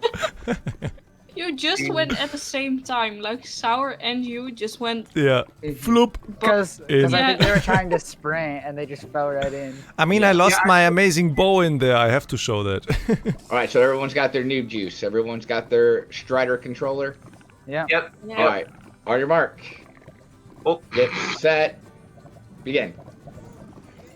Oh yeah. Up in first again. Oh no! No! No! Go faster, Strider. Practicing is a good thing. I feel like Go, I'm Strider, lagging. go. I feel like I'm lagging. Go, Strider. Go. Yeah, I am definitely lagging. My Strider says nope, nope. Go, Strider. Go. I'm definitely lagging. Oh, we got Marki and the Smart Blonde up in front. Go, Strider. Go. No. Go. Whee! Yeah, I'm in last place. Go, Strider. My game is lagging. Oh boy. Go, Strider. He's not Get him. smart. Go get him. Catch him. Let's go. Oh, no. Don't slow down now. Let's go. Faster, Strider. Go, buddy. Come on. Don't slow down. Yes. Let's go. Speed up, Strider. Do they have different speeds like horses? I don't know. I don't know. Because I feel like mine is actually faster. It might be. No! No. Haha. No, How I didn't hit many it how many right. laps? How many laps? No. 2. Why not 2? 2? Alright, All right. I'm going. Ah, you said Oh. that just a second too late. That's okay. Strider, go! Yeah, it's gonna be oh, don't you dare, Go, Skelly. Strider. Let's go. Oh no. We're Oh, gonna I'm hurry up. finally catching up to the Smart Blonde. Oh, I'm finally catching her. Let's go, Strider. Why do you guys take your corners wide? Why? I don't know. No, they So take them wide. So we don't hit the wall. we are lapping. No, Sour. come on. You guys are catching up to me, and I haven't even completed my first lap. Ah, go. how? Let's go. No. I'm gonna have to Go. do it. I'm gonna have to do a pit stop to switch Striders. Let's go. Ha. Finally, Come made it. on. You know what? Screw this. Let's go. Come on. Go. Yeah, I'm go. definitely lagging. Oh yeah, it is so fast. My dude is so fast. I'm very proud of him. Yay! No.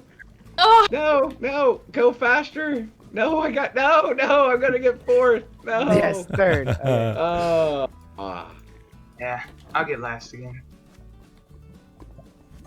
There we go. There. Wait, I'm not even gonna do that. Heck with it. Yay! So I was definitely lagging.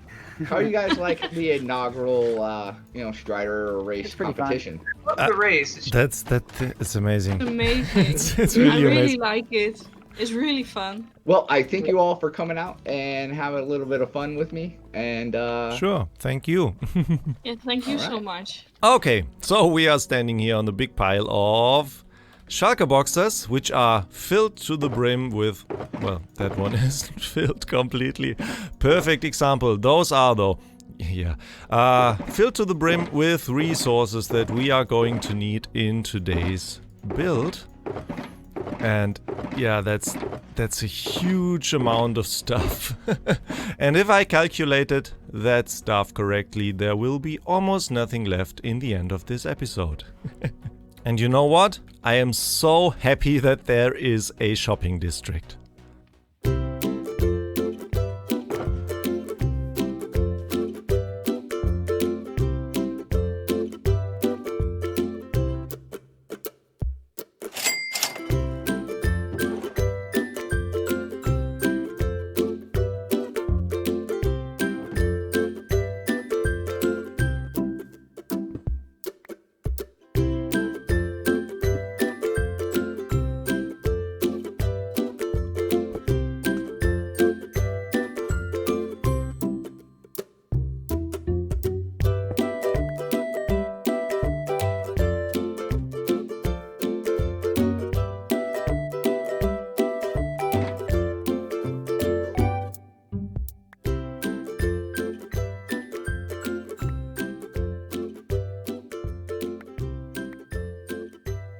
So, as I said, we are going to build the rocket that I was promising for, I don't know, many weeks now. And it's going to be located here on the island. And I'm going to base the rocket design off of the famous Saturn V rocket that was used to land the first humans on the moon in '69. And obviously the Saturn rocket family in general. Yeah, let's land right here. Oh, I did it. Yeah, as I was saying, the Saturn rocket family was developed with lead rocket scientist Werner Magnus Maximilian Freiherr von Braun, which by the name you can already guess it, was a German rocket scientist. And, well, since I am German, obviously I have to build a rocket that was developed by a German scientist, right? Yeah, and I'm really looking forward to this build. I hope you enjoy it. But let's not talk further. Let's get right into time-lapse mode and start building that thing. Have fun, guys!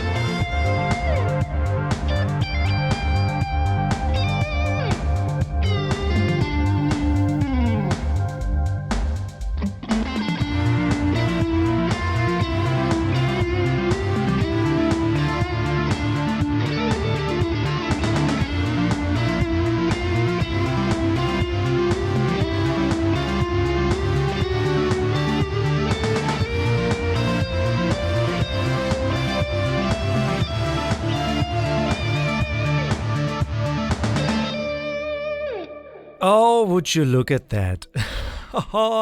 That rocket is way bigger here on the island than it seemed in my creative test world where I designed it. That is just crazy. Oh, it looks amazing though. It definitely looks amazing. Yeah, and I made sure to have some kind of sign on there that it is my rocket. So we have a purple M for Marki Sparki here on the side of the rocket. Let's try and land somewhere here on the cliff of the volcano. Oh, that thing is amazing. What do you guys think? I'm very, very, very happy with it. And I tried by incorporating all these different materials here. Try to indicate the different stages, like the first, second, third stage, and then obviously command modules and everything. And up there, where there's a hole yet, there will be the tiny capsule where we can get in up to fly to Season 2. And yeah, well, there's nothing in there yet. I will have, well, I haven't talked about that. I will have a tower here where there's this second thing here on the base plate, I would say. There will be a tower with an elevator up, don't fall down. That, yeah, with the elevator you can get all the way up to here and enter the rocket. But first I want to show you something different, because something appeared in my base, down in the basement actually. Down there. And yeah, well, here a certain smarty left us some profits from the terracotta shop, so people are actually buying terracotta, as it seems. Which is very, very nice, which is obviously what we wanted. And speaking about the terracotta shop, the other day Smarty and I got together over at the shopping district, and we actually named... Ooh, I should not do that. I accidentally break things here. Yeah, let's do that.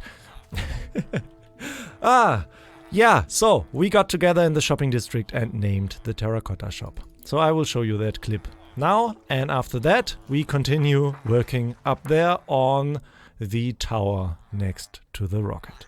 How do we do this? Do you want to say something? Yeah, I don't know what it's called in English. Like when you, I think the literal translation is baptizing, but that is like a Christian thing.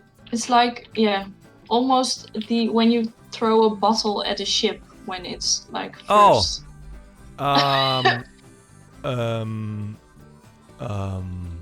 Good question. Is there a bed around? So, how do we start?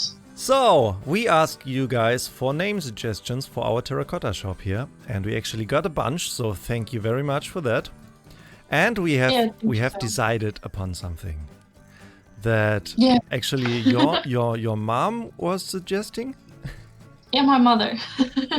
Yeah, it's like I'm sorry if there are any Italian people watching, but I am going to butcher this name, but we are going to call it Impruneta. Impruneta? Impruneta, I think. Impruneta, yeah, that's right. Which is basically an Italian city where a special kind of terracotta is made, or something. Yeah, really high temperatures or something. I think around. like that, right? Impruneta. Yeah, that is right. Yeah. Yeah, so this is what we are going to call that whole thing. Because, I mean, there were a few suggestions like Terracotta Town or Terracotta Market based names, which is in principle everything like a huge space of something. Yeah, and like a city name, that fits very well with the whole thing, I think. Yeah, and I like how it's not just terracotta and then something. Yeah. And it has actual real life references, and people can learn something. Exactly. So thank you very much, Smarty's mom. So we are going to put that on all 3 entrances then, right? Yeah, I don't have any oak signs. Oh, at sorry. The moment, Yeah. But no worries. To the left or to the right of the whole thing? I think maybe right here. Like which side looks good. I have no idea. On the other side, Yeah. there's already stuff. Yeah, there's a bamboo. So you want Just to do the chilling. last one? Oh yeah, fine. If I can spell it correctly. Thank you. Did we actually make any sales? Like I checked, I think yesterday. I Or have not checked at all, they- actually. Imprinetta. Oh, maybe just one more down.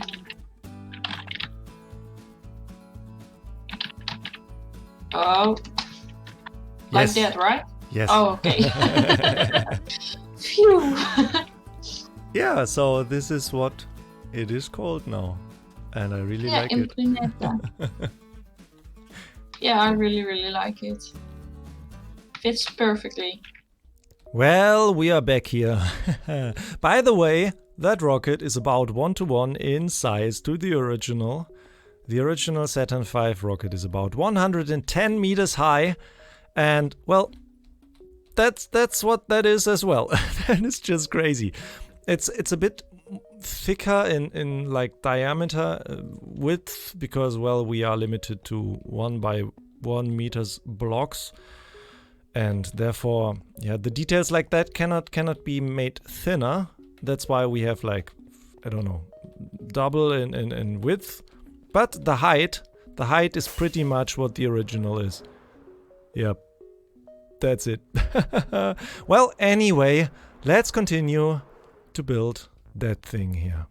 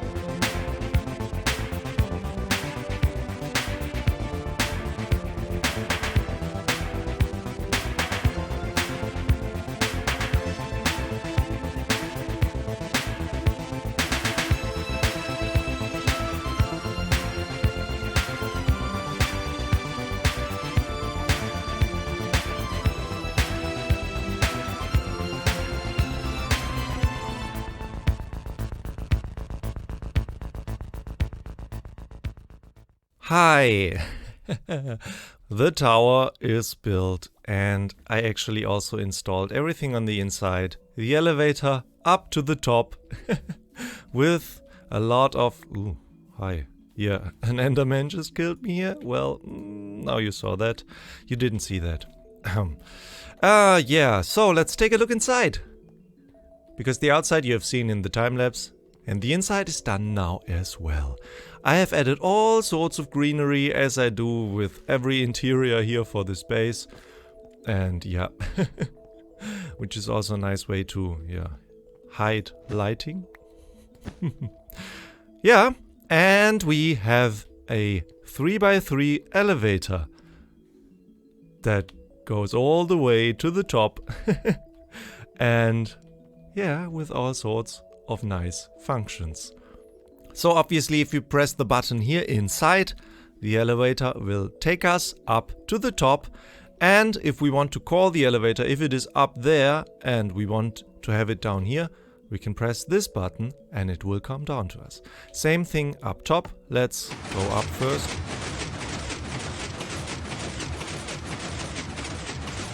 And there we are.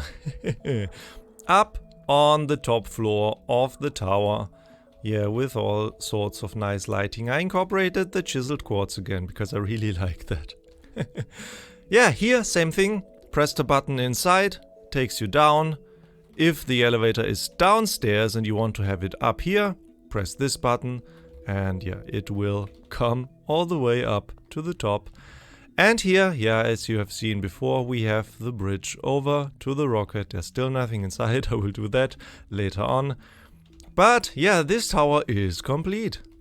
So let's call the elevator from down below. Just to show you that it actually works. We press this and there it starts moving. And there it is. And as you can see there, this is actually 3 separate flying machines here underneath this 3x3 floor here. And you know what? Let me quickly show you how that thing works. Okay, we are here on my creative test world, and this is like the elevator design without any tower around it and in a smaller scale, so I can show you how that thing works. And yeah, as you can see here, this is basically a, well, 1x3 flying machine and then 3 stacked next to each other. So what you can see here is one machine with like this L shape of slime blocks and these honey blocks. 2 observers, 2 sticky pistons, that's all you need. I mean, that's your basic flying machine. I have no idea if there are better designs out there, but this is what I came up with. And it works really, really nice in the tower that I have. Because not only does it fit into the 3x3 hole that the elevator shaft is providing, but also the activation for both directions of flight fit into the tower nicely. I mean, yeah, the bottom one is very, very simple. You have these 3 observers up here that obviously need to be triggered at the same time, else the machine breaks. Because if you would do that, where can I show you that? Maybe here with this one. If you would only activate, yeah, see, like that, then the whole thing sticks to each other. Here, this slime block will stick to that, the honey block will stick to that piston, and the whole thing is broken. That's why you need to activate, where is it? Over there. You activate all 3 of them simultaneously, and then the whole thing works. Down there with these 3 redstone pieces, and up here I use those pistons here.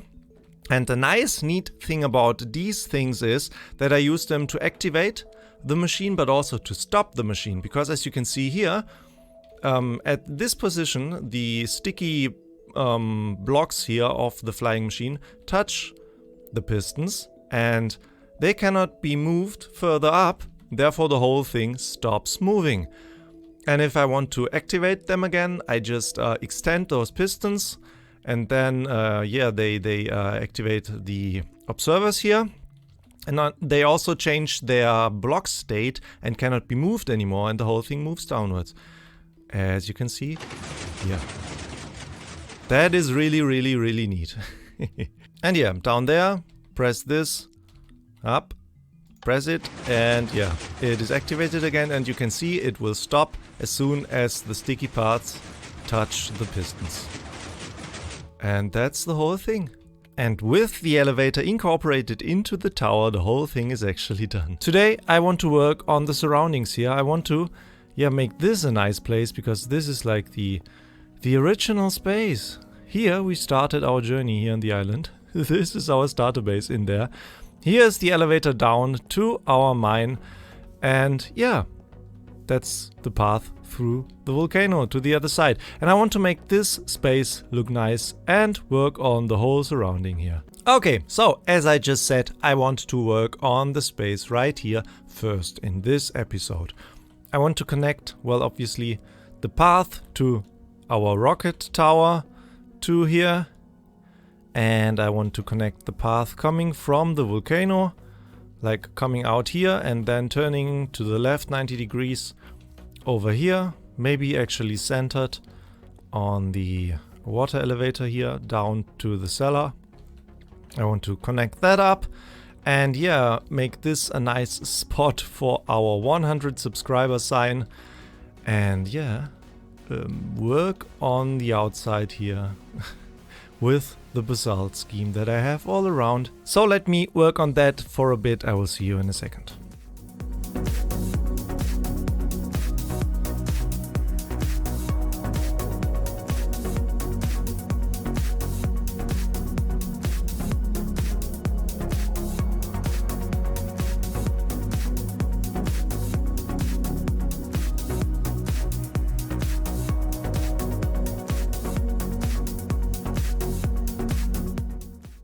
Well, so far so good.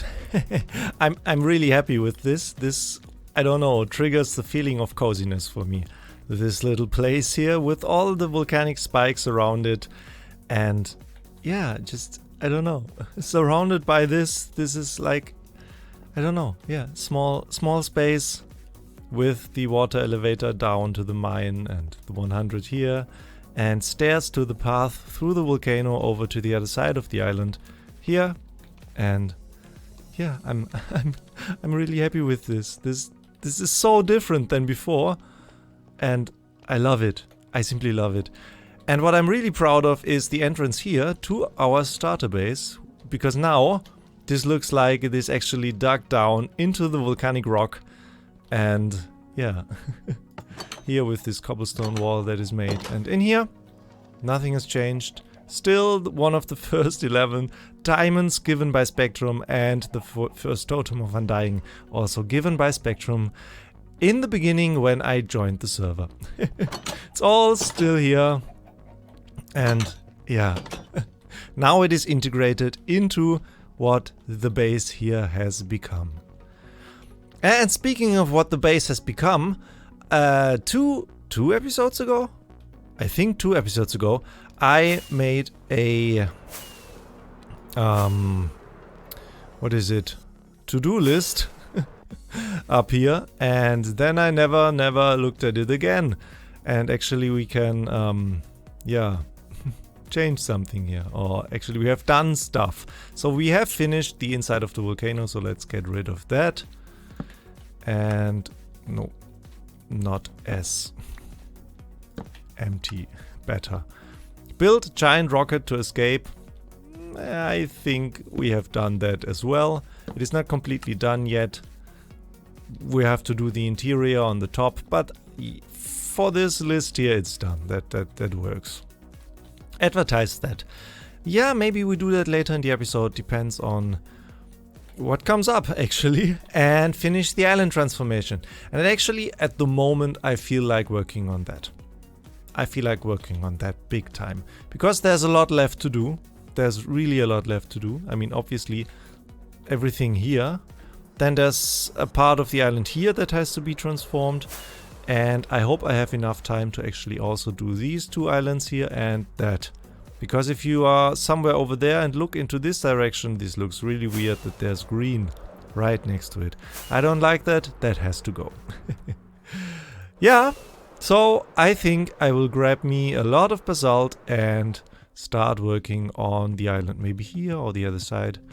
We'll see. You will see that in the next time lapse. Have fun.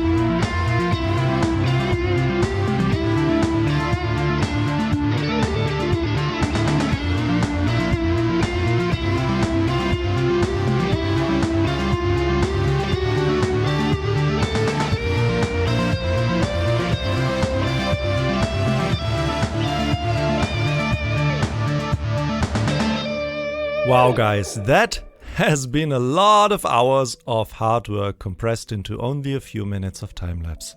And it really shows. There's only this part left to do, and over here, that small part and the islands that are way off the main island here. And yeah, we got a lot done guys, we got a lot done. I covered all of the underwater parts here as well. Everything over there, I mean, you have seen that. And underneath the rocket, I really like that spot, which is also a nice thing to fly through actually. And I might do that a few times.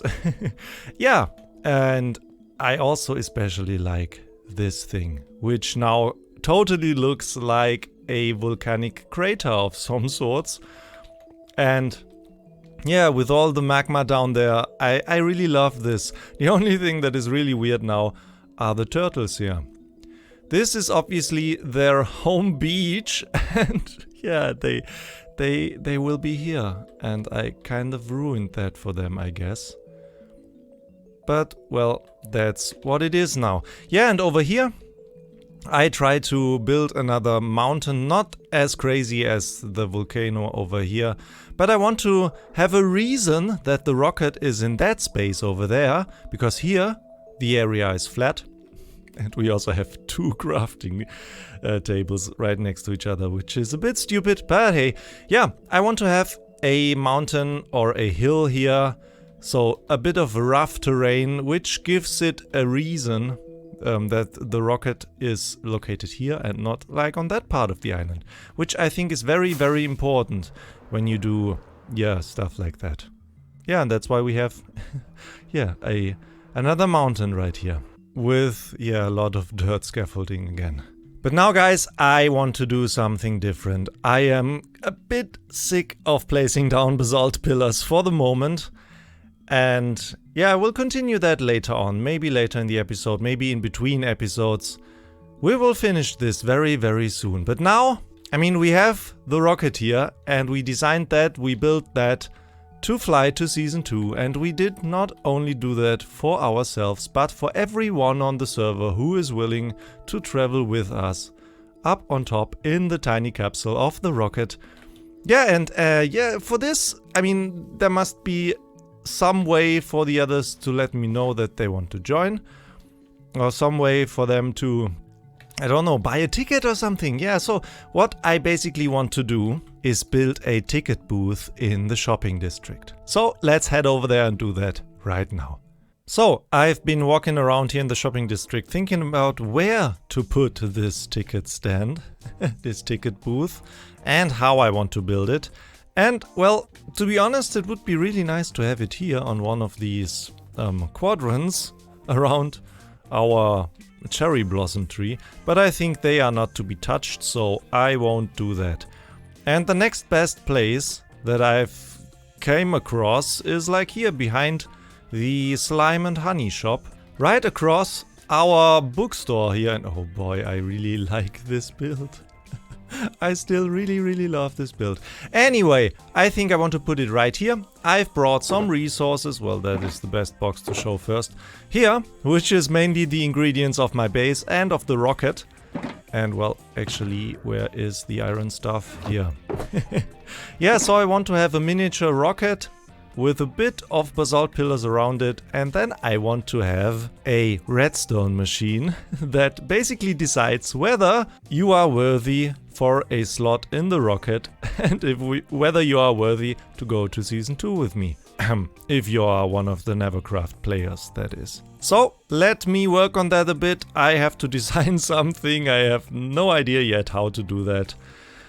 I guess see you in a bit. Okay, so far I have a little space with like the basalt stuff around it, with pillars around it. And oh, and I'm really struggling with coming up with something on how to build what's going to be inside here. I really don't know. Do I want the rocket to be on a pedestal? Do I want it to sit on like an iron crate, like in my actual base? Which I think is probably the best solution. Yeah, I think I will do that. Let me do that. You know what? I actually like that. The first version of the rocket looked really, I don't know, stupid. Didn't like that at all. So I went smaller, and I think that is actually quite cute. So I'm going to keep that. A tiny, tiny rocket. So what I want to have here is like a desk kind of thing where you can press a button, and then like there will be a computer down below that determines whether, yeah, you are worthy for the slot in the rocket. And then there will be maybe something that spits out like a yes or no, or maybe a light that goes on, or maybe a jingle that plays. And what I really want to have is like a reason for the decision as well. Okay guys, I think I am done here. So, Marki Sparki, Rocket Flight to Season 2. And now we have this small little interface here, which basically tells you to press the button to see if you're worthy for a slot on the rocket, of course. And if so, the light will turn on. If not, well, the light will stay off. So, just to test this, I will press the button. And since I am obviously worthy because I'm the pilot, that thing should let me, yeah, pass to Season 2. Let's see whether it actually works.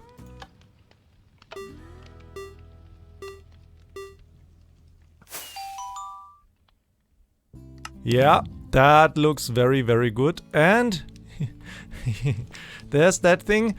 I mean, that's the reason why people are accepted, if they are accepted. And, well, since I am the pilot of the rocket, I didn't really program that in, so, well, the reason might be off a bit. Let's take a look. Nice hair, needed in Season 2.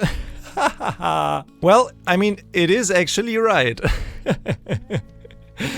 Anyway, I will put that piece of paper back into the system. I will clean up all the shulker box mess here, and we will see each other at our base again. Oh, and obviously, if you are a player here on the server and if the machine accepts you, please contact me and I will gladly reserve a spot on my rocket for you. Okay, we can scratch that off the list as well now. So, that is not finished. Well, to be honest, I don't think this will happen because we have maybe 1 or 2 episodes left, and building an Elytra course when there's nobody online anymore to play it, that doesn't make sense. But that is a thing for Season 2 then, because why not, right? We could do that, fix the broken slime farm. You know what? Let's do that. That shouldn't be too much work, but I really want that to be fixed. Because there will be a world download and you can take a look at all of that then, and therefore I want it to be fixed. So the problem here is, well, you can already see it, is that the slime shoots out of, well, there, and there's a zombie nearby. Let's ignore the zombie. The slime shoots out of here and lands there when it should be landing right here, because here there's a hopper underneath. And well, it was here before, now it's 1, 2, 3, 4, 5, almost 6. Oh no, does it actually?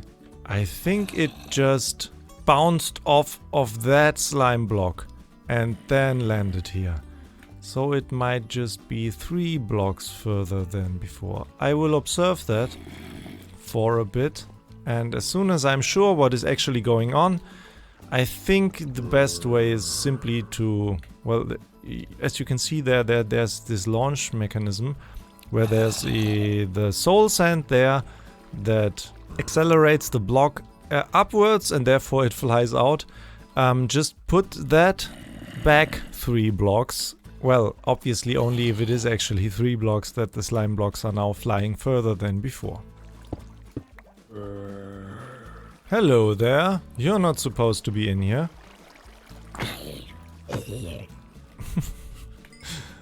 Okay, so, yep. See?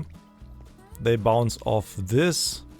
No, I bounce off that. They bounce off this slime block. So, 3 blocks. Let's push the whole thing back 3 blocks and then it should work again. Ah, that looks very, very good.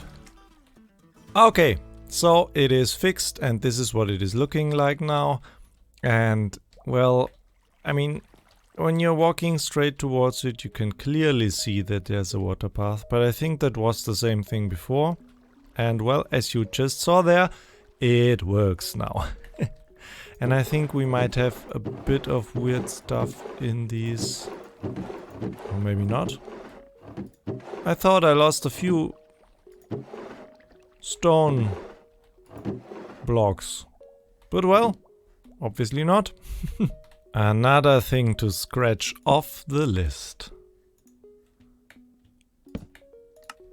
Now that feels good. And well, this is a task that we will not completely do now, but I think I can do a bit of that because there are a lot of shulker boxes in this area that I totally do not need anymore. Oh, and we will have to get rid of that. Oh, that is actually almost empty. That is fine. Let's put stuff in here randomly. And in there, perfect. Not my bow, preferably. But everything else. And then we can grab that and the ender chest.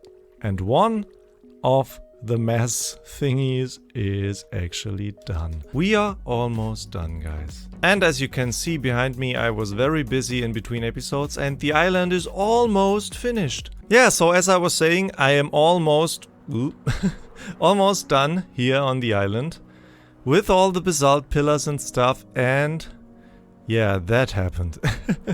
I placed down some of the coral stuff and I misplaced a few of them because when they are above water they will not die off, and then we have stuff like that all around the island, which is very, very weird and does obviously not fit. And therefore we have to get rid of that. Were there 3? I thought there were 3. Yes, behind the horse. Hello, horsey. And some over there. Oh, it's crazy.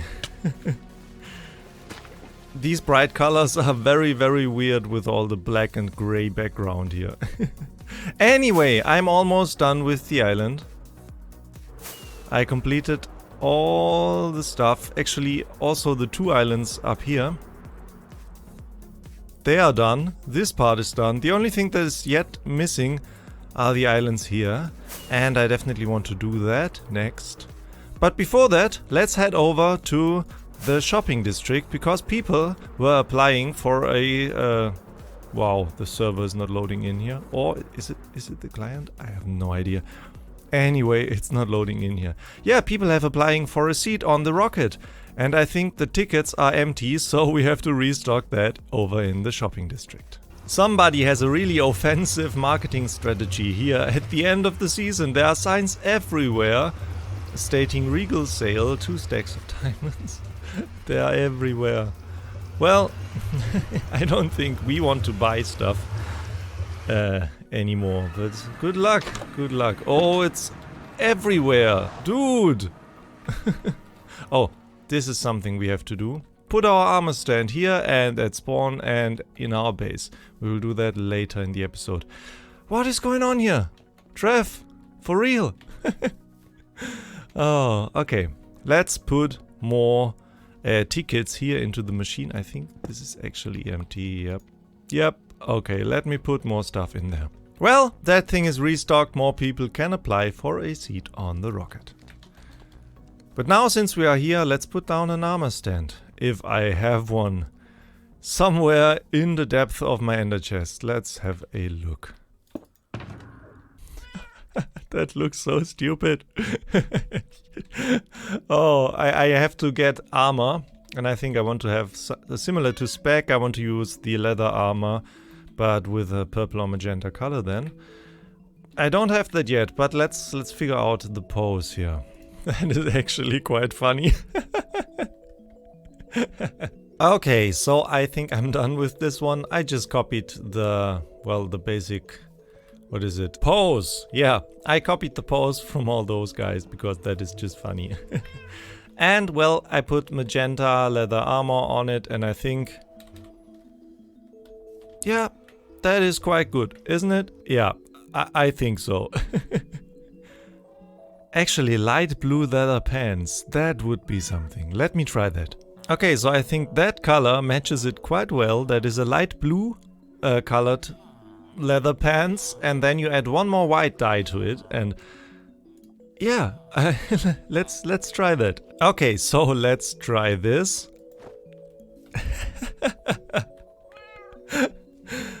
Oh. Yes, I think this is... Let's get rid of that. This is what is it going to be. It's just stupid. I love it. Let's do the same thing at spawn. Okay, hello there. That is odd. So a piglin chased me out of the portal and, well, got transformed into a zombified one, and this one is now holding a crossbow. Anyway, let's go to spawn. Okay, we are here at spawn, where you can spawn into our world if you download our map. And yeah, this is where the original spawn is, and here you can find me in a small version now as well. I decided to go with a different pose. Well, Spec also did a different pose here, and again, the light blue pants. I love that. That looks great. Anyway, now that we have done that, let's go back to the island and finish off our work over there. Okay, we are back at our island, and I am ready to finish off the whole thing today. And well, what is left to do? First of all, these islands here in the distance, I want to cover them up with the basalt pillars as well. I have done all the underwater parts here already. It's just what's on the surface that is still left to do. And then another thing that we definitely have to do is place more coral around. I mean, here that is done. These islands have nothing yet. I will have to add that there as well. And I think over here, well, no, actually I have placed a few, but I want to have a few more in there as well. And here there's nothing. So that is something that I want to do. And then there's one other major thing. These. The beacons that we have across the island. I mean, that looks very weird, and I want to incorporate that in the whole design. I want to maybe cover the gold bases with purple glass. That is one suggestion that I got, and I think that is not too bad. And what I also want to try is have like a small tower here where the beacon beam is. Just like an information tower or something, something so that it looks like there's a structure there that emits the light actually. And I have 7 more beacons that I want to place across the island, so that we have like, I mean, maybe some on the outer edges, so that we can, signal fly by spaceships or something that we are here. Oh, there's one down here as well.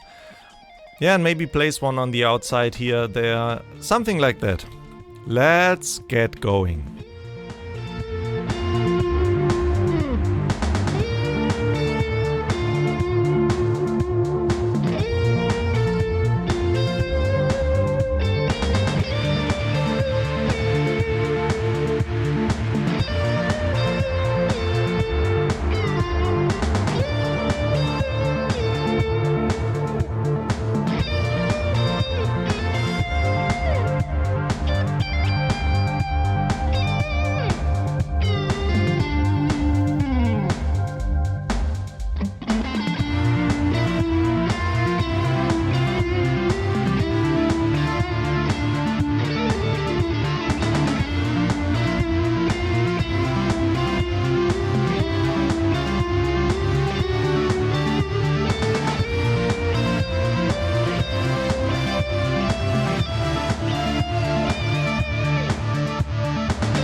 base is that big by now that while I was recording and I went to bed on the other side of the island or picked up some new materials on the other side of the island, the actual chunks where I did my replay, they got unloaded. And that's why you saw all these flickering all the time. I'm very sorry about that. I should have planned that a bit better, but it simply shows how massive that whole thing is. And yeah, after doing that time lapse, I actually got carried away big time and I think I finished the whole island. Let's take a look.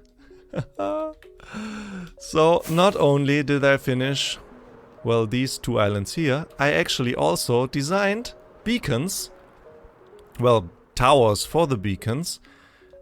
Yep, and yeah, I did what somebody suggested to me. I covered the golden plate here, the base, the beacon base of gold. Beacon base of gold, yeah.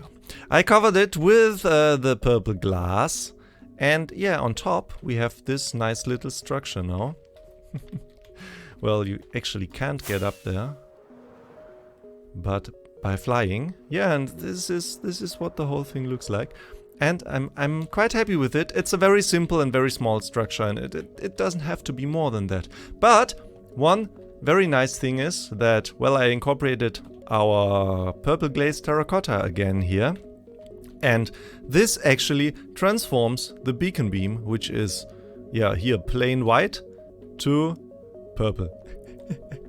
I love that. That is like our transmission unit here that modulates the beam.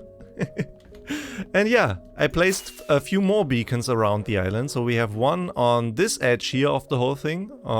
Yeah, this edge of the whole island base. And then, as you can see there are more popping up the further I fly into this direction. I added one here on that side.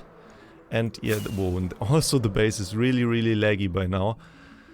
I mean, this is a beast computer that I built myself here, and this is framey as hell. I'm very sorry for all of you who download that and just have a slideshow. Yeah, there was this one beacon already there, that one. I added the structures onto that. Yeah, I added one more here on that island, one over there. Then here, this one was already there, and then over there, actually, also please open the wings. That one was there already. And then I placed one more here on that very tiny island, and I decided to terraform that one as well, to have like that corner here of the base covered with a beacon beam. Let's land right here for a second. Yeah, and I really like that. So now we have like a beacon beam on every corner of the whole island base thing. Well, it's not one island anymore because we have a few islands around that. But on every corner of the base we have a beacon beam. And I think in total this is 8 beams now. So if I land somewhere in the center, which could be right here, we have that one, that one, that one, that one. So 4 on that side, 1, 2, 3, 4 on that side. 8 beacons. I think I have 3 or 4 left actually, but I don't know where to put them, and that would be a bit much maybe. But yeah, that is done. And I also added one more thing that I was, well, procrastinating about a lot. So, also what I like, when you walk down this path now, yeah, you directly walk towards this beacon structure. Yeah, so it's so framey. It's crazy. Yeah, I finished the inside of the mob farm down here, which is something that I just didn't do for a very, very, very long time. And this is done now. Very plain, simple floor here with white and gray. And yeah, in here, nothing special. But I just wanted to have this similar to the inside of the volcano, carved into the stone here, into the rock face. And yeah, there we have our chests, which are filled to the brim, by the way. Except for the string, because I kept using that for the carpet that I had to place all around. Oh yeah, speaking about placing things, let's check something together, because I really want to know, since the island is done now, how many basalt blocks did I actually place here? Because just take a look at the massiveness of that project. That has to be a very, very high number. Let's check that together. Let's land right here next to the rocket and have a look into the statistics. So that should be items, right? And then mined, broken, crafted, used. I guess used, right? Okay, so diamond pickaxe, yeah. Here, basalt. Okay, we have mined that, 10,500 blocks mined, and yeah, placed. So used is placed here, I guess. 75,616 basalt blocks I have placed here on the island. That's a crazy high number. That is a crazy high number, guys. One thing that I'm curious about is the magma blocks, because that should also be not... Where are they? There! 1,000, almost 700. 1,700 magma blocks are placed here. And these are only those bits here in between. 1,700 and 75,000 basalt blocks. That is just crazy. This is so crazy. Oh, I'm almost flying here into the towers.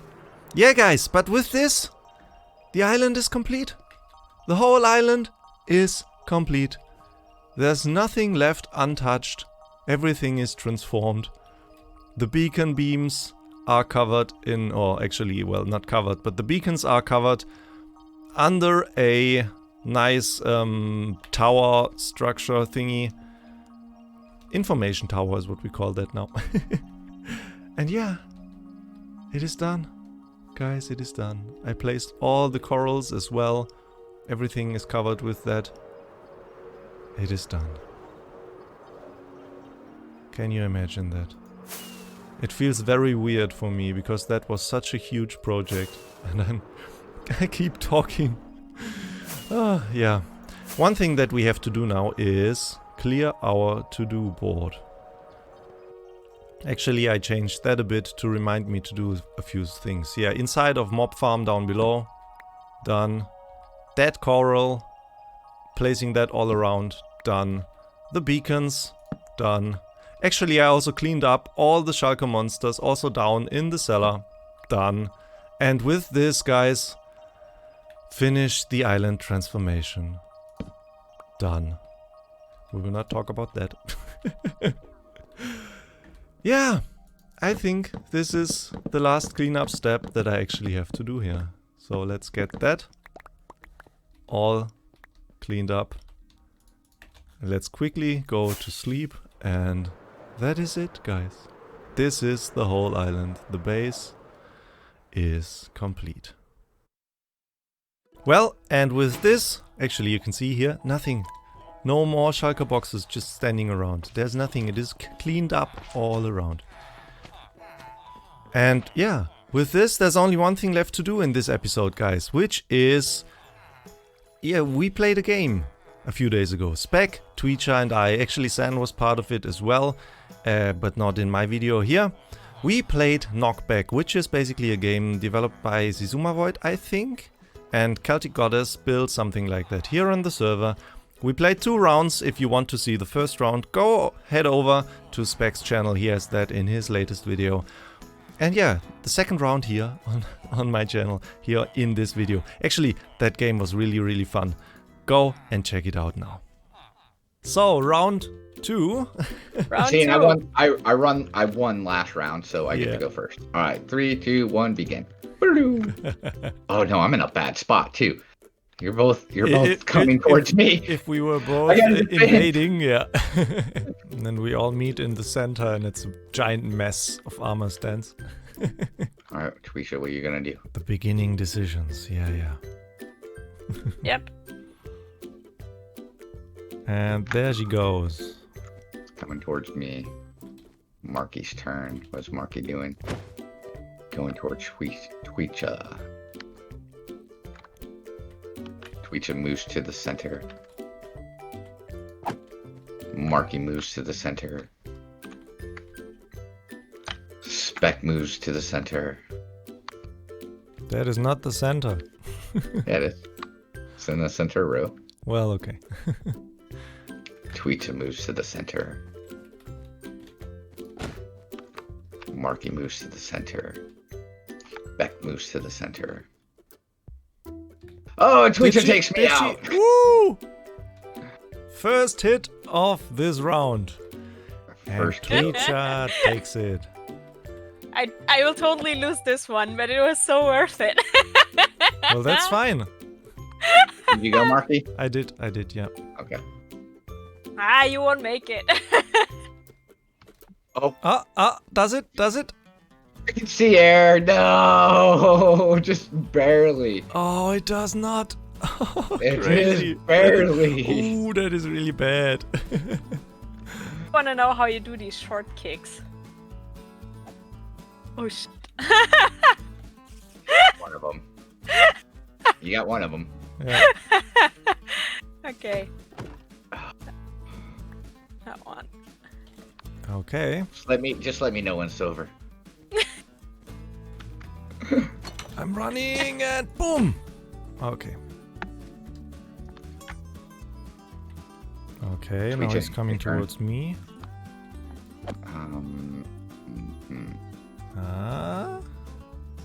Oh, he's going for the...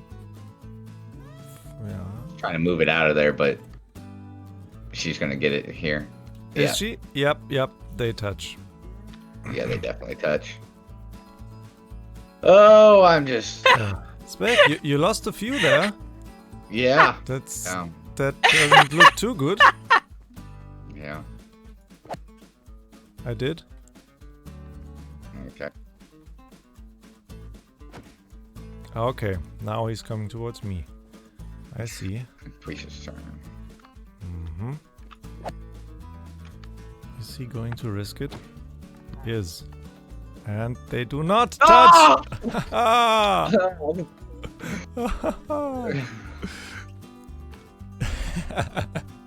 So close. Oh, yes. That is really, really good. I keep going for these suicide moves, and they are just not working. Yeah, well, they do what the name is the game, right? Yep, exactly. And My last guy. I have one guy left. well, I mean, at least you won one round, right? Yeah. This one was so bad. Oh, Twitch, I got all of them left. Oh no! You can We do it. lost now.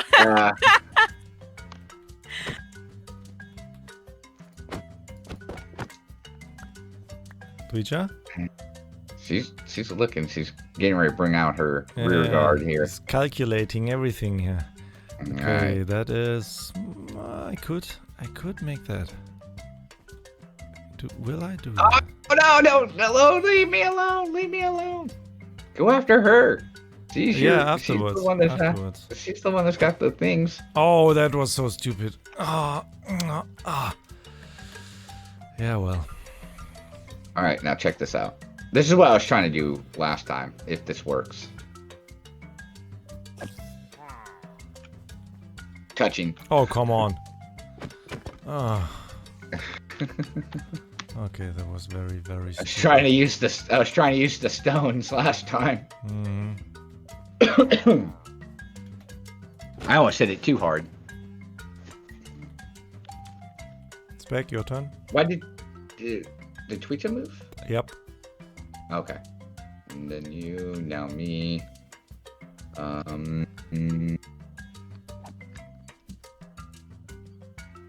Okay, Tweecha's turn. This one is definitely more intense. For me, definitely. Oh no, she's coming for me. Okay. Over the rock. Right over. Are you moving back and forth? Yes. Come on. I'm waiting for an opening, and I haven't seen one yet. Yeah, there is none. Maybe now, maybe now. What is she doing? It depends. Eventually, I'll get in there. Just cause havoc. Cry havoc and let loose the dogs of war. That is definitely an opening spec. There are stones in between her armor stands. Yeah, I know, but I'm too far away to make that one.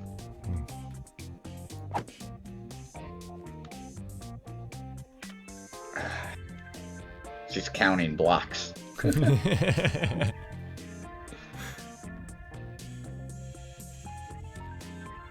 Oh yeah. Oh, no! Oh. Yay!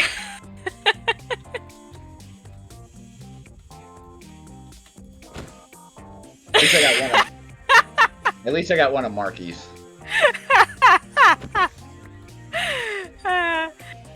I'm shaking. Bam. I tell you, I'm shaking. 3-3. Oh no. Now the counting game begins. Oh, I'm not sure if that works because it's diagonal. I got it. Not good.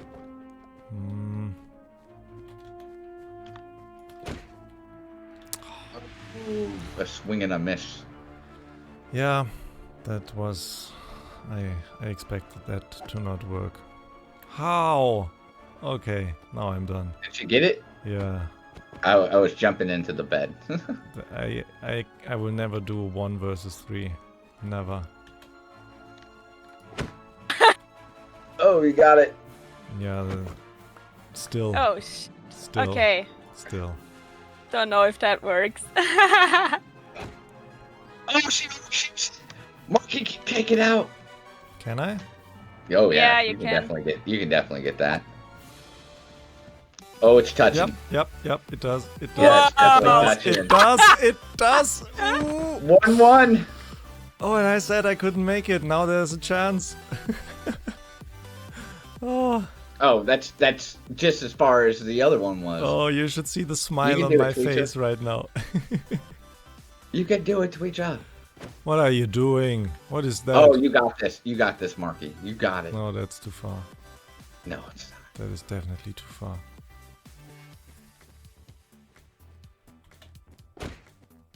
You can do it. You can jump the rock.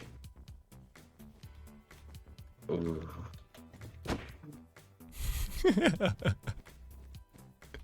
Okay. Good game, Emma. That is stupid now. It's a game of defense Mhm. with offense. Oh, but she's got the angle on you, though. Yeah. Oh. But that one is hard. Yeah, it is hard, but it is doable. And you did it! You did it!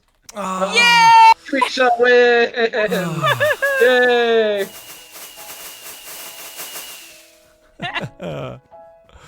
Congratulations. Thank you. That was nice. That was That was really a good nice. one. Yeah. Crazy. 8 hits. Whew. Nice. That was ridiculous. That was a good one. Hi there, my name is Marki Sparki and this is episode 33 here on the NeverCraft server. This is the final episode of NeverCraft Season 1 for me, and this is so crazy. We have done so much stuff. I mean, just look around here. Oh, if you liked what we have done in this season, if you like what I have done with this island, please leave a like on the video and make sure to subscribe to my channel if you are new here, and make sure to hit the notification bell. This last episode, yeah, this will be special, guys. Yeah, guys, to start this episode, I want to go through what we have done here during the last 33 episodes. In episode 1, we actually found this island here, right here on the shore. 7 months ago, we stranded here on this shoreline and yeah, explored the island a bit, and it looked very, very, very different back then. I think I'm going to settle down over here, and it seems like this is actually either a flower biome, flower plains, what is it called? Or it's a flower forest or something like that. Hi there. Yeah, I think I like it. Yep. Let's stay here for a while. And yeah, we decided to stay here and build our first base, which was essentially this hole, and it is still there. I made sure to preserve everything about it within the new design that the whole island got. And yeah, well, it is all still there. We used a lot of AFK fishing back then, and all that stuff is still here in the chests. And yeah, also our fishing rod from back then.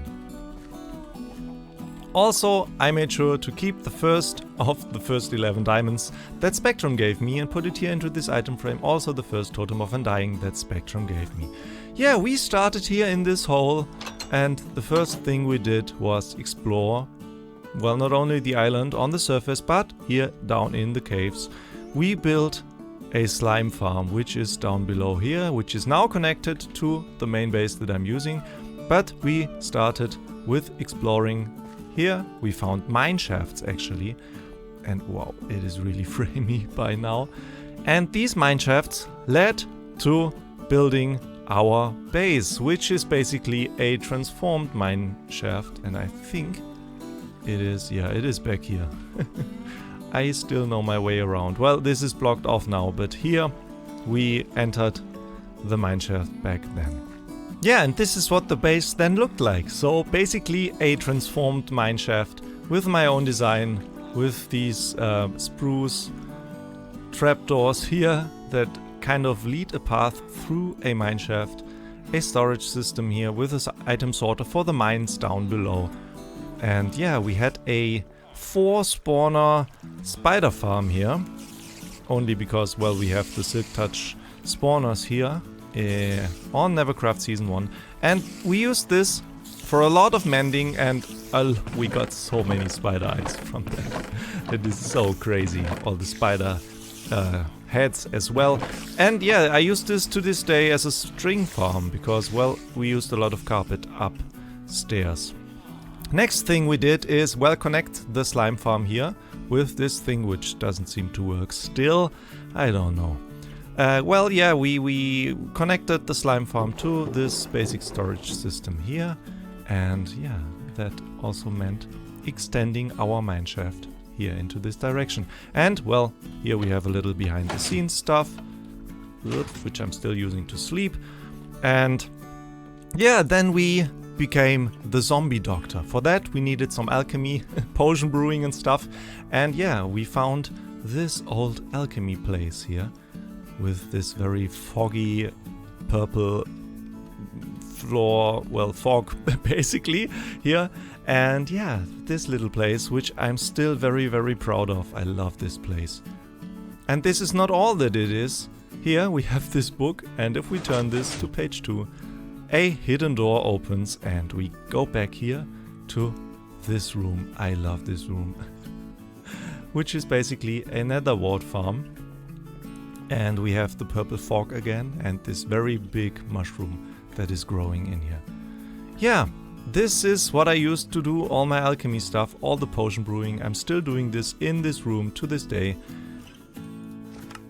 And yeah, we use this actually to cure 2 zombie villagers that we found in the mines while mining. And yeah, the whole zombie stuff is 1 layer below. So here we did our experiments. We had both zombie villagers in here. We cured them. And why is there only 1? There should be 2. Oh no, did one of them escape? Oh, that is very sad. We had 2 of them in there. You are Bill. Bill is still there. I think the other one was called Alfred. Where is Alfred? Is he in here somewhere? Alfred? I guess not. Well, Alfred might be gone, but Bill is still there. Anyway, those 2 guys helped me to develop the most profitable thing here on the server for me, which was my bookstore. But before we take a look at that, the next big thing that we did was form an alliance with Sun, which is also still here actually. We had a secret room here in the first tunnel from the starter base, which is, yeah, you open the door by right-clicking this note block here. And here we had our little meeting room with this map actually, yes. I almost had forgotten about the map. Let's take that here so we don't forget to show that off, right? Yeah, so we had a little meeting and we formed Sparkling Sun Enterprises. Please sit down. Okay. And look at the sand wall. Okay. So, I want to propose to you a business enterprise. Okay. I'm listening. Why is that not... Why didn't... you didn't see that. You didn't see that. What Crouch. is that now? Crouch. Okay. This is a ritual that we are going to do. Now throw your piece of rotten flesh onto me.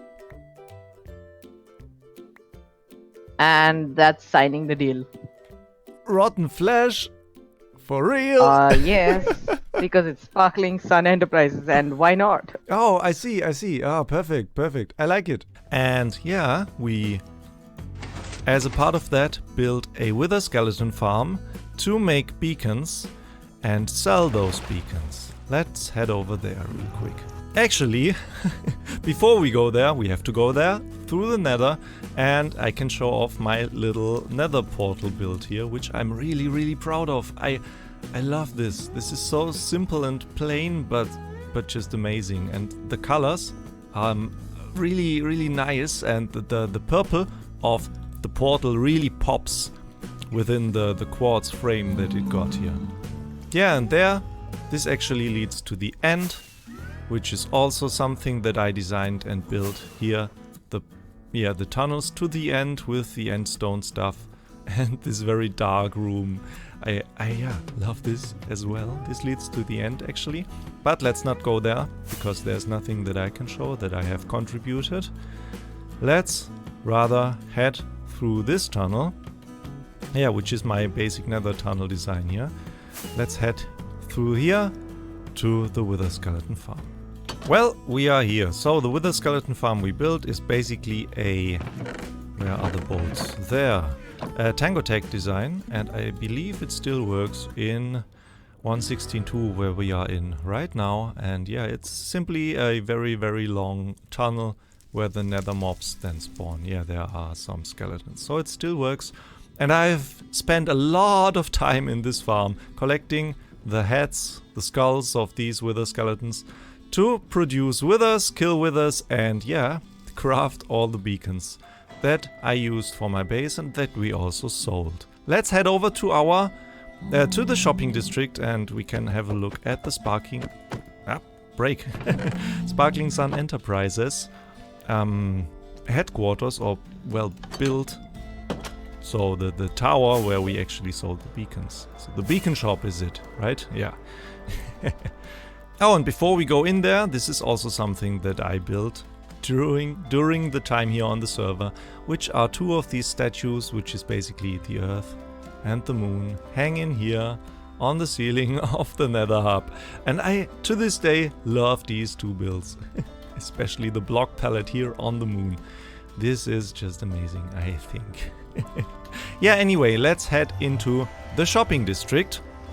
And here we can have a look at the Sparkling Sun Enterprises beacon shop, which is this building.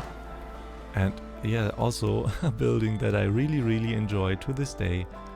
And yeah, we built this together with Sun, and here in there, we are actually there. We had like a rental service for beacons, where you could rent the whole beacon set with the iron base, and on the other side, shops. And actually, while we are here, we can collect the last bits of profits. So somebody bought this beacon actually, because the ones on the other side are sold out.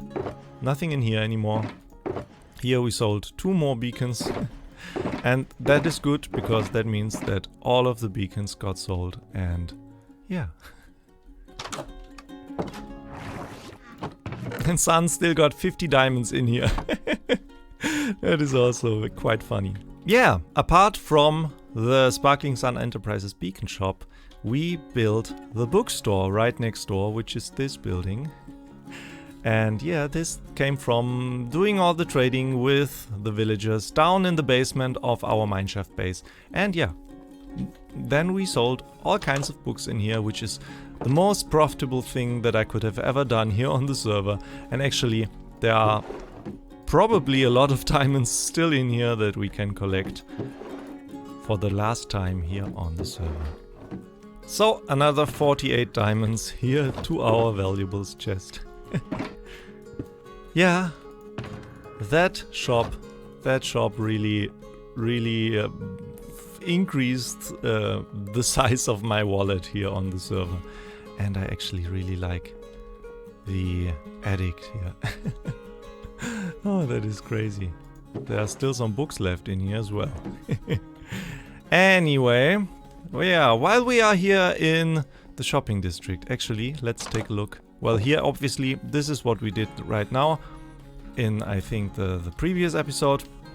No, 2 episodes ago, where we built this little ticket booth here for the rocket, where everybody could apply, all the other players on the server could apply for a seat on the rocket.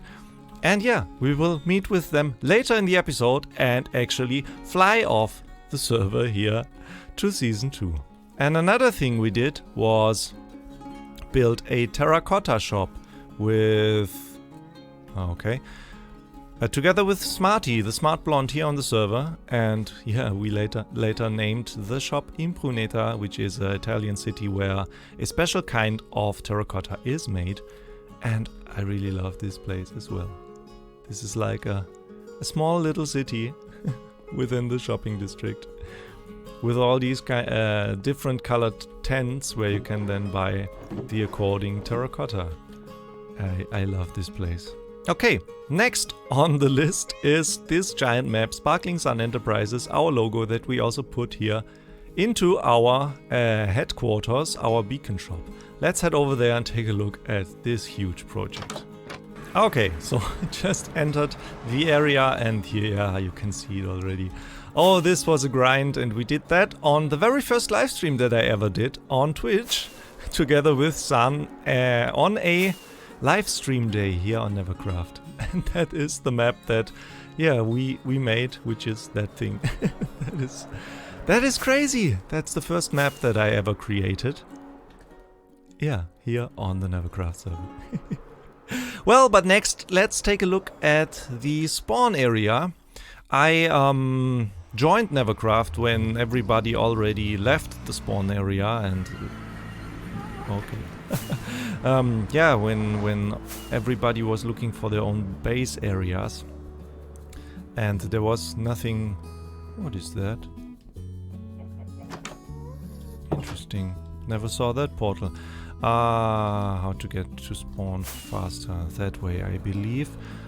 Yeah, so the spawn was already completely built, nothing was to be added there, so I didn't do much over there, but 2 small things, yeah, which were basically things for community projects, so let's take a look at that. So, entering the spawn area through the spawn portal here, and yeah, there you can see it already. So Spec kind of started to do a balloon race here, and I thought I contribute with something special, which is, yeah, this shark balloon here. Let's land over here on this tower. Yeah, so this is my take on a balloon with me standing down there in the balloon basket, if that is called like that, I have no idea. I love this. I love this shark. And people are calling it Marki Sharky, which I like as well. That is amazing. Yeah, the other thing that I built here at spawn was part of, yeah, the live stream tower here that Spec built, and I actually got hired by him to design the interior, so let's take a look. Not the downstairs part, that is Spec still, but up there. And yeah. Ooh, what is that? A horse? What is that doing on here? Ooh, don't fall off. Crazy. So this room in here, which took me quite a while to do, and I love the ceiling. I really love the ceiling in that thing. Yeah, so the idea was basically that we have a space for every single live stream where people can write stuff into. It didn't get used much, as it seems. Well, but anyway, that room is very nice, and it is part of the NeverCraft server now. And a horse climbing scaffolding blocks. And yeah, apart from all that, we built this giant crazy base and transformed the whole island, the whole green island that we had in the beginning, to this volcanic wasteland with all the concrete and purple glass themed buildings, and a space station as a mob farm. And yeah, there's a mob farm in there, if you don't know that. That is crazy. Farms in these towers as well, a flower farm here in that tower, with the theme that outside everything is wasteland and dead, essentially. And inside we have all these little farm spots where we have the greenery. And I still love these. And yeah, a glass tree. I just flew by that. I love that one as well. Let's land here real quick. That thing. Oh, I love it. And yeah, this base looks great at night as well. Because it's lit up to the brim. Nothing can spawn anywhere. And we have this giant volcano here in the center of the island. And actually we also have an inside of the volcano here on the island. Yeah, which is this? We have two striders here. And well, I forgot their names. Raoul and something, right? What is your name? Raoul. Well, great. I remembered yours. What is your name? How do I get out here without dying? Ah, very good. Yeah, and we have a TNT chamber here for basalt also gets in here for concrete, and for basalt with a basalt generator here and a concrete maker up there.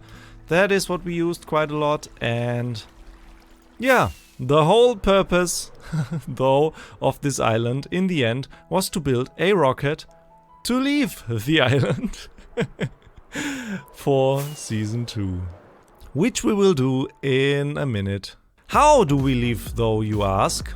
Well, a few episodes ago we were part of the Maelstrom response team, which is basically a group of scientists doing experiments on the Maelstrom, which is something spec unleashed onto our world. Something uncontainable and of massive proportions that, well, basically influenced the whole server. And the Maelstrom is, well, whatever covers the whole area here. Some kind of huge fungus with this Maelstrom type thing here in the sky on top of it. And this basically spread across the whole server. And yeah, we from the Maelstrom response team basically found that it is spreading and it is dangerous for everything that lives here, and it will consume basically everything and everyone. And we even had a conference here in Spec's conference room about that. So 2 months ago you ordered us here to start the investigation on what you call the Maelstrom. And since then we have been working and studying what you call the Maelstrom all over our world here. And it is finally time that we present to you the results that we have. As soon as you have all these spores around, then you get these infestations, and we actually found them all over the world in what we call here the shopping district, the gaming district, and actually at some other habitants' bases even. Yeah. And if we take a look at the next slide, we have now averaged like the spore density that we measured at each of these infestation areas over the last 2 months since we started all the measurements. And you can see that this is very clearly an exponential growth, which means that it will spread even faster in the future.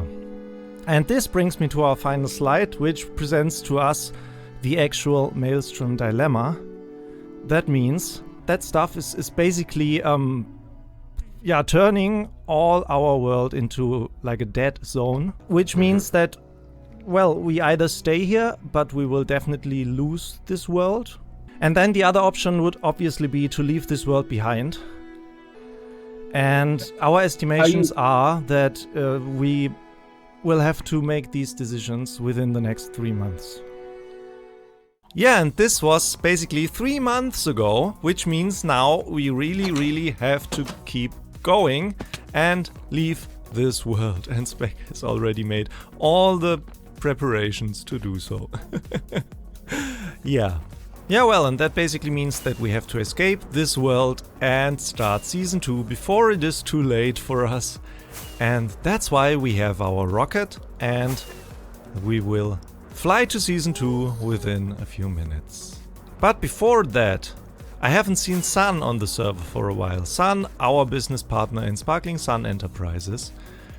He's gone, he hasn't played here on the server for a while, and I can't leave him here. So what I'm going to do next is look for him and hopefully find him and take him to the rocket so that he may leave with us.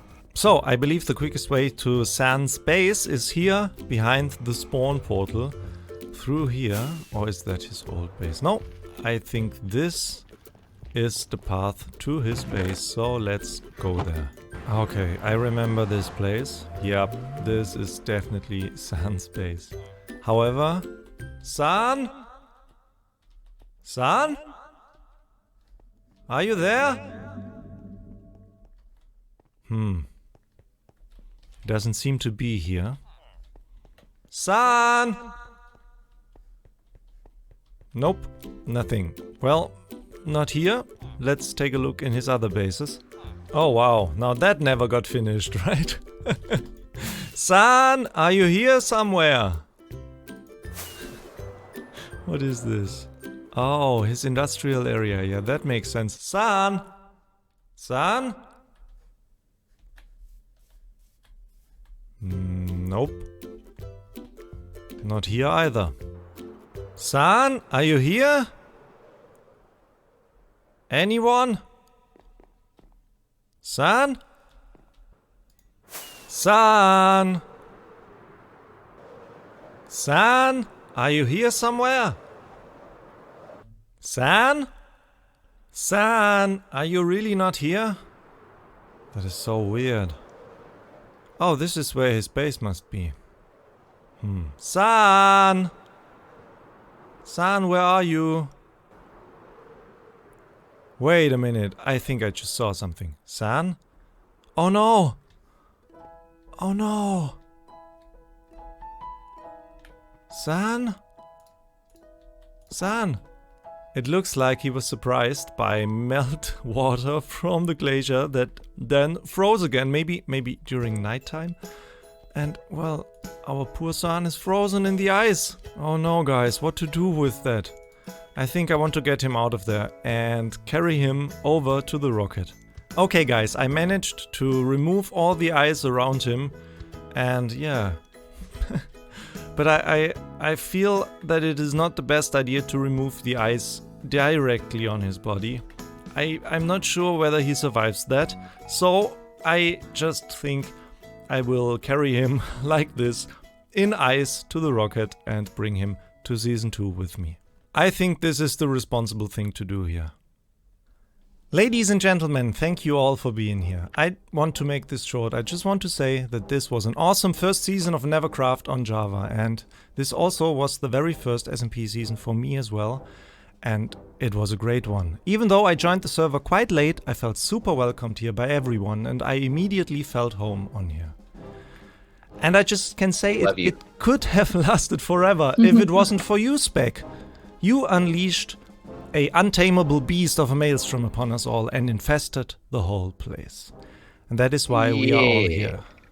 Yeah. The maelstrom is gotten pretty strong as of late, and I suggest that we get out of here pretty quickly because it'll be here any minute.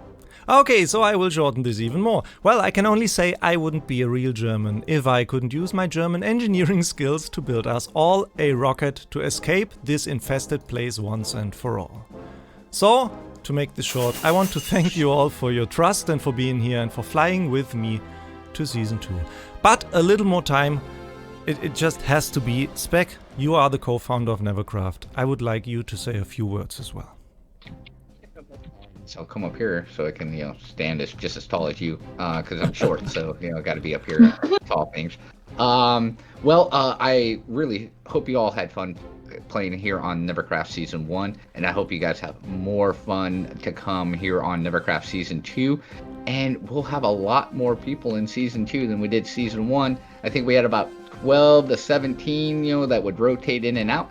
We're going to be starting with approximately 26 people for Season 2, and out of those 26, I think 24 of them are all just our YouTubers, so it's going to be a great season. Going to be awesome. Remarks complete. Thank you, Spec. Okay, to continue, I would like you all to grab yourself a spacesuit from this white shulker box over here. Oh, spacesuit. You got a spot where I can go change? Well, you can go in here if you'd like. There's plenty space to hide. I'm shy. I'm shy. Let's meet in 2 minutes out here, and yeah, we can all change into our spacesuit. Yep. 3, 2. Oh no, you moved. 3. Sorry. Take a step to your right. Right there. Perfect. Which way do I need to look? You're right where you're looking is fine. Okay. 3, 2, 1, and picture's taken.